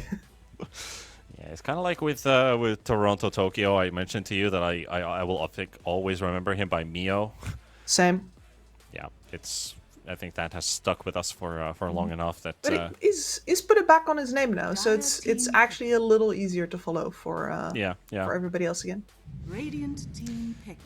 Our first round openers, we got the Brewmaster for Akatsuki. This is the China and SA Classic, I can say at this point. I mean, I feel like Brew is less and less played in Europe, and I think also less and less played in NA. But SA and China will never get bored of this hero. No, I don't think so. I mean, it's we talked about the Kunkka being extremely stable, but that's exactly what you get out of a Brewmaster. You get such a reliable power curve right now, where, you're the strongest team fighter on the map as soon as you have your 6. You start dominating lanes as soon as you have your Urn. And then you have, on the back of that ult, some time to farm yourself into a position for the Radiance, after which you're set for the rest of the game. And that's a hero that also likes to build a potential counter to the Radiance by making his own Radiance. Lifestealer first phase pick. We've seen some of these unanswered carry picks in the first phase do exceptionally well. Now he has a good laning matchup to himself. He can always purge the debuffs off of the Brewmaster sends his way. If he has a good pause 5, right now I'm thinking about Crystal Maiden or maybe even Avenge. I'd like to see him more. They could destroy this lane the Brewmaster is going into. And I'm talking about destroying. I'm talking about like 16-4 in CS. in favor of the That's lifestealer. yeah, that's definitely a possibility. Brewmaster's so very reliant on his magical abilities and his innate tank ability for those trades, and the lifestealer says, "So what?" to both of them. Yeah. So if you get to actually press that advantage a lot with, say, a hero with a lot of slows, I think that the Crystal Maiden is a slam dunk here as well. Possibility.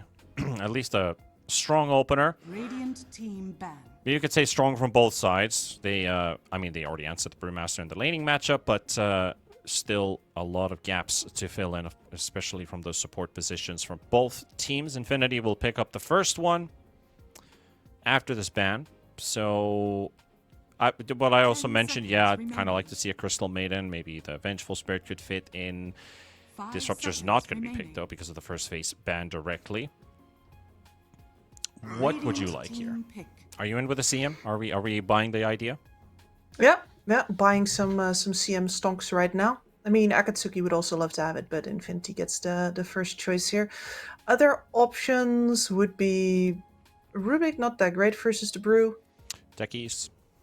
Techies, yeah, Techies. Okay.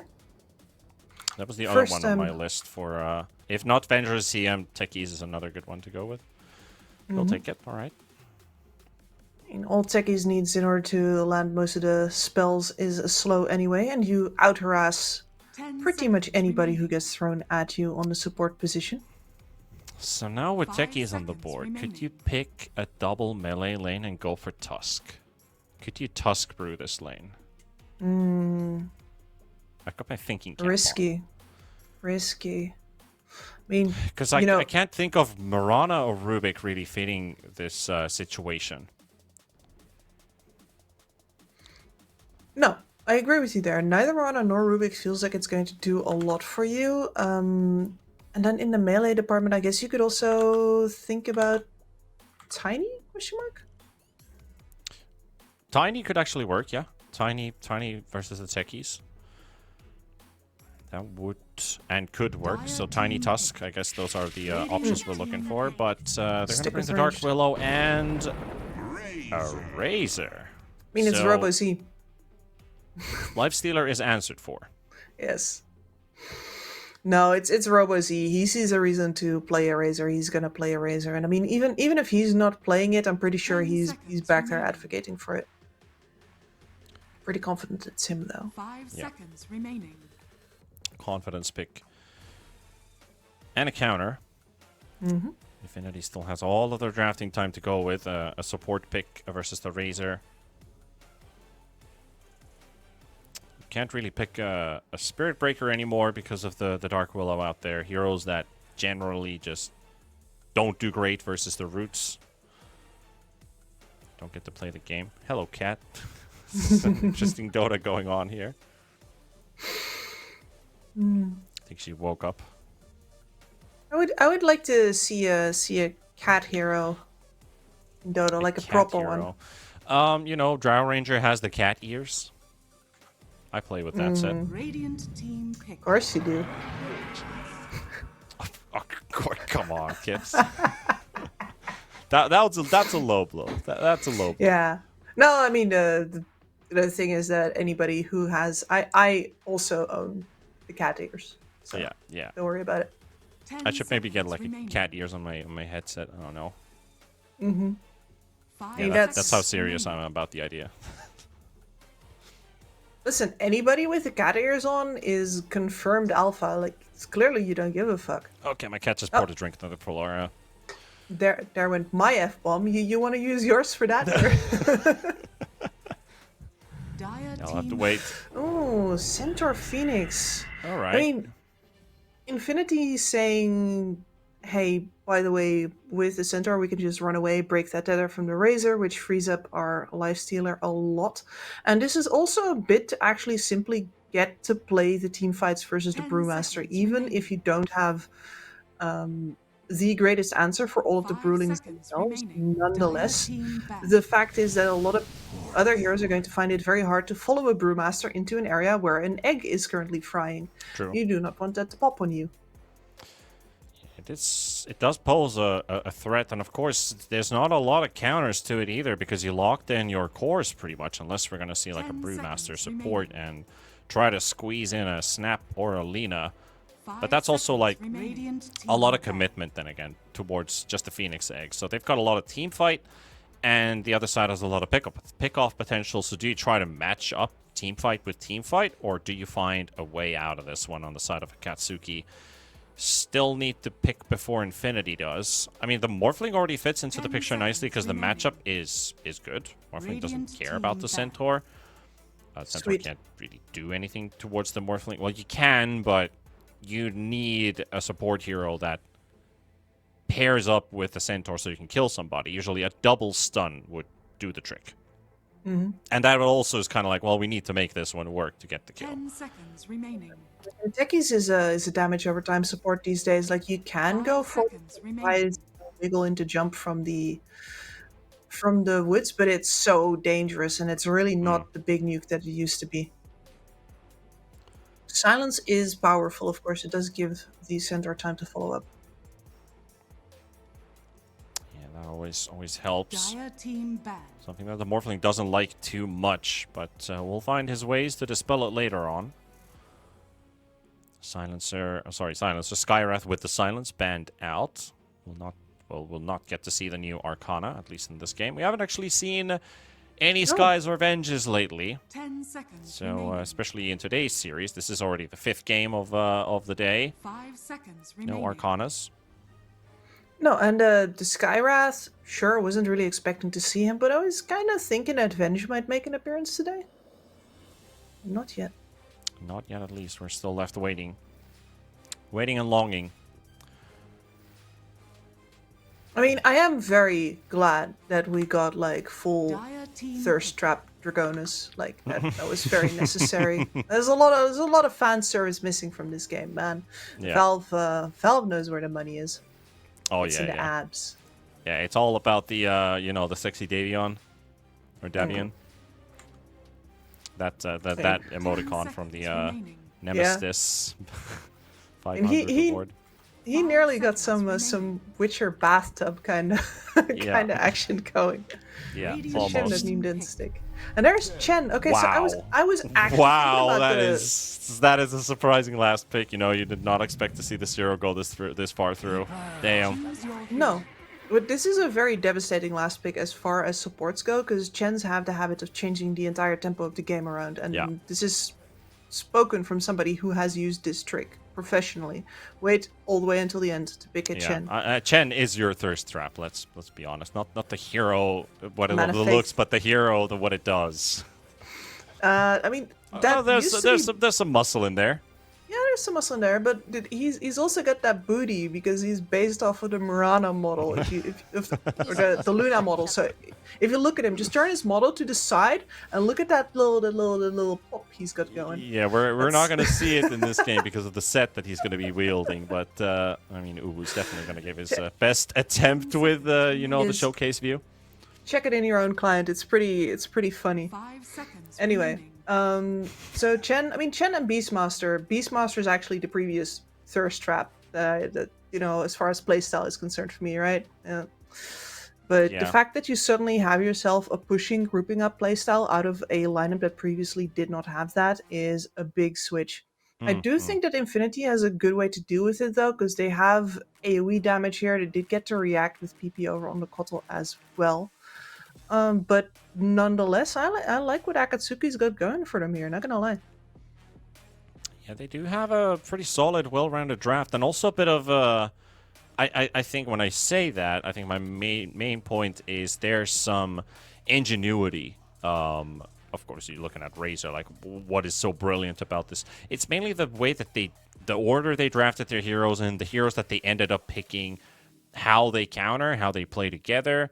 And it also still leaves some room for personal performance, some individual skill level of play, basically, what I like about Akatsuki. But then again, I can't say no to a Coddle. I think I've been a really big Coddle enjoyer ever since they transitioned from 3-4 to the second position, the mid lane Coddle. So it's hard to go up against that. I know you're a Chen believer, you're a Chen enjoyer, but I'm going with the Caudle team this time. I mean, out of both of them here is a decent lack of. I'm still chewing on who that favors. Ay, ay, ay, qué buena jugada. I think it might be too early to say. Okay, we're trying to rotate around to the rump. No, he's got too much. It's hidden there. Too majestic. Yeah. It's just get your base Chen in your own game, look at it, and then swap to Luna, look at it again. And I mean the conclusion is just that Chen, oh yeah. I mean she, you know, what's the fucking, oh, I'm dropping a second F-bomb, I'm so sorry. Yeah, you used mine. You're okay. Yeah, okay. What's the biggest oversight? There we go. The biggest oversight. I don't even know what oversight means. No, just you know, look that up on Reddit and then hate me. It's a Dark Willow copy pasta. I'm not gonna go into it any further. Okay. Anyway, Chen's been doing his squats. I'm telling you. I inspected. I'm an expert. Yeah. She knows all about it. What about this what about this techie set? Can we talk about that techies for just a second as we're here paused? You know, it looks like he's a bit of a arcane knowledge bookie. Even though it's a bit of a jungle techie set. He's got the pipe in his mouth and everything. The water flask on the front goblin. And then another bigger water flask, probably not water in that bottle or that container for the other one.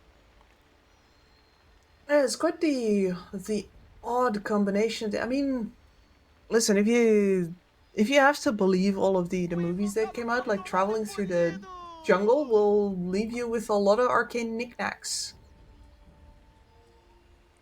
This is definitely, you say some forbidden knowledge carried with them there. They might straight up have the Ark of the Covenant back there. You don't know. True. Could be one of those. I mean, it's a, you got some arcane knowledge on the enemy side in the Chen set. You got this whole crocodile god kind of Egyptian style or Egyptian gods type of style. And then you have an African, what's not Pathfinder, but like an explorer. Yeah, like an explorer back in the day. You usually looked like what the techies is right now. Jungle hat. Same region, different teams, same theme. See, Techies sneaking his way to the portal, gonna get interrupted, and head to head, he's gonna go out of Africa. Yeah, unless Roshan has something to say about it. Michael trying to look for the deny, and yeah. That's a bit too early, but what can you do? Peer pressure gets to you. 30 seconds to battle. So yep, one Egyptian god 1, explorer 0. That's what you get. It's the curse of the pharaoh. I did watch the Alexander the Great documentary a moment ago, so maybe there's where the references are coming from. Some Ptolemaic influences after ready. Well, are we seeing an archaic fight though? Nice Caudle blast onto 3. Nobody quite dying here. But a lot of heavy damage, mostly inflicted onto the side of Akatsuki, with the Morphling Ordia having to swap out some items to get the majority out of his Agi shift. Actually doing it the double time with his Tango regenerating. I just love how Morphling players will utilize this to the absolute maximum. You gotta really squeeze this hero to get all of the extra mileage out of him. Well done by Witster. It's a small detail, but it's such a nice thing to see.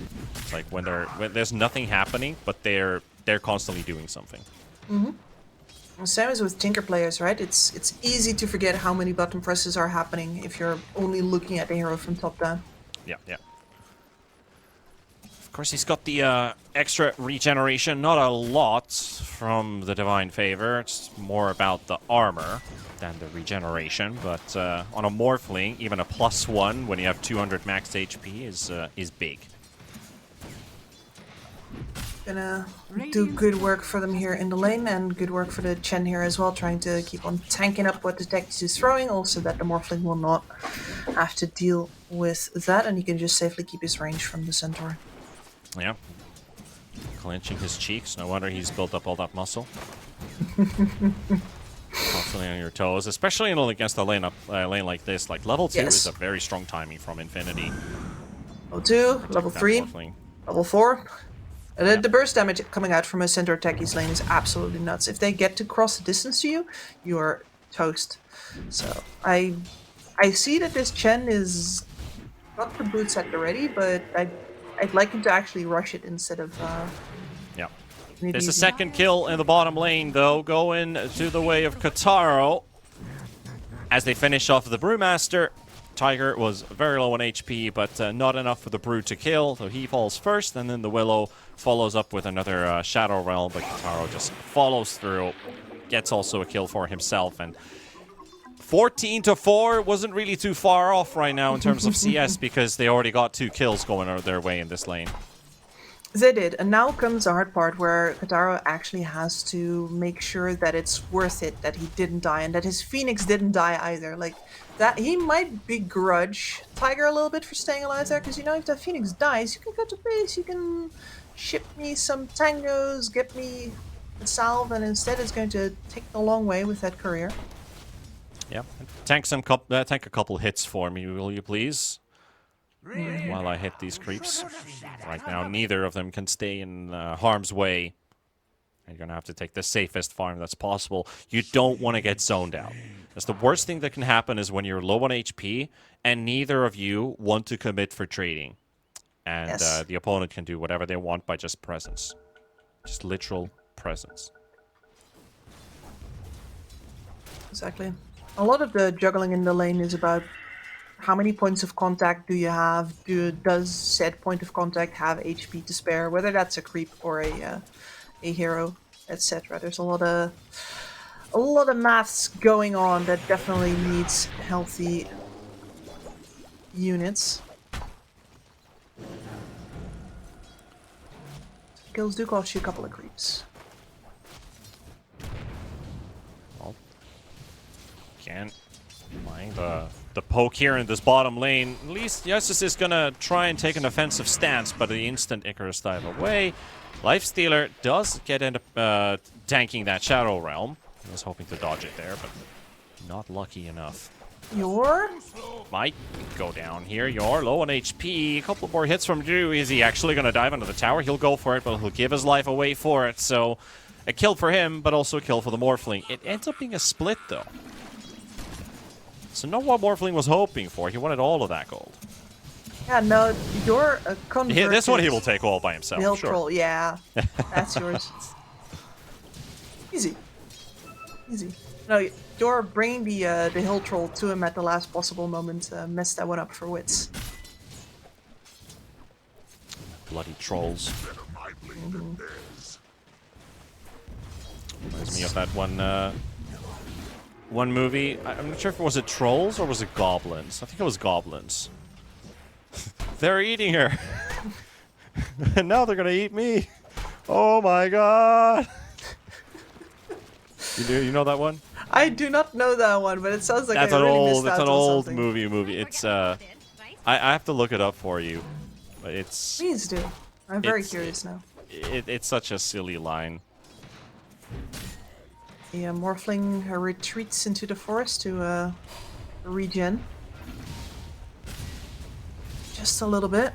And yeah, this lane is really all about juggling the HP on that Morphling. So the movie is Troll 2. Troll 2. Okay, Yes. okay. That sounds like a Kino piece of art. It is. It definitely is. All right, I'm just giving you the link so you can look at that later on. Please do. That'll be So it's a different type. Yeah, it's a different type of troll that we have in this game with the camps. But not to get too long with this tangent. Centaur is absolutely struggling. Oh, Chen got found. Catching up with CS. Yeah, they found the Chen in the jungle.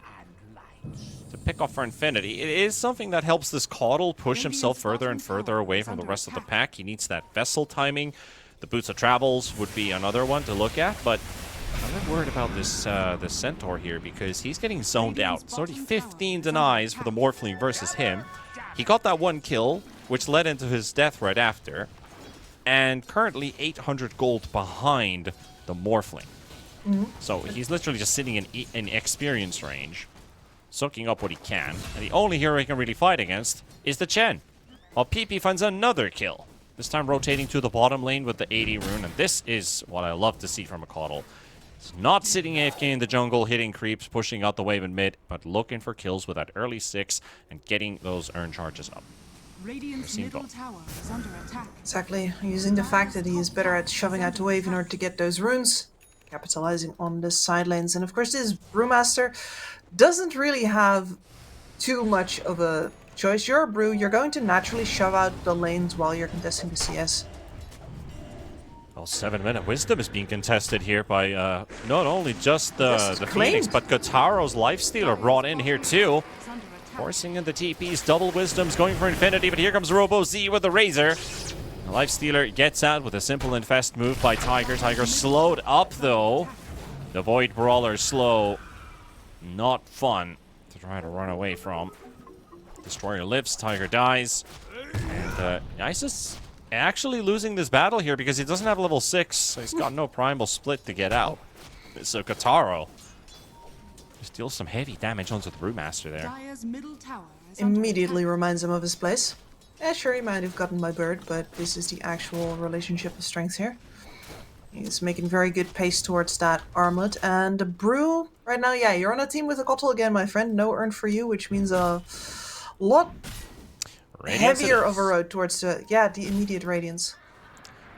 At least on the positive side, he's stacking Lotuses. He hasn't used a single one of them. So if he gets the 9-minute Lotus, he'll get a big improved heal for himself. Meanwhile, Infinity continuing to apply the pressure. This time heading over to the Centaur's lane to find themselves a Willow kill. PP hasn't quite left the area yet. I think they might have caught the Morphling with vision. Wits is going to realize that, well, they probably got some vision around here. So he's just going to teleport out. Or not. He actually cancelled it. That was to save himself from the Kotal blast, but when he saw it came the other way. Smart move. Yep. Now he does get to get all of the CS under tower, and his Chen gets to come back in as well. Needed some time for himself in the jungle there to get up the levels a bit, especially because that Wisdom Rune went the way of the Radiant. So, underleveled Chen, not where you want to be. Yeah, not in the happiest of places. But, you know, at least they have kept this Centaur in check. Or under check, at least. Kobold and a Purge Creep and a Chen keeping a level 6 Centaur at bay feels a bit weird. Meanwhile, a tier 2 is being dove under. Take the Willow. This Kotal has to be answered sometime soon. How?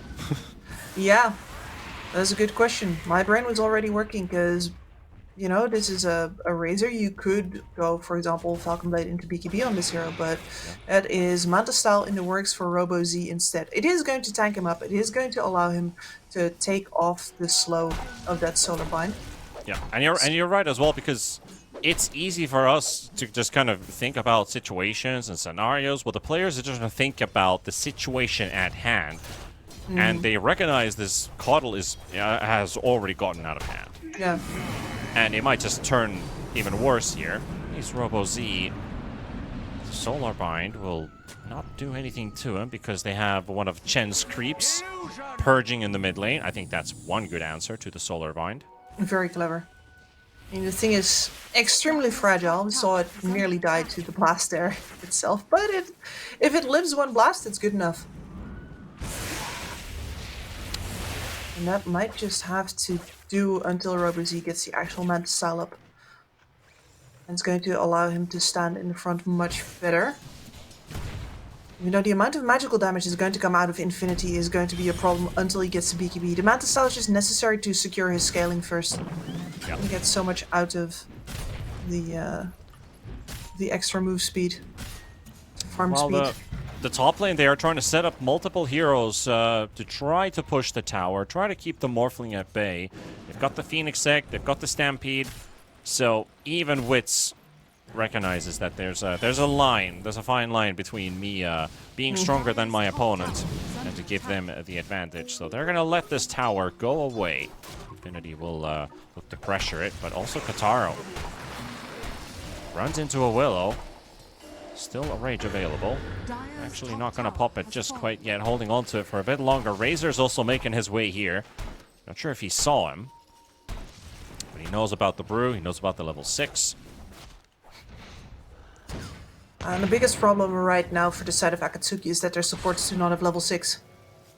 And level 6 is available on both of the enemy supports. Yep, you can start placing mines on techies now. Model has finished the Boots of Travel. Centaur is 200 gold away from the Blink Dagger, so that will enable Caudle to have a partner. Again, the amount of damage that is going to come out from those two seems almost insurmountable. You want very badly to have the Hand of God online right now. Yeah. Chen has already finished drums before he's level 6. That's how the situation's going right now. Yeah, it's always very sad. And even when you get that Hand of God was out, the last pick Chen as well. Yeah. No, but that contest on the Wisdom Rune cost them a lot. Taro really just making the most out of his winning matchup.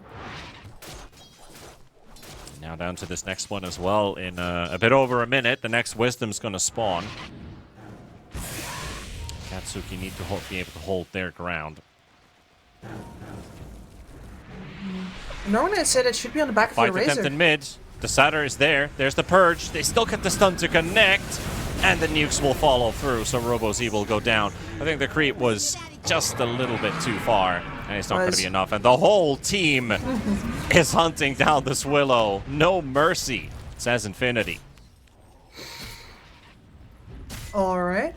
Well, at the very least, you now know that the on to the next one. The other lanes, Look at bottom. Okay, they're not actually going for this Brewmaster, but a bit of poke there by the Caudle, rotating instantly, forcing him away so he can't push while they're taking the tier 1 tower in mid. I just love how PP's game has been set up.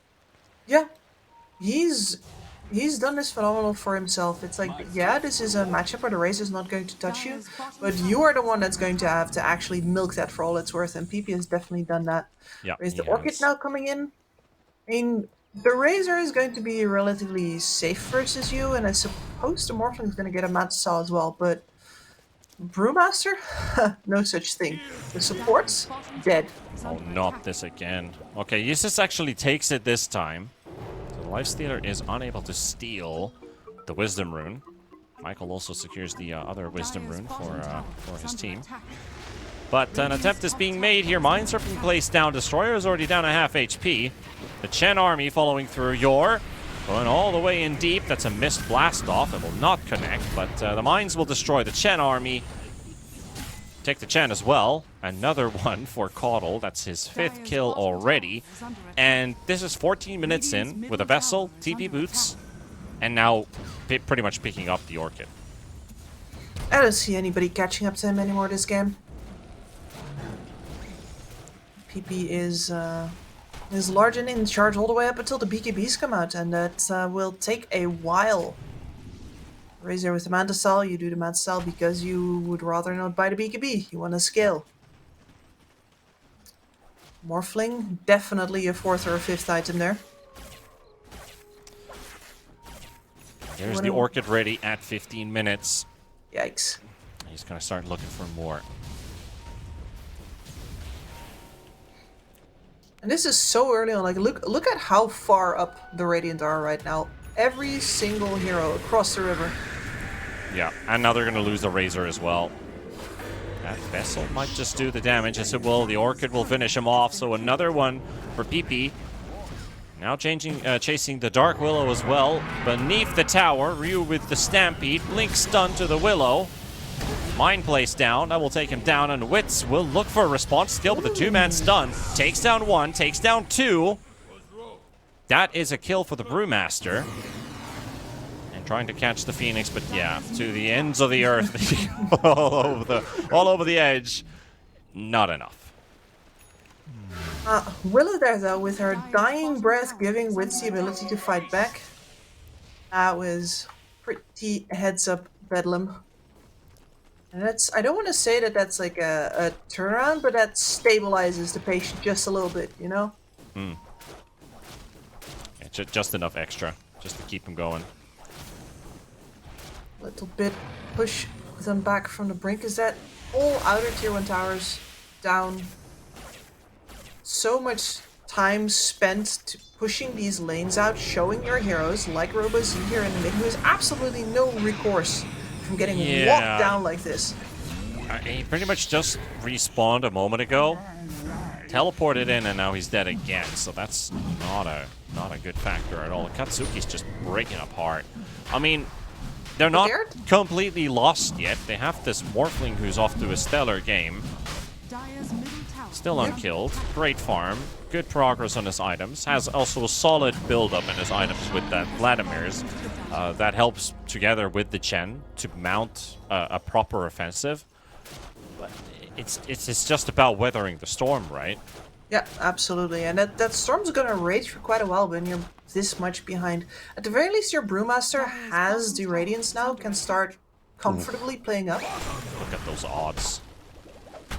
Yeah, that's going to be difficult for Akatsuki to mount, but you know, if you're a betting person, you might as well give you a try here at 1xBet. We've got the top tower is under attack. we have a nice discount code there on the stream banner. If you scroll down below a little bit, we have a 1xRLG LATAM. With that code, you get yourself a nice bonus. While Destroyer gets taken down by yet another kill for PP, but here might be the option. Well, not exactly. The Morphling can't quite get to PP, but yeah, we'll get a techies. Burnt down by the Brewmaster. It's something, and I'm really hoping to see this Brewmaster get leveraged right now. We need to see the Primal Split get used. We need to see Jesus walk down, well, anybody he can find.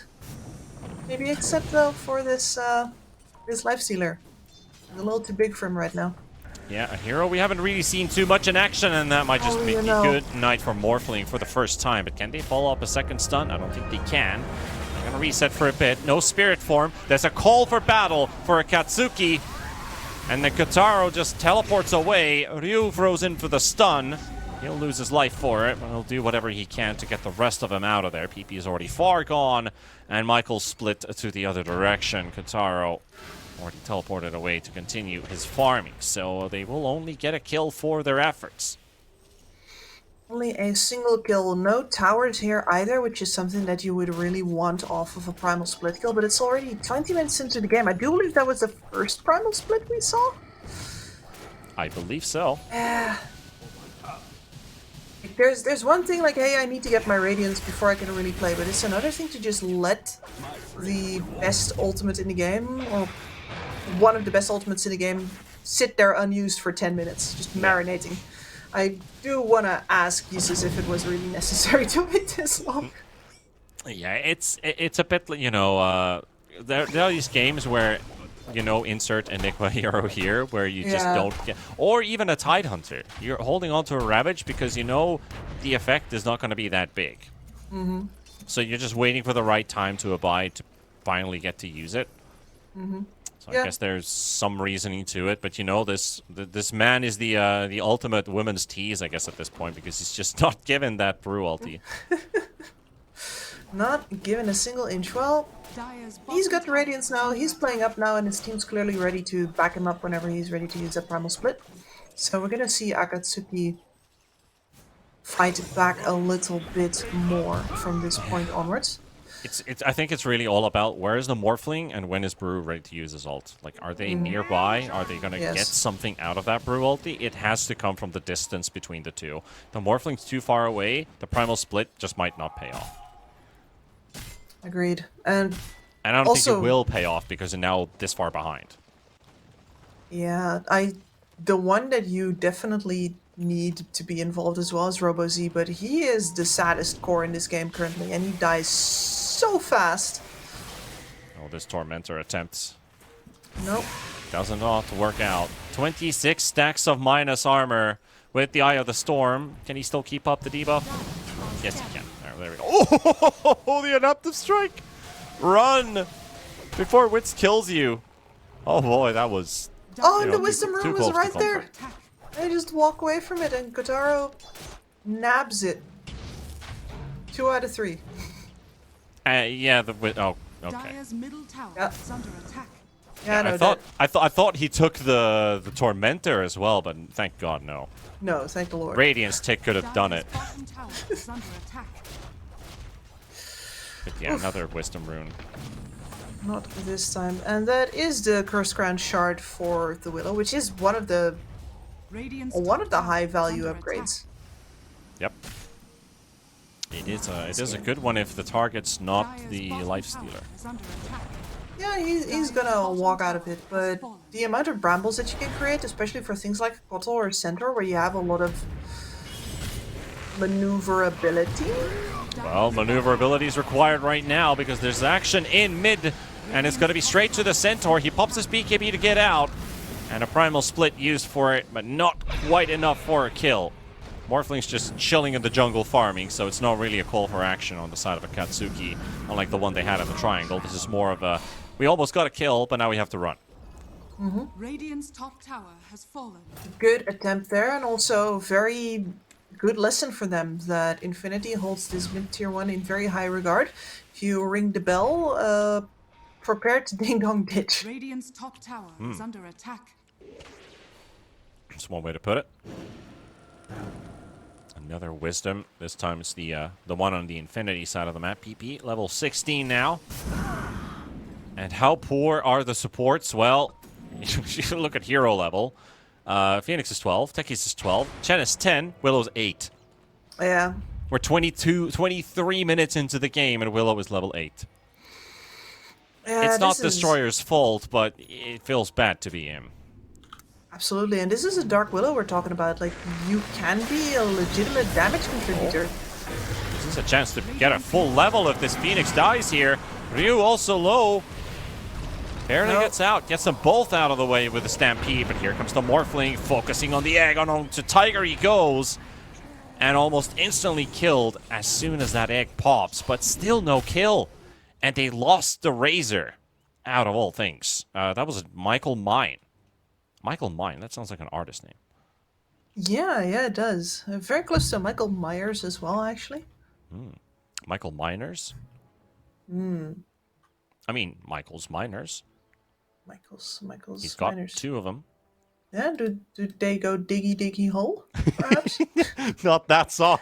Not that song. Oh my god, it's such a horrible song. It's awful, and it's still be in your head now. Yeah, I'm trying to, Well, yeah, I can't say it out loud on broadcast, so Don't be mean. I'll leave that. Don't be mean. How about the fact that Infinity actually... No! Get away with that close-up. Get away with that close-up. Oh, we don't need this. Yeah, there's another diggy hole here in this game, yeah. Yeah. I was just gonna talk about how Infinity actually did need to back themselves out of that fight. Witch showing up with the phylactery. That's a lot of damage, and it's a clear it's sign. It's such a small item, right? It's like a plus 2k item, and it just gives you so much. It has the Echo Saber slow. It gives you extra damage on top of the ability you just cast, and it's like you get to use it. You close in a gap. You're going to get more right clicks in as well. So it's just a fantastic item to have. And when you get to the Conda point, well, it doesn't feel as great because Phylactery already seems really good. Yeah, but it's very important to note here that Akatsuki up until this point had nada in terms of burst damage. Like you can Mm. talk about Dark Willow maybe if she has a good game, but we've been kind of clear about the fact that she doesn't. Mm-hmm. So this is a huge game changer. And you can see two heroes low on Infinity right now, and Morphling is the kind of hero who can simply pick whoever he wants. Infinity has to definitely think about how they want to maneuver after this pause is over, because just because they got an enemy hero down right now doesn't mean that they're safe to just run forward. Yeah, not with Stampede, not with their BKB still on cooldown. Most importantly, looking at Yep. the Centaur, who has been the key component for Infinity to actually go in. Lifestealer's been hitting creeps. You know, he's got almost the same amount of CS as the Morphling does. 263 last hits in 23 minutes. So, pretty crazy pace on both of these two players. I guess you can also compare and contrast in this game, like the synergy and the way that like the relay race goes with a centaur and a Kotl versus with a razor and a brewmaster, right? Because first you have the centaur traveling in the lane, but the Kotl comes out of the lane really powerful, reinforces the side lanes, buys a bunch of space, Mm-hmm. and then the centaur is empowered, takes over, and becomes the guy making the rest of the snowballing for the Kotl happen. Whereas for a razor and a brewmaster, they don't really interact with each other very much. There is nothing that one can do that the other is immediately going to benefit from. Like you can walk into each other's lanes, sure, and coordinate your ultimates together, but in the end, both of you need the same amount of gold in order to actually get active. Nobody's like, oh man, I get my levels now, so even though I had a bad lane, I can do this. Certainly, Yusuf didn't think so because he didn't risk it at all this game. Like you can try with the primal split, but how good of a game this Goddard was having, definitely just risk killing the both of them. So instead, we've just had one side where these heroes get to move together, make a kill happen, move apart again, and one side where both of these heroes, both of these cores, have just been sitting on an island farming up their own items because they don't add anything to each other's presence. As you can see on your screens right now, we've been paused for a while. We still have half of the pause time remaining for Infinity. So whatever the issue or the cause is right now for this techies, we can't stay on pause forever.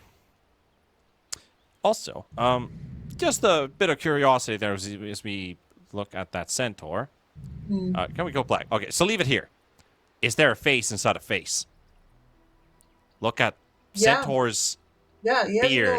Has a face. Face in his Has beard. a face and a face. But when you zoom in, it disappears. The magic is gone. Yeah. Oh wow. I wonder if they did that on purpose. Maybe it's just a long day of work and we're starting to see things. But that's literally a face and a face. Yeah. There's a Because little guy. I saw this really stupid like AI rendition of a picture of 3 girls having ice cream or whatever in a cityscape, and it's like if you squint, you see Keanu Reeves or Jesus or whatever you want to look at. But Potato. so yeah, it looked like Keanu Reeves. And I was like, what the hell? I was like, that's pretty cool. But then I looked at the background. I was like, yeah, this is AI made because the car has very weird wheels where they're like right next to each other's. I was like, yeah. So I wish that were true, like an actual picture where that happens, where everything is just perfectly placed. But it was AI made, so I was a bit disappointed. But this one you cannot make up. That is a face inside a face for the Centaur. Yeah. And I mean, those do very much exist made by human artists. It just takes a lot of skills to do it convincingly and to hit both of the pictures correctly. And it's one of the few things that, I mean, AI in general can do things that have been done before very fast. That's not the problem with it. Yeah. I remember, I'm trying to remember who told me this and if it's in the game or not. Either it's an OD set that's in the game or it's an OD set that somebody put a lot of efforts into, and then when they showed it to his mates, they were like, yeah, but there's totally some male genitalia on his back, and then he couldn't Lovely. unsee it anymore. It's lovely. That's a very grumpy crack. I love to see that. Turn it left a little bit, just so we can see that face. Yeah, look Oh, at that. yeah. This guy's like, why are you disturbing my sleep or something? Oh yeah, like you gotta get off his lawn. Yeah. Yeah, these guys are not happy. I've never actually looked at them in showcase view, and holy, they look grumpy. When you see their necks and everything. I mean, that's when, if my neck was positioned like that, yeah, I'd be pretty darn grumpy as well. I think that's what I'm gonna look at when I'm like 80 years old. Like that. I mean, at least you're not looking at right now. No. Call I him, think get I think you I look going. handsome right now. I hope at least. Yeah, I don't have a beard, but I don't have tattoos. You're saying that like I was about to compare you to somebody who's bearded and tattooed. Keanu Reeves. That's unfair to everybody involved. Yeah, just can't compare. No, like when you see The Matrix as a teenager, females. I mean, also as a male teenager, actually. Like. Yeah, kids these days are like, well, what is that? Unfortunately, but what is true? I think we're running out of pause time soon. Yeah, we would be. Which is always a shame. Yeah, gonna have to unpause. I should definitely not be on Akatsuki to decide if that's. Well, we're is getting it on pause or not? information, so I'm just waiting for the full confirmation from our admin until I say anything. But there's a little situation brewing, unfortunately, on Michael's end. Nothing to worry about. Nobody's in danger, and there's no emergency situation. But emergency in terms of there's a tournament going on, and we need to get our player back on. So the confirmed situation, Michael has lost electricity in his house. So I think me and Kips, we've cast up plenty of these games before where we're waiting for the player to get back into the game. And actually, I have a story to tell as we're going on to this one, but I just want to finish my point here. So Michael is out, no electricity. I don't know what the pause rule for this is. Yeah, so our 10 minutes of pause time is now up. So I'm pretty sure this is where either Akatsuki can make a gentleman's gesture and pass over their pause time, or they can just unpause the game right away. But talking about players losing their internet connections and running to internet cafes, we had this one game. I'm not sure, was it with you? I think it was with you. It was with me. Was it Trident Clan? Or something like that. In the East European TI closed qualifiers, we had Einkrad was playing in that team. Yes. And we had Lodine, who microed his mid player's Pango throughout the game 4v5 and led it into a victory. But that disconnect happened early on in the laning stage, so they were like, we have no mid. The enemy mid is free farm. And they won that game, nevertheless. That was insane with Lowdown carrying the hell out of that game. And here, like, the unpause is, like, as far as my opinion is concerned, it's like, you should not feel forced as a team to use your pause time for... Nope, not at all. It's a tournament. You think about the best of your team, you're going to do exactly that. But it looks like Tiger has taken the duties of microing Michael a bit because he's moving around with both of the supports. He had himself parked in the fountain and moving around with the techies. But the situation is that as it is, Infinity, despite having this big of a lead, it's a 4 versus 5, and you know, anything can happen in an online world. So they're gonna have to go with it and hope that their timing now is strong enough, because if they're unable to micro, this is going to pose some issues, because Morphling's timing is about to come up. Is at hand, indeed. They still have a game 2 to play, so he might just make it in time in the local internet cafe and join in for game number 2. Who knows, if this game stretches far enough, he might even be able to get back into this one. It's entirely possible, depending on the infrastructure of your country. There's a lot more cafes in SCA and in South America than there would be here in Europe, for example. Yeah. Even the ones in Finland, pretty much all, you know, bankrupt. Yeah. We had 3. I think now we have like 1 or 2. 1 or 2. Yeah, I mean, in the whole country. It's a shame, but on the other hand, you can't force the culture. Either it exists or it does not. Kataro, he pops 4 smokes here in the top lane, but RoboZ still got the link connected. He will lose 46 of his damage, and Brewmaster on the chase. Eyes on PP. Yeah, Michael will not be here, so it's going to be 4 versus 5 for the time being. The Primal Split already used. Lifestealer will see it being used, and Akatsuki, well, this smoke fails. They don't have another smoke with them, so they're just backing out. I guess you could say, you know, they're sweating a brow a bit here.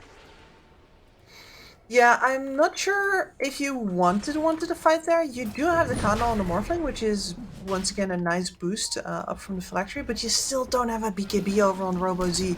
You can see how nervous they are about getting caught out in the pit. Yeah, a Lifestealer just charging in the front, but they'll recognize that's probably an illusion. And another one spotted.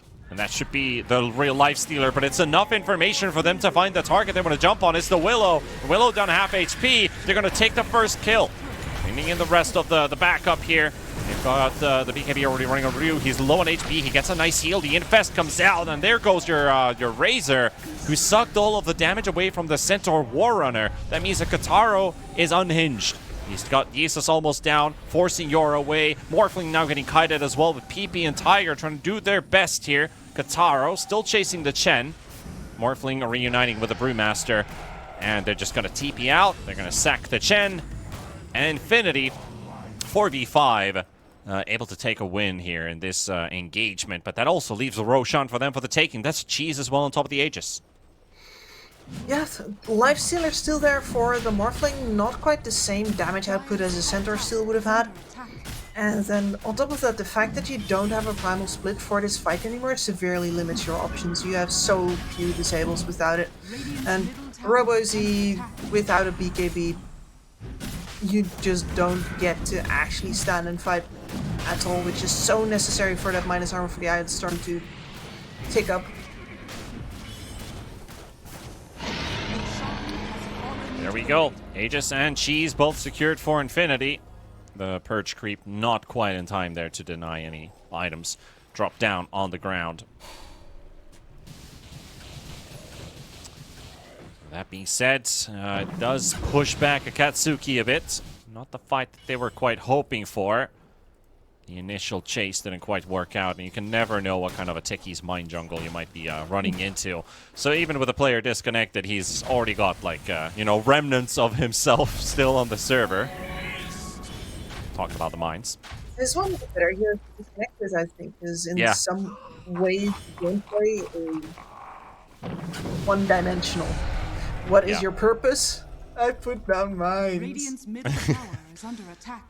Yeah, you can keep popping it off cooldown and just, you know, protect areas that would require a player to be there. So now they don't need to do that. So I think Infinity, despite losing a player, are still in a pretty healthy position. Tiger scouting out in front. There are some Akatsuki heroes in the mid lane. RoboZ moving in deeper into the jungle. Would like to get some use out of this Aegis. RoboZ this close to the BKB. There we go. Okay, I can breathe. I can breathe. I would have felt so bad for him. Yeah, I think he can also breathe now. But at the same time, can they in the river? That's the Chen being caught. You, the one in the front with the BKB, will take down one. He neglects all of the stuns thrown his way. Protecting their area. Chen army walking in for some mines. PP will clear out the rest.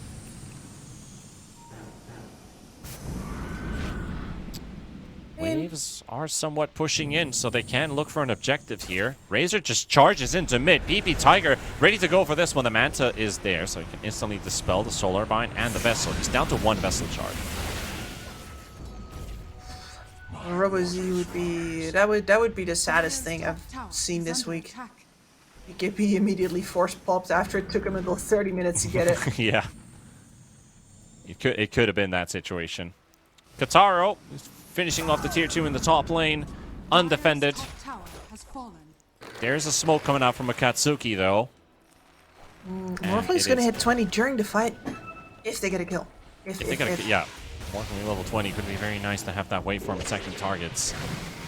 And straight to Tiger they go, and the egg pops out. Beautiful stun on the backline. RoboZcon never got to use that BKB. I don't think that's even worse. Kips Morphling also popped inside that egg stun, and now kind of surrounded by targets all over the place. Pops the rage quickly to keep himself on the move, but Kataro is not done yet. He just wants to tear this Morphling into shreds.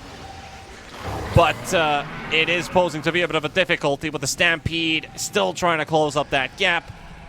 Rage on rage.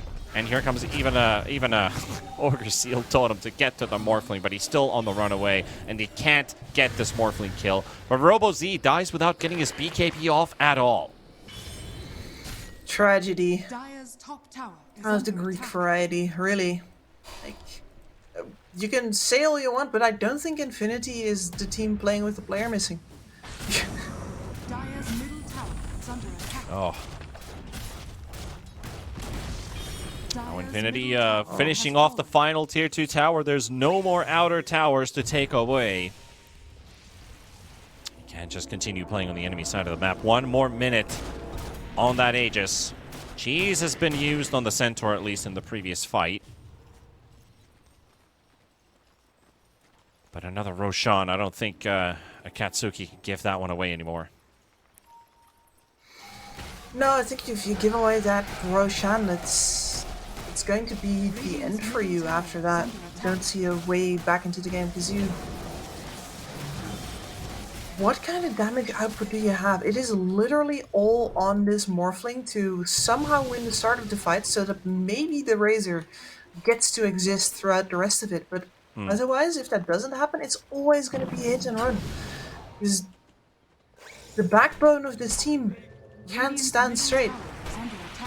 This Razor is not in a position to do that. Infest Bomb, can they get to the Morphling? Yes, they can, and that's a Wits deleted. Was not ready at all for this one, and Yais is also being chased. Kataro got the silence on top of the brew, but they don't have the movement slows on him until now.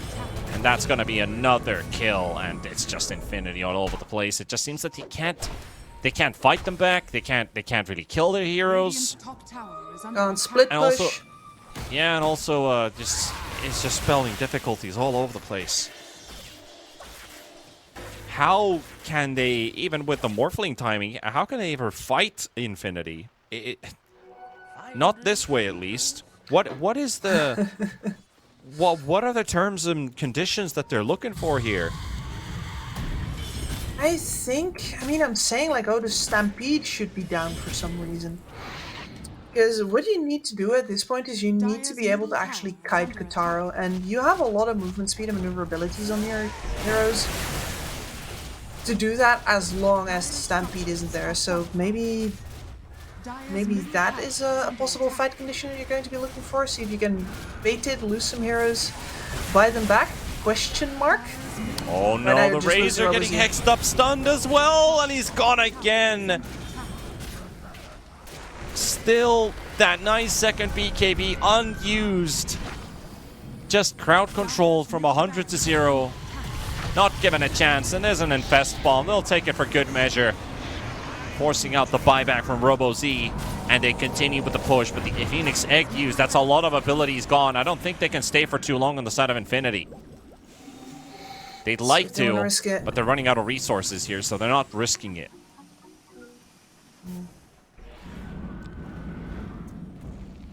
Suddenly, another 10,000 gold swing.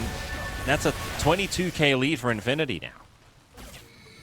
Yep, and I am regretting saying that the Kodo would never be overtaken, because clearly at some point Kataro would just reach critical mass. He's gonna turn into a black hole on this smoke immediately. Is he trying to go for a catch here, but again gonna get stunned, and this time no. Just no. Infinity, they slam the door shut again.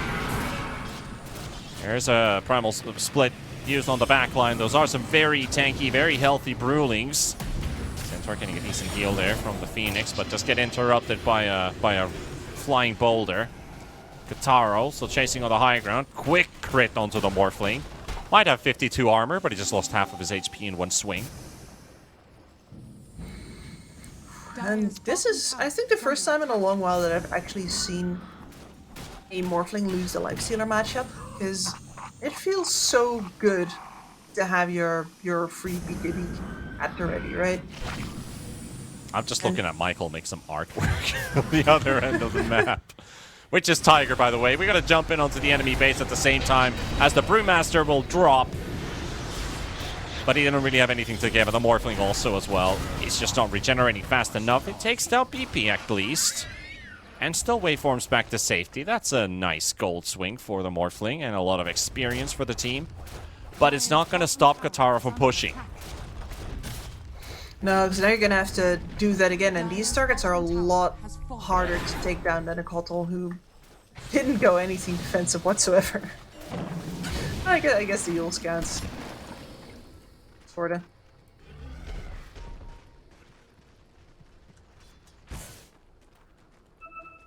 I'm just hoping I get to see RoboZ pop his BKB once. Yeah, for once, you know, all that weight. Lifts it off. It's not gonna do anything for him though.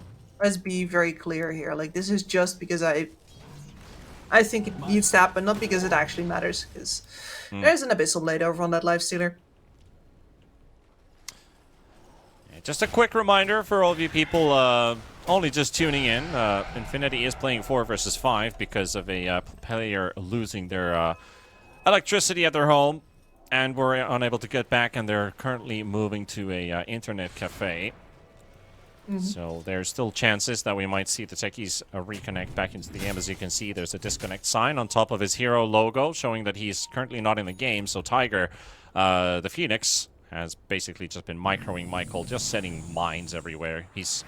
He recognizes the Phoenix needs to be around in these team fights, so he's not gonna feed the techies. I think any kill you give to your opponent at this stage can be very detrimental, so they're just not risking throwing in the techies into the enemy hands. Exactly. He's just here to, well, play his own game basically, which is kind of what a techies does anyway, isn't it? And there's that constant threat of when does the techies show up, because they don't know where he is. Ryu, Infest Bomb. Chen in a position they could find him, and they go straight for him, and he's just gone. Incredible. He did not know what hit him. Well, the Morphling getting to work. RoboZ got a 0 damage static link there. Instantly broke. They're trying to work their way around the Centaur. Just taking them some time. Morphling jumps in, tries to clean them out. The BKB popped as well from Wits, and Wits is going to get stunned up by Kataro. Kataro might be able to take him down. Ryu finally falling, but they've got the link on the Lifestealer, and that's just what they need. Here comes the techies. It is used by Tiger to get a bit of a stun in the mix, but Michael, he doesn't have the durability versus RoboZ. Disarm comes out at least from the reactive taser, preventing him from hitting. But, you know, they did lose that Phoenix quite early on in the fight, so might as well just bring in the extra numbers whenever you can. X up onto the Willow. Pushing Destroyer onto the low ground, uses his Yules. And Kataro for the quick slice and dice, the quick crit to the face. Quick destruction. That was a really good fight from Akatsuki though, and you can see it there. If you don't actually get to jump on RoboZ, he stays out of the way for most of the fight, and then use that Stampede to regroup yourself without him actually having used anything, then he can contribute. And this Morphling can work around the fact that if he has both Rage as well as a BKB, you have fairly limited lockdown to deal with him.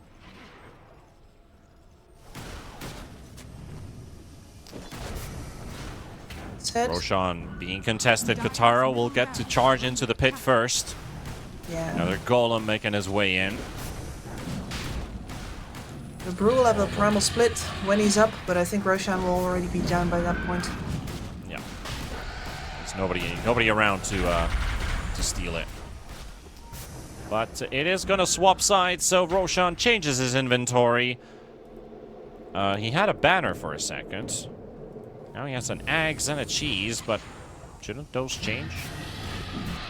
Mm, He did have a banner for a second in his inventory, but now it shows an eggs and a cheese, and it's an eggs and a cheese that are going to drop. So something happened with Roche. I don't think I've ever seen that happen before, but no.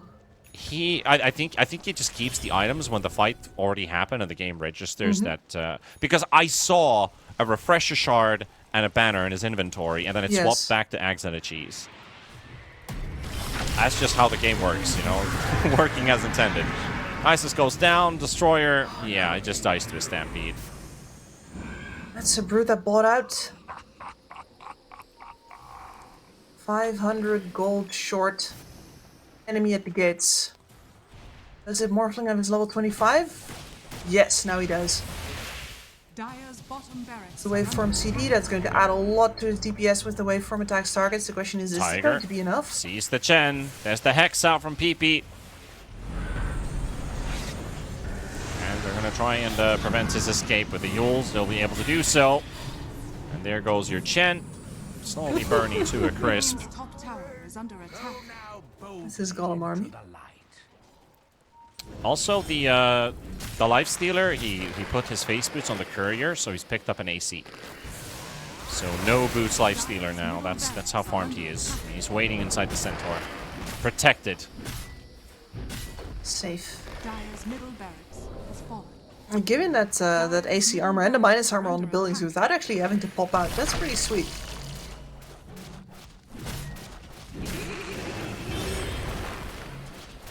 Midrax goes down easily.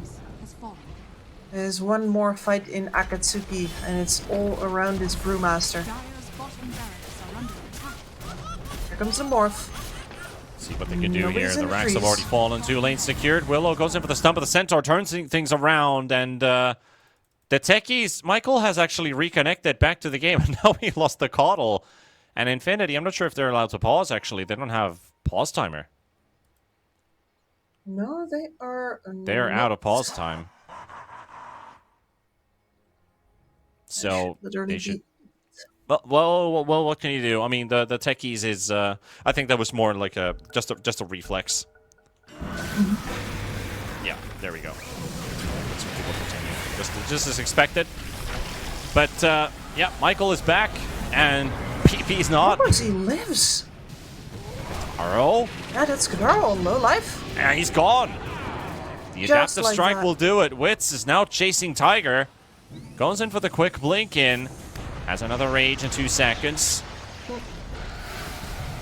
Quite get to closing the gap with the waveform and adaptive strike. He's just waiting for the Phoenix, really. Waiting for him to do something here. The Orb is up there, and that right-click damage from the waveform is just too much to deal with. Tiger down. 2 heroes gone from Infinity. Still the Aegis on the Centaur. This game will continue rolling. Pretty insane. I mean, the decision to put the Aegis on the Centaur there really blowing up in Infinity's face as, yeah, maybe your Lifestealer doesn't have the inventory space, but he is also extremely vulnerable without it boost. Yeah.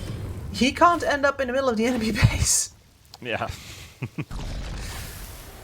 And it's like, it's understandable, right? Because the Morphling is going for your backlines and you know that you can't face him face to face. You need to get some of the other heroes, clear them out first. But Robo-Z doesn't die in that engagement either. And that's one of the opening kills that you've been relying on. Leaves you up the proverbial creek without a paddle. Some serious art has been made though in the meantime, I gotta say. Yeah.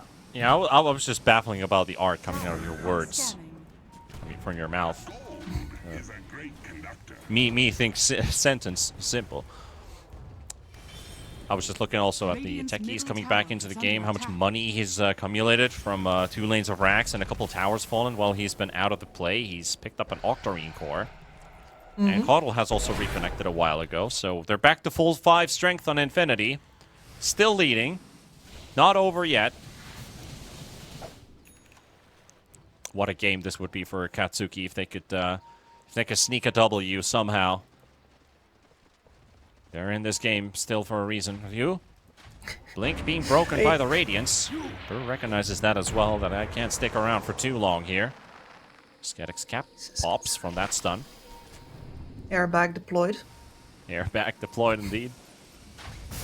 You know what the wildest thing is? It's that in spite of having been disconnected and mostly over on the side laying down mines, Michael is still 2 levels up on both Destroyer and Yor. Oh my god. Yeah, he actually is. Yeah, he's level Yes, 18 versus the 16 supports, true. Man, that is wild. In case anybody wonders why Akatsuki couldn't win a 5 versus 4 game, they were having a tough time of it. Yeah, some people sometimes have a tough break, you know. Not always that easy. Tiger goes down, and there's the big infest bomb straight on top of the Chen. Chen goes down, and in the middle of the primal split and everything, a bit of a slideshow right now, but we can see what's going on. Is Wit still holding his ground? No Robo Z still. I can't believe they never got BKB off again. Morphling silenced up for the time being. Pip gets his mats off, has a Hex available, but doesn't look like he has the life to use it, and the Morphling is gone for 100 seconds. Since he bought out that Hex, that means no buyback for the Morphling, and PP recognizing the situation, instant teleport towards mid and go for the push and maybe even catch the Brewmaster off guard here. Another teleport coming in from Tiger as well, and they're bringing in the numbers with the recall. Kataro going straight for the Brew, and can they get this kill? Doesn't look like a Kataro. Straight attention towards the tier 4 towers. That forces out RoboZ's buyback and yours. Quick infest as well inside that creep. Running around. Catches Yisusu with a Hex from PP, and Lifestealer shows himself. Trying to catch him. RoboZ with the link. On to Kataro. Kataro is losing damage by the second rapidly to RoboZ. 118 gone. He does pack a punch, but that's a almost 5,000 HP Centaur. Not the target that they want to hit. Tiger so being bullied by the Brewmaster here. He's also being pushed away. Michael wanting a bit of vengeance here, but a beautiful infest bomb once again. And I think that one seals the deal because there's no Morphling back for 30 seconds, and as the rest of his team, they have forfeit their lives. A primal split to try and slow things down, but look at how quickly the Brewlings are also dropping. And there's your tier 4 towers going down. Infinity, they were down a man. They got their original back. They lost another, but they're still going to take this W. Convincingly. And now at the release, they're going to have Michael safe and sound at the LAN Cafe. Unless we have another disaster happening, he should be secured for the rest of the series. Well, the most important thing is he is back, but Akatsuki, unfortunately, not able to quite find a chink in the armor, even if that was a missing player, because this was not a successful game at any meter. I feel like Morphling was the one that was keeping the whole package together, but everybody else just had such a difficult game and lacked the impact. Not at least the type of impact Infinity was showing on the board with all of their heroes. Even with the disconnected techies, they still got a lot out of Michael. Yeah, exactly. And I think for Akatsuki, they took a couple of very heavy hits on in the early game that they just never were able to recover from. Losing that first Wisdom rune absolutely destroyed their support's chance of a game. And then if you go further than that and you look at the time window where the Brewmaster is farming that Radiance, that means that Razor, this is a phenomenal Razor player here. RoboZ made his name with this hero. His performance, one of the worst Razor performances I've seen ever, I think, but he's just left on an island. Razor cannot make plays solo.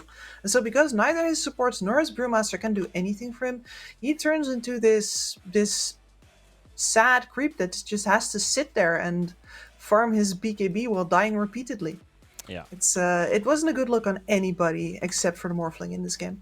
Yeah, definitely not the best Akatsuki that we've seen in the past, no matter what the roster, but especially with a Razor being an answer to the Lifestealer. One has 210, the other is 18-1. I think that tells the whole story out of this one, but it's not over of the series. We still have a second game to play between the two. Can Infinity, with everybody else playing in their comforts of their home and one at the internet cafe, still pull off a 2-0? We'll find out after the break. 1xBet and EVA Alfie present betting on all esports events on the website and in the 1xBet app. 1xBet. Play with EVA.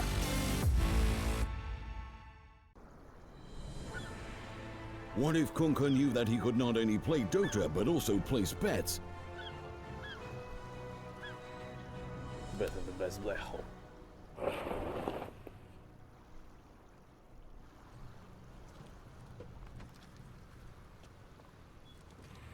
OneXBet Bookmaker Company.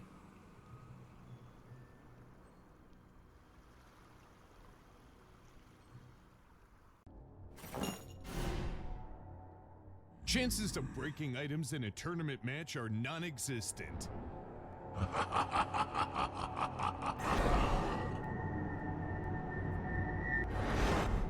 Chances of winning at 1xBet are always real.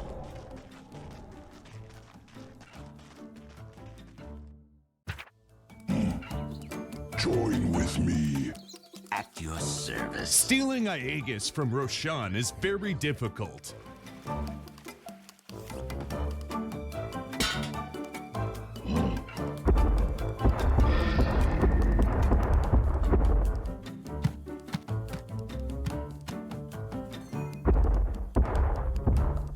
Winning at 1xBet is super easy.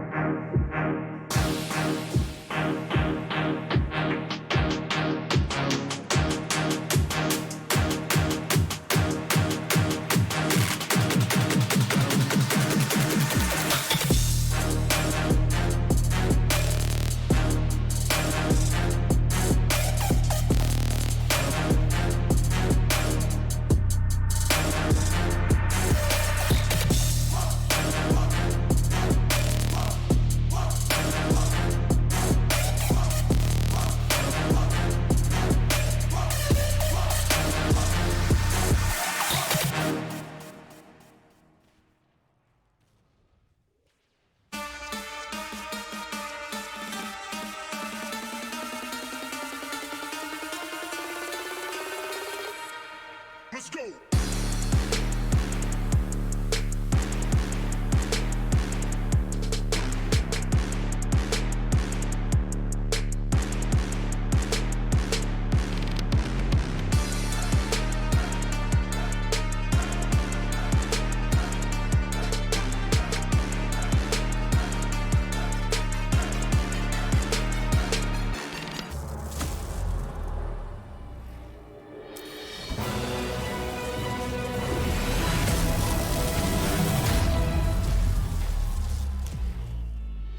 Use your skills in the gaming. 1xBet.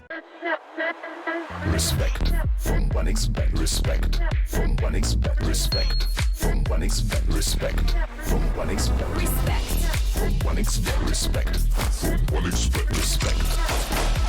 Respect from 1xBet. Respect from 1xBet. Respect from 1xBet. Respect.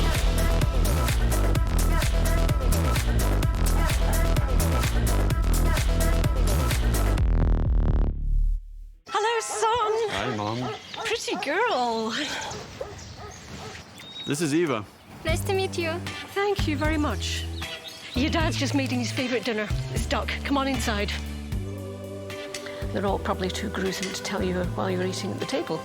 How's your food? Is everything okay? Good, good.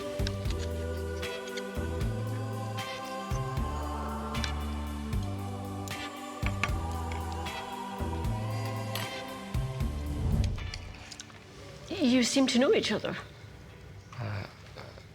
Yeah.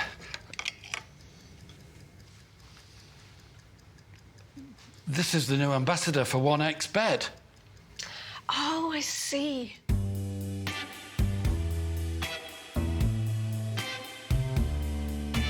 Everyone felt good when Eva Elfie became the new ambassador of 1xBet.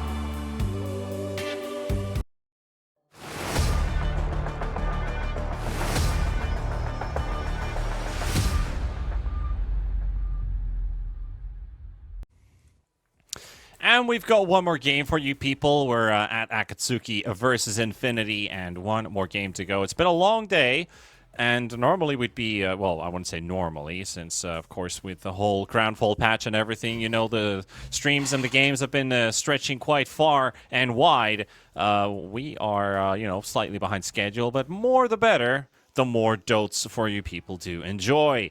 It is Infinity taking the lead in the series, and important points going their way with that win, because it is pretty much the fight for, I'm not going to say it's safe to say, but I think it's quite safe to say that Kali and Beast Coast are going to be fighting for the top of the group. So both of these two and South Team battling for that third spot towards the playoffs, and every win counts. Infinity can breathe a bit easier, but Akatsuki, you know, the heavy breathing is intensifying now, Kips.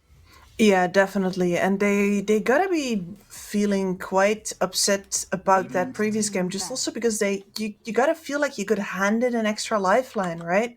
You know, Yeah. the Lord intervened and gave you a disconnect on the enemy team. Sure, it was the techies, and most of his contributions is in the mines anyway, which is something that his teammates can just place for him. But you know, you're not going to get any better luck handed out to you. And in spite of that, they were just not able to make it happen at all, even though they had a couple of morphling moments. 10 seconds remaining. Yeah, they had their moments and they had their opportunities, but it can't just be on the Morphling here. Like we kind of brought it out. The Robo Z, I think that was one of the hardest games I've seen him play for a while because he was trying to get to that BKB. When he finally got to it, he never got to use it because he's still getting stun locked and killed. It's kind of like, well, what item is going to help you save yourself, and also what item is going to benefit you in the team fights? It's like I need like 3 items at this point of the game to have an impact. You need like a Lincoln's. You might think about like, is my teammate building a Lotus Orb to save me here? Do I need an Aeon Disc just to survive the stuns, and that's not going to give me any damage? You have like, I need a lot of items to make this work, but even with that one that he picks up, it's just not going to be enough. So I hope we're going to get to see Robo Z at his, you know, I wouldn't say at his best. Maybe if we do get to see him at his best, that would literally be a big carrying force for Akatsuki, because they need him so much to get on board and bring everybody together, because it looked very, I want to say, disconnected all over the place. They were just too far behind. I mean, it is very hard to connect if your puzzle pieces just some of them a little too small, some of them a little ill-fitting. And we do go with the Brewmaster immediately again. This time coming out from Infinity.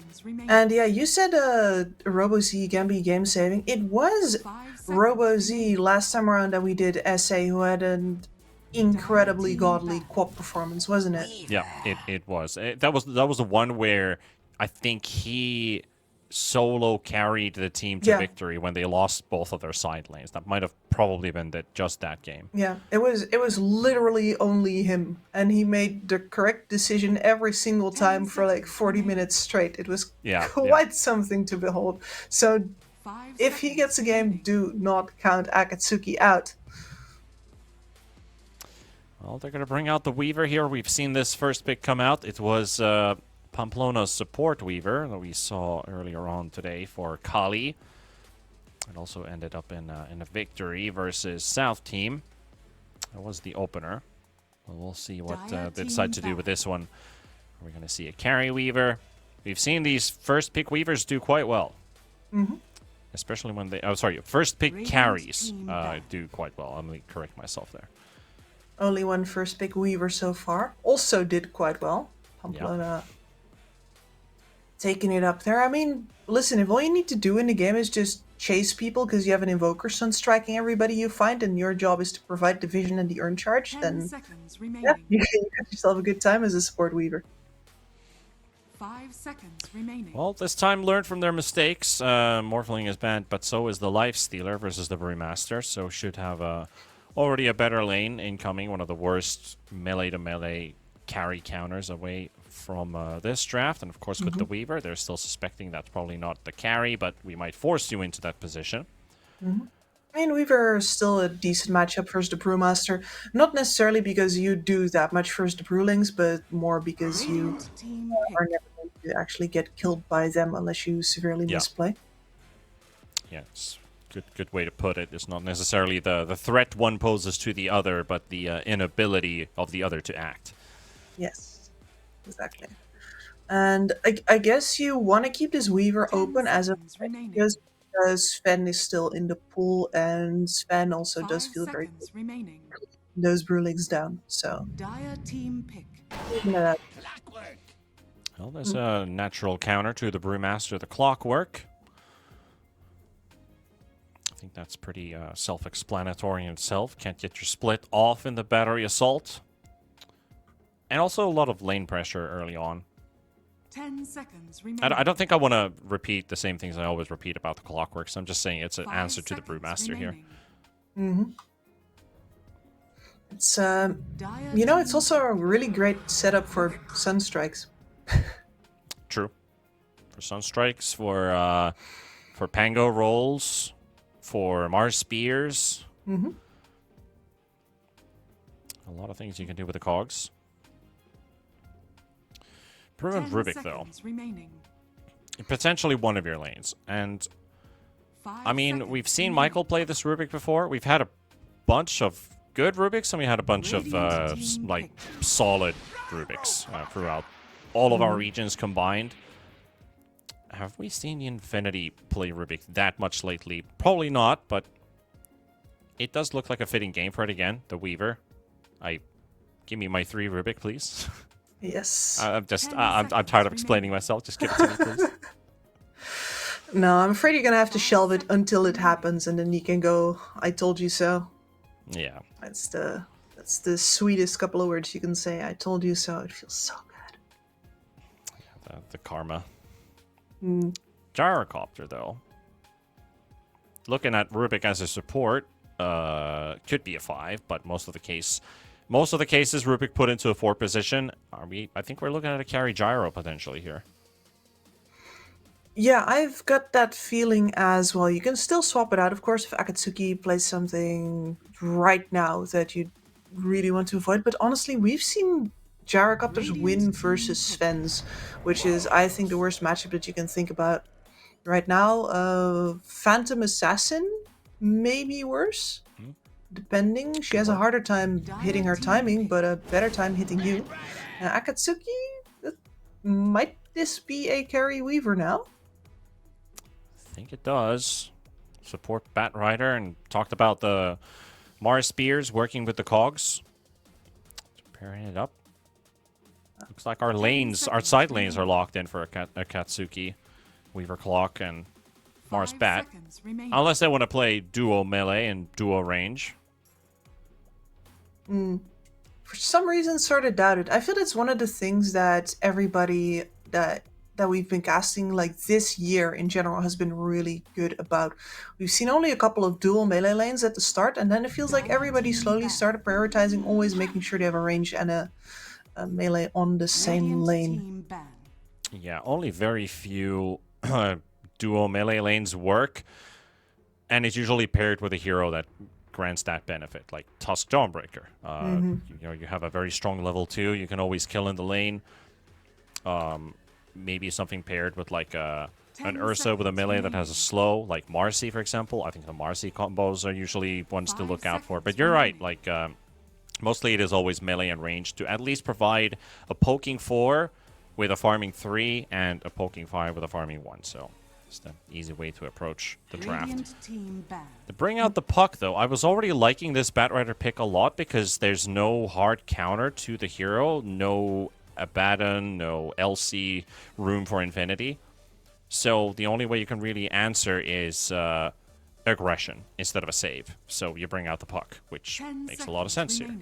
Yeah, especially with the AoE silence up versus the Weaver, you need something in order to, at the very least, force him into some defensive items. One of the ways that you can win versus a Weaver is to make sure that he needs to buy several items before he actually gets involved, which keeps the hero without much of a farming mechanism and with a lot of early pressure out of those early fights and into a position where he needs to buy his whole shopping list out first before he actually gets to the damage items, which is always a plus. So Puck definitely one of the heroes involved in that, but it might be a little late to force the Weaver into the whole BKB plus link-ins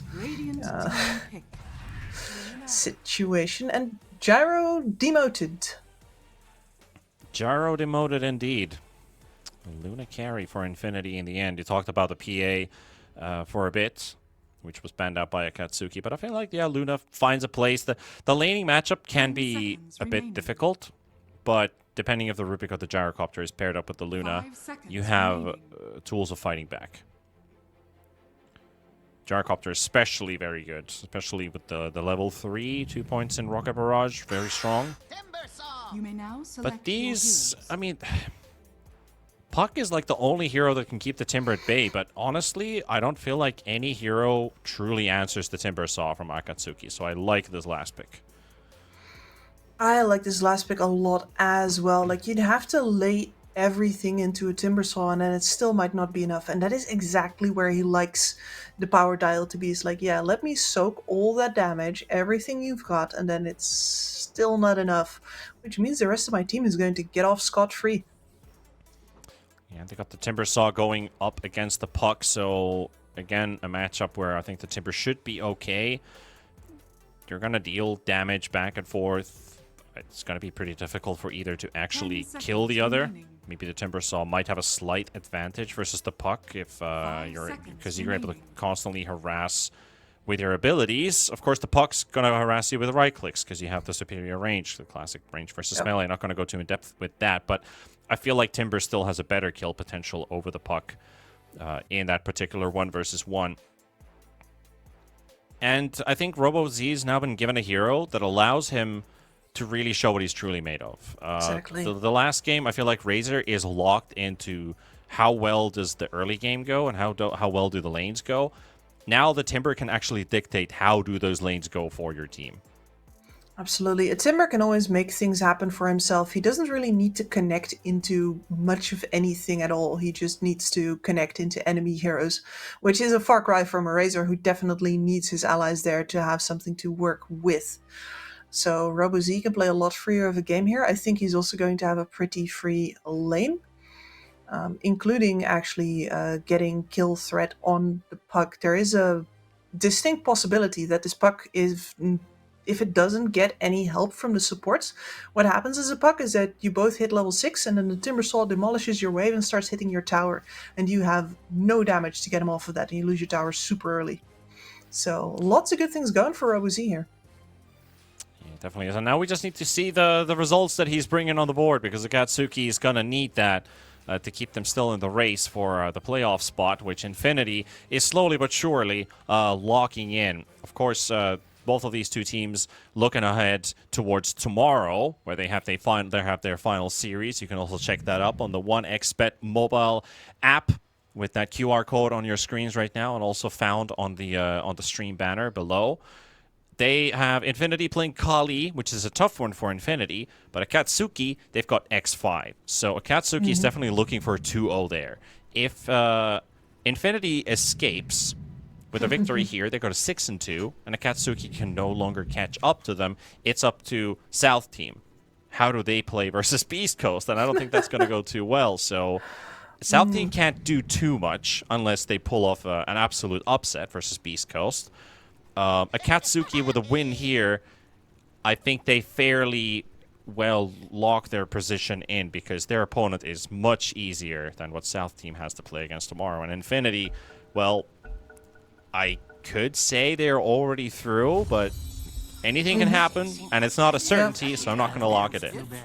Exactly, and you forgot one thing, and they'll forgive me for saying this, but it's not just about whether or not you can beat Beast Coast. It's also whether or not Beast Coast just decides to lose to you.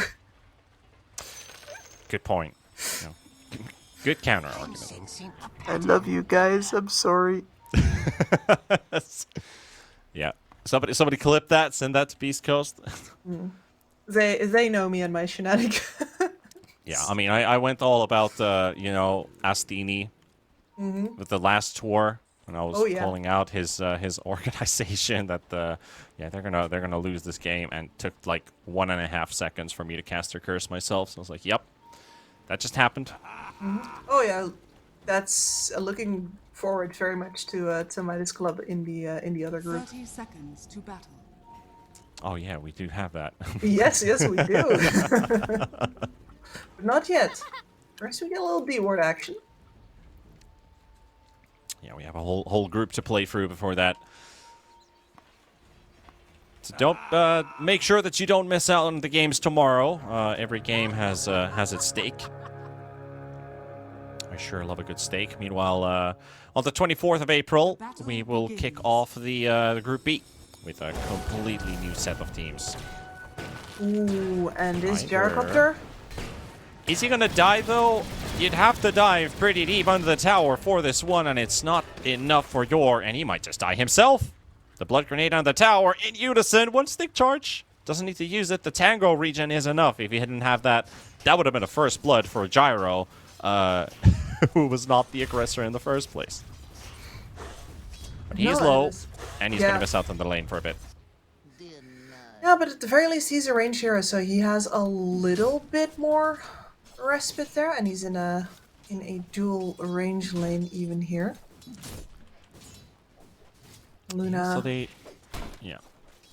Well, Gyro does go up against the Mars and the Batrider at least here, so. Exactly.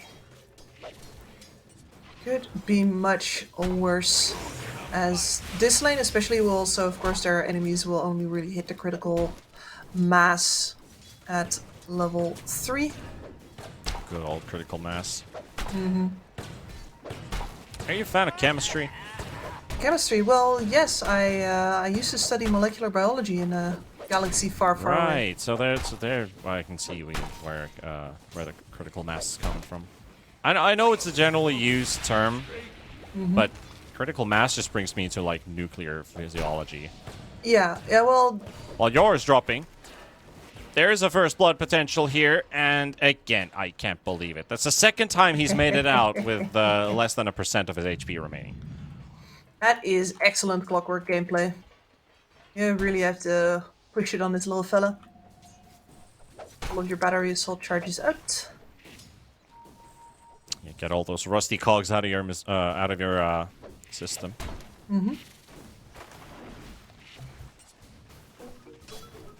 And there's a bit of anti-synergy possible between a Clockwork and a Weaver, where, you know, if you cog too early or too late, you either get your Weaver in a situation where you can't get the Suguchi damage in, or alternatively, where the Weaver is trapped in your cogs, which is one of the deadliest places for a Weaver to be. Yeah. Meanwhile, Kotaro potentially dropping on the Luna, trying to make a run for it away from Destroyer and Ysis, but actually is successful in getting a bit of a gap. Batrider runs out of the Firefly duration and can't just go straight on top of the Luna there. 325 base. She is stupid fast. Yeah, has a straight up magic wand on Luna, pre-boots. Picks up a Quelling Blade and a Wraith Band. Still no boots. It's probably because I detest the idea of magic wand above brown boots. I think that's like hard locked into me ever since like how many years ago it was when people have been saying never finish wand unless you're playing against PA or Zeus or Bristleback. Your main reasons. Yeah. Boots, like the movement speed that you get is usually always more HP.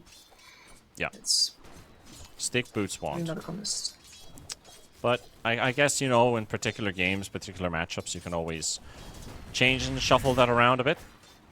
It is some good stats for your, you know, boots don't give you stats. Technically. Technically. At least in the fashion we talk about stats in general. Yeah, true. For a given definition of stats, you are correct. And that's all that matters. Thank you. I'm just casting a little eye on this mid matchup here, but there's really nothing happening. Puck and the Timber going quite literally blow for blow. Timber does have his opportunities. Very a solid attempt on the phase shift, but it still connects from the Timber Saw. It's an instant cast ability, so trying to dodge that. Good luck.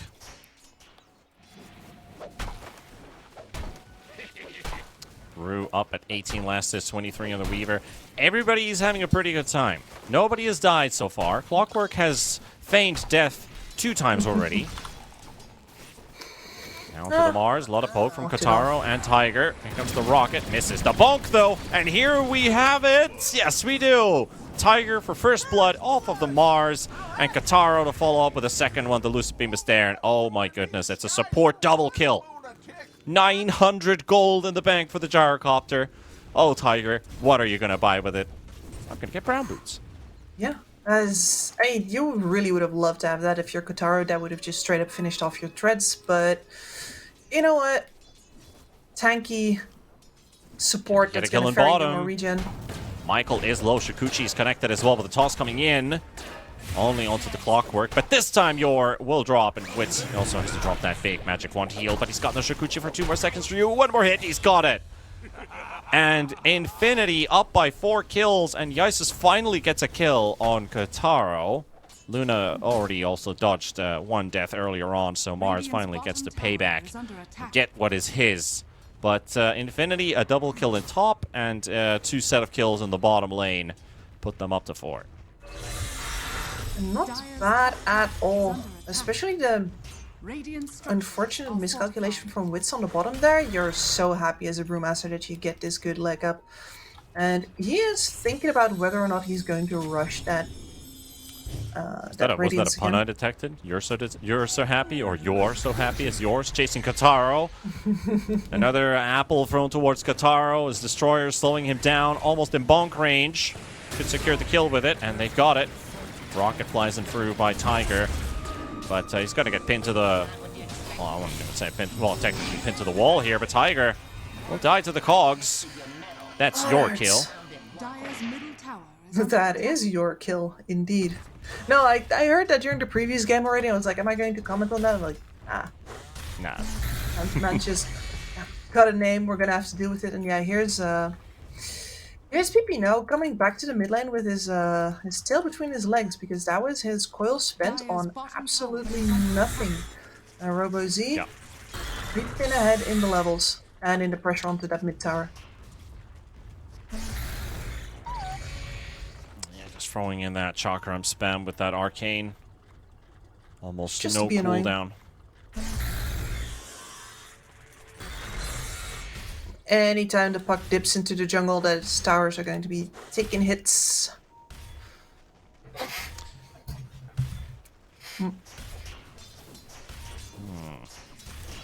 Looking towards the bottom side here. Yeah, Weaver with 12 denies. But everybody is like neck and neck in terms of net worth. Even if we have a couple kills going here and there, nobody's really ahead of the other. Even the supports. I mean, Gyrocopter got the first blood and a continuation kill right after that. He's barely got any more net worth than the Batrider does. Meanwhile, the Clockwork actually takes a huge nuke there, survives the Fate Bolt and the burst from Ryu. Again. First time coiled, used in mid. Maybe the Timber Saw drops this time. Yes, he does. Tiger bringing in the magical damage. Reactive armor does you no good. Very nicely done. Chase for another kill, but I'll rather stay in lane than chase a Clockwork. Important kill there as well. DD. Destroyer coming in for it. Steals, denies it even. Good enough. Good enough. Yeah, PP, it's always nice. I mean, you have like somebody protecting the rune like that and just push him away. I actually think that PP showed his hand a little bit there. I don't think you tip like that unless you're genuinely annoyed. Maybe I'm seeing things. These, feel-good tips. Maybe you're trying to get into the opponent's head by giving them a compliment. Tiger's Courier dies with a lot of stuff on it. That was that a ready vessel on his Courier? It looked like it. That did? No, not a full I might vessel, have looked surely. at it wrong because he barely has the net worth to buy it, so I think that was just an urn. I think it was an urn and the recipe for his mana boots as well.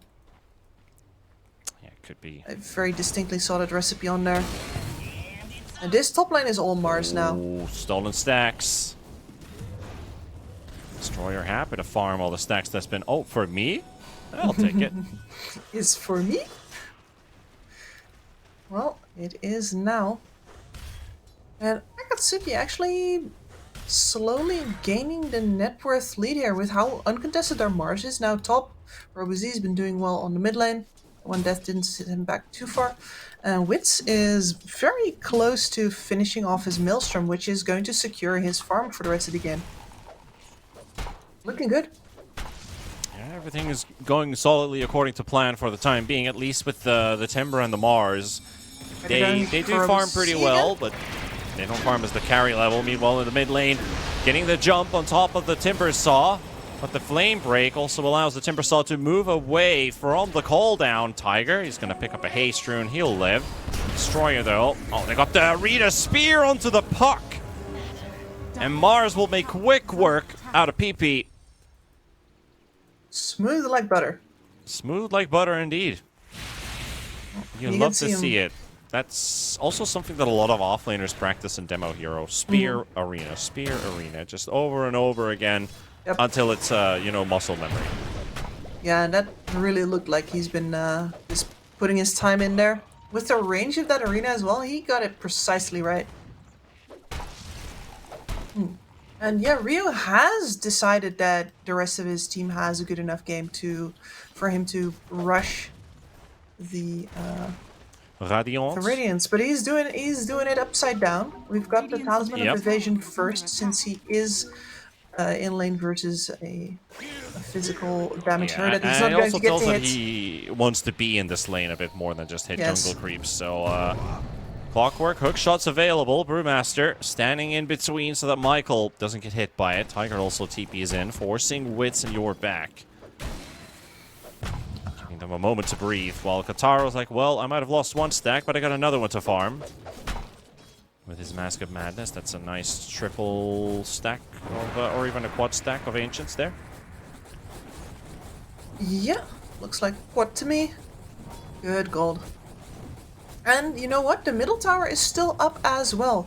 I think that kill really scared RoboZ off of trying to push his luck in the middle lane anymore. Just because of the fact that the chain stuns that they do have for him, especially with the puck silence and the coil on top, just a little too much for him to risk it. Dire's top tower is under You might be right. They are putting some pressure in here, though. They do see the Timber Saw. They're gonna have the damage to kill him as well. Clockwork gets hit by the rocket, but it's not something they can go for. The Isis, he's got the spear and the arena ready, but he will not use it onto the gyrocopter. He'll rather keep them up if the puck were to overextend, but no such opportunity given. So they'll trade 1 for 1. It is a favorable one for Infinity. But it is also the Blink Dagger finished for Jesus. Yeah. We're going to have the Initiator online, and at the same time the Weaver got that Maelstrom as well. So Wit's gonna safely leave the lane, does not have to risk any more rotations by, say, a puck into his lane. Step out and enjoy the jungle. Yeah, Luna's already been doing that for a while. That farm speed is pretty wild. I mean, of course, he spent a while farming that quad stack of Ancients, but still 137 last hits. That's 10 CS per minute average already at 13, which is really good to have. Those are the stats you'll love to see. And we have a smoke from the Clockwork and the Mars. Sneaking up towards that, Luna. Radiant's middle tower is under attack. Dire's top tower is under by a hair. Rosie under the tower. Well, they're going to try and put the fear of God in this man. The silence comes out from PP, still holding onto the coil. Doesn't look like they need it. Might just be able to do it the old-fashioned way. The arena comes out, and it's onto the Brewmaster. He's going to go down. Tiger's going to drop as well. The coil finally connects onto Yor, and a coil snap as well onto the Mars. Mars will try to poke PP back a bit, but Michael going to get lassoed up. The spear will miss, though, and Michael gets away maybe because of it. Shukuchi out to safety, and a turnaround for a triple for PP. Yes, destroys the blink in for the stun, or at least a bonk onto the Rubik, but gets insta-silenced by the puck. There's this spear back, the lift back as well from Michael. He's going to go for the teleport away, and they have no way of canceling that. So the lasso spear, you know, it might look like a minor detail, but that's the difference between life and death, and a lost hero as well on top of it. Yeah, absolutely. If you get that kill, you're also going to be finishing off the top tower. I'm not sure if Infinity is going to make a point of keeping it, but... And they would have saved the support's life. Yep. Yeah, and the gank squad looking for the Luna really offered up RoboZ to their enemies there, which is, you know, on one hand it got them a relatively good follow-up, but on the other hand, at some point, RoboZ does need to keep on farming up, because you can't get behind on a Timbersaw in this game.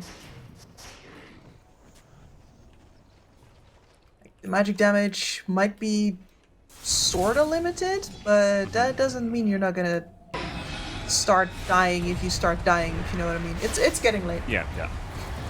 Yeah, it's been a long day. Weaver? I mean, well, that's not quite what Wits was hoping to happen, you know? Just surrounded by hostiles. The entire team of Infinity pretty much here, except for the Brewmaster. But, you know, that's the kill you're looking for with this many numbers brought into the bottom half of the map. Brewmaster, very close to the relic now.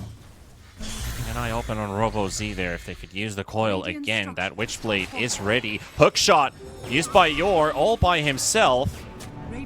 Forces out the action rune from PP at least, but an instant sentry placed down by the bat that we're hoping that he might stick around. Inexplicable hook shot.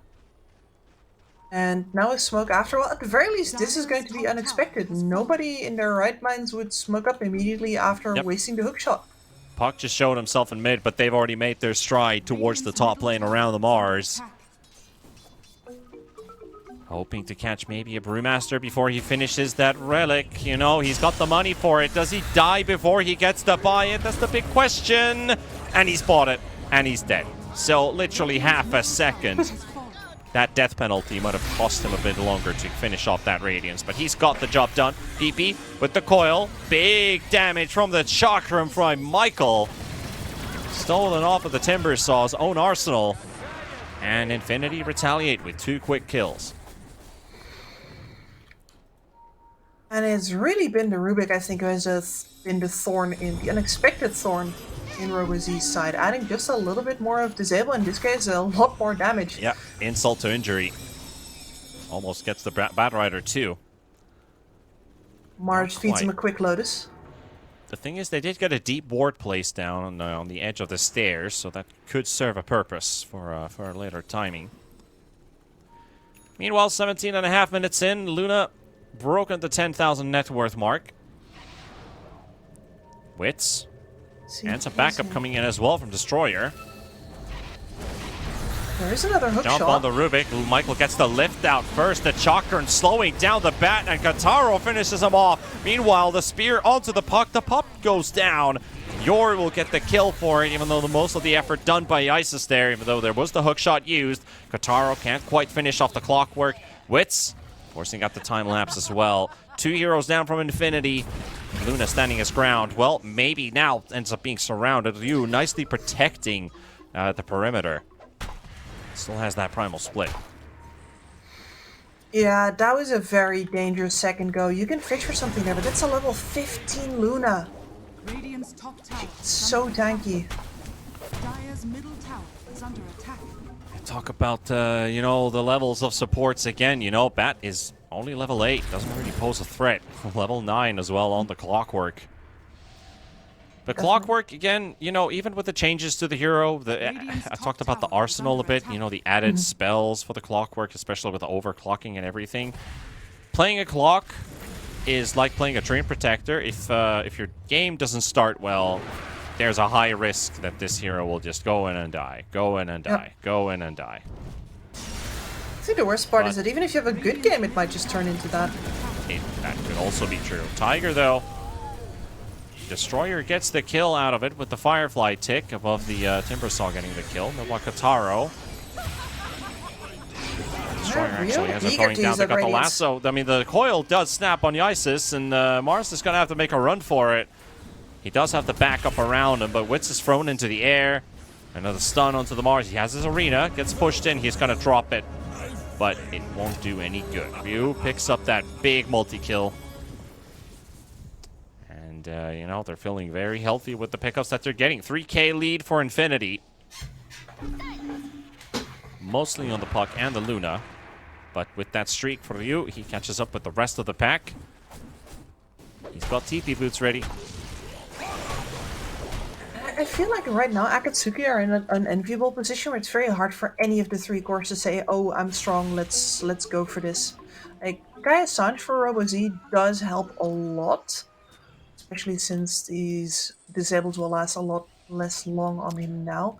But Yeah, it's like he's tanky and strong, but he's still killable. yeah, exactly. And everybody feels killable. The March is just going to be like, nah, man, I nearly finished my BKB. Leave me alone. Michael's going to be also a happy camper with Shikuchi. It's just too good of a spell to have on Rubik, especially in that you have Arcane Supremacy maxed out. The damage that it deals is already plus 40 higher than the original Shikuchi damage. So technically you could say magic resistance is down the drain. And then of course you have that... you show up out of nowhere to initiate. Like that. The mobility on this hero, being able to be that highly mobile hero that helps you help your allies to find kills, just like that. Well, there's a prime example again. It doesn't take too much. Well, if it's about lift being instant, right? There's absolutely no reaction time between the Rubik becoming visible and you becoming lifted. Yeah. They're the same. Yeah, pro bodybuilder. Dire's bottom tower is under attack. You wouldn't say it, but Radiant's middle tower is under attack. some gains under that cloak. Dire's bottom tower is he under built? Not Bottom everything is side? for show. Coil used. Coil snaps on Wits. Trying to catch Yor as well, but the Gleipnir does come out from Wits first, so PP held on the spot, and those cogs really proving to be public enemy number one for the puck. Hook shot away, and Yor, yeah, he's making them pay. You know, a real run for their money. Another cog push? Yeah, let's see more of that. Time is money.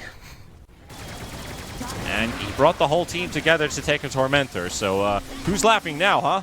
So, you finally got my cores from farming creeps in the jungle. We've got them together right in front of an objective the supports are happy to take. Yeah, I think Clockwork loses this trade.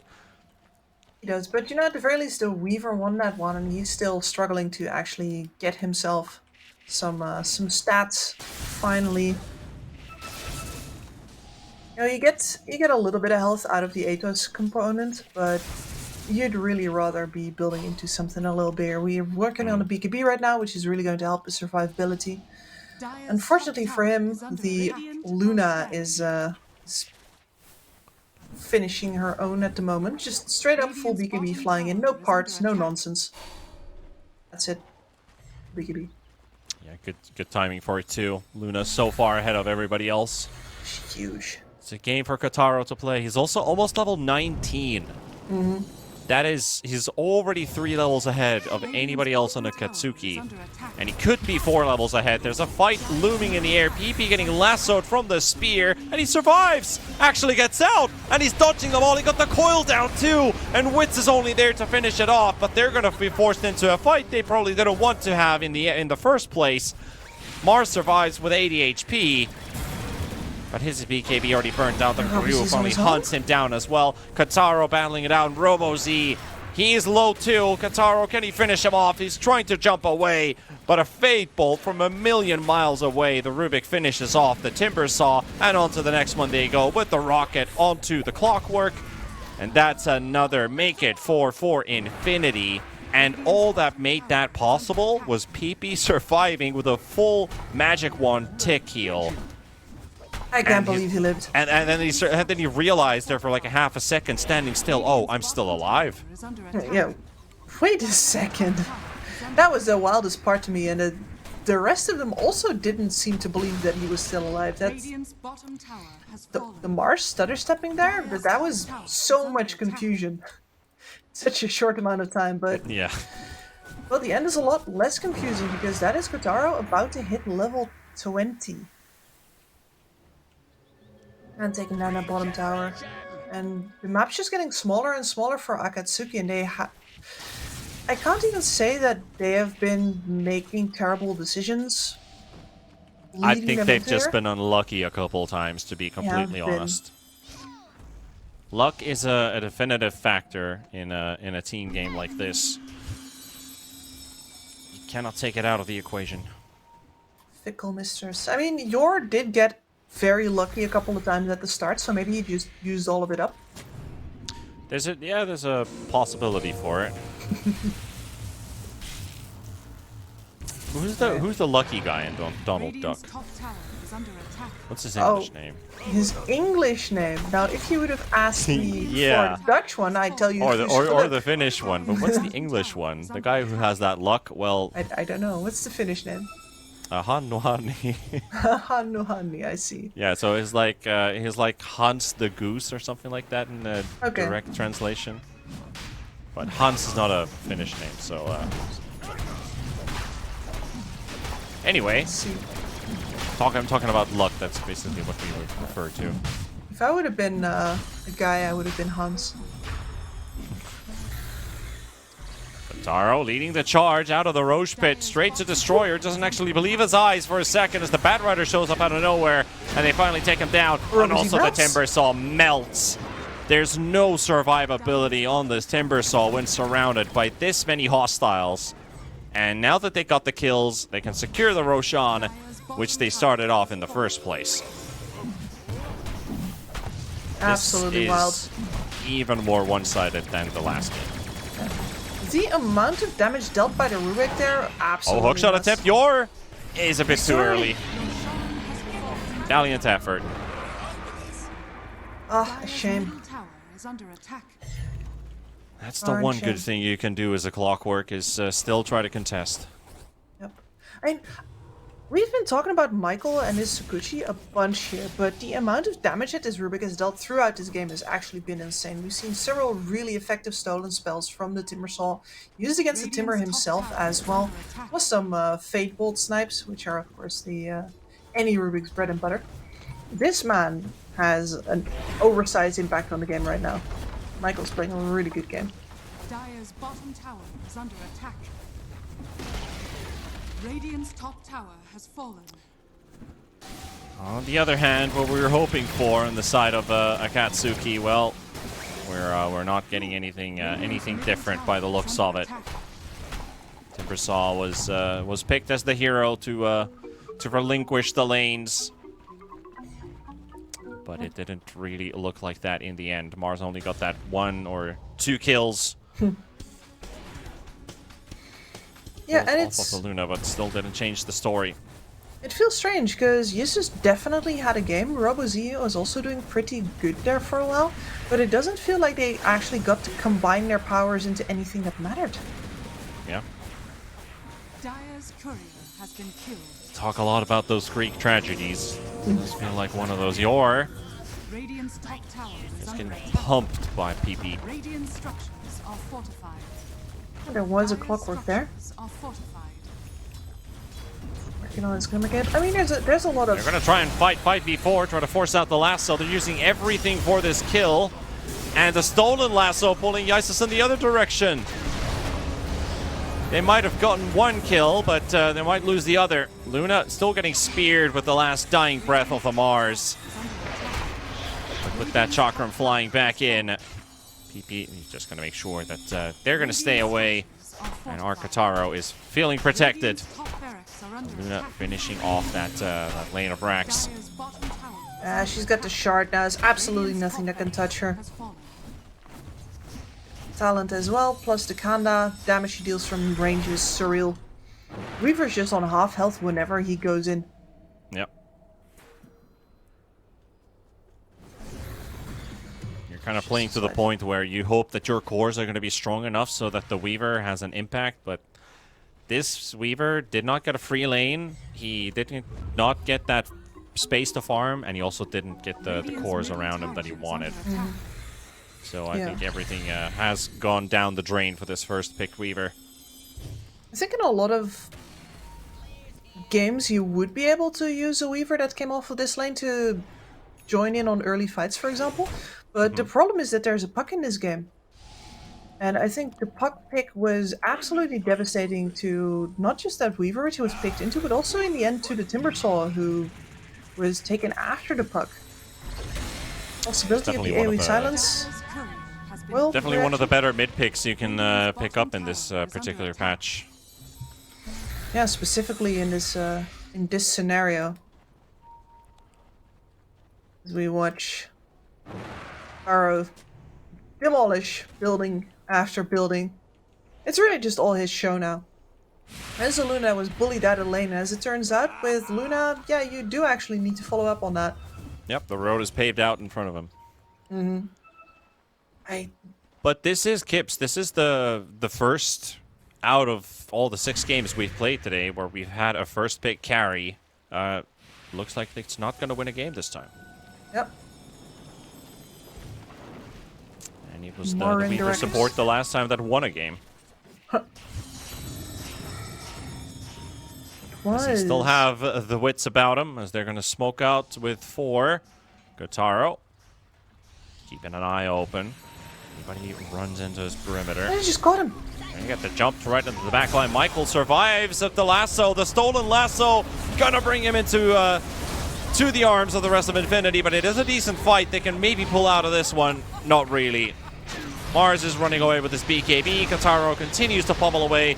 Mars with his Yules buys some time for the rest of them to escape, but 3 casualties. Maybe make that 4 with the Batrider, staffing himself away. But PP still on the chase here with the puck. And that harassment debuff, if you can just get the connection, well, Bat actually makes his way away. But that will not change the fact that this Luna is pushing your tier 3 and taking these lanes of Rax for herself. Like you said, it is a Kataro show set up for him. All 3 cores hitting the deck. I mean, there was a Weaver trying to hit the backlines. Turns out that the backlines is just fuck. He waits out your BKB, then silences you, and you are done for. Yep, and he's trying to end the game here. 30 seconds for the Weaver and the Mars to come back alive. And as he's finishing the tier 4 towers, the rest of his team is just finishing off the racks. And Kotaro's like, well, I'm doing this, you guys do that. Yeah. Really quite a big division there. You don't normally see Lasso that. coming out. Is it enough? The 4 staffs might just be able to do it. The cogs. The 4 staff can't get him out of safety. And the Satanic, he buys a Ghost Scepter. He buys a Ghost Scepter. Can he get out? What? Can he get out? He needs a little bit more, but no, the Manta dodge as well does not work out.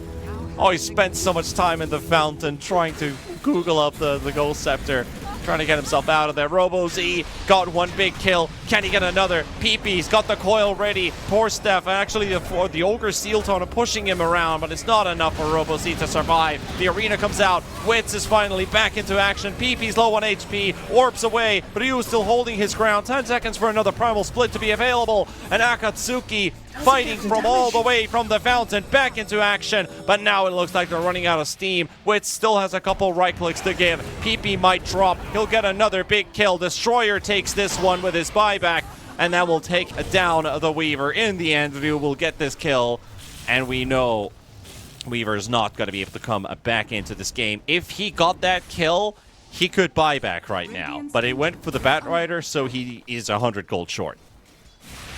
Absolute sadness, and the creeps are already taking the Ancient down. There goes the Bats as well. They can't quite end the game, but they sure did get close to it. Is under attack. And the sequence of events necessary to get that Luna into the fountain. It was an effort. They pulled it off. Yeah. I mean, but that was a perfect showcase of why, versus a Batrider, you hold discipline and you take the racks first. Yeah, or if the whole team was actually focused on the tier 4s, that could have been another option, but they were not around. Yep. Split call. But Luna's back in action. Tara on the high ground. There goes Yor. And now it's just down to the 2 strength cores to try and pull off something, but we all know how this is going to end. The arena isn't even actually protecting the Ancient, so they're hitting through it. And that Ancient is going to drop. So Infinity close out the series 2-0. Every series today 2-0. Only victors and only losers. And it might hurt some teams more than the others with their lives on the line for the playoff run.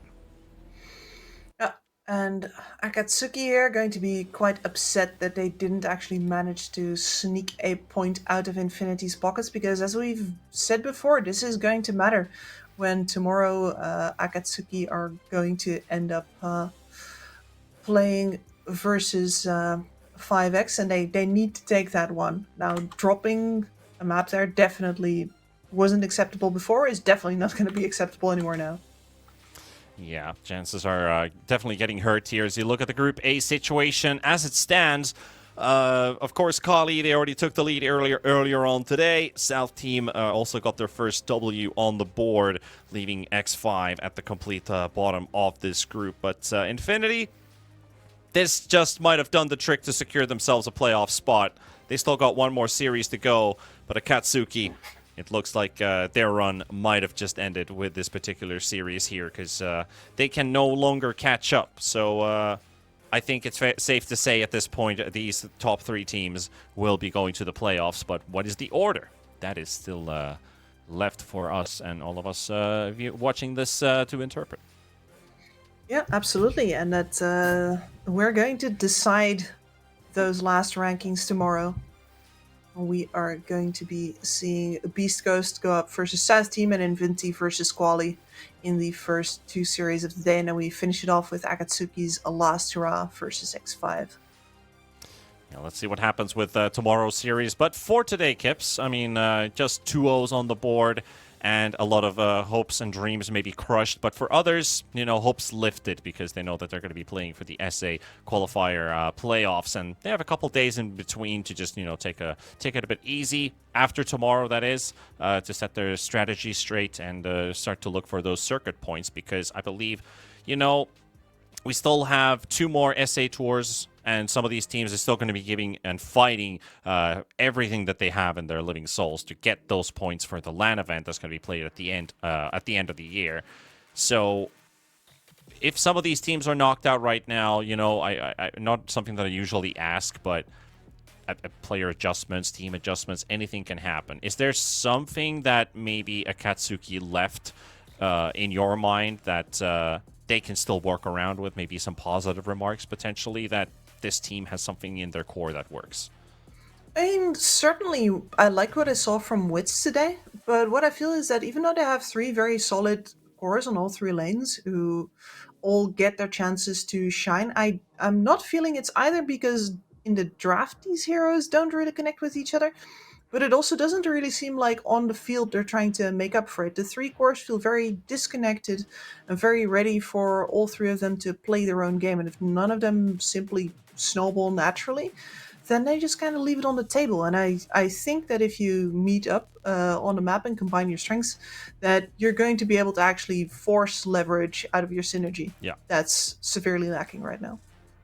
Well, hopefully they can get their plans straight for at least tomorrow, you know, leave with a bang. Hopefully every team shows what they are truly made out of. But from our case for today, it's been a long day. We're going to close out the show. Thank you, everybody, for watching and tuning in. Thank you for production for making the show look awesome. And, of course, you, Kips. It's always great to cast with you here at the casting booth. And tomorrow, you know, who knows what's coming up. But until then, everybody, good night. Take care of yourselves. Bye-bye.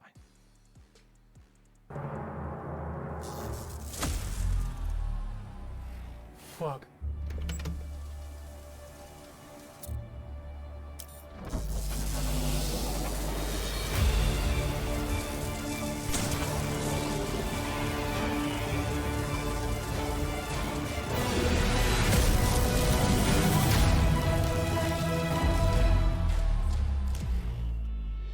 Use your skills in the gaming.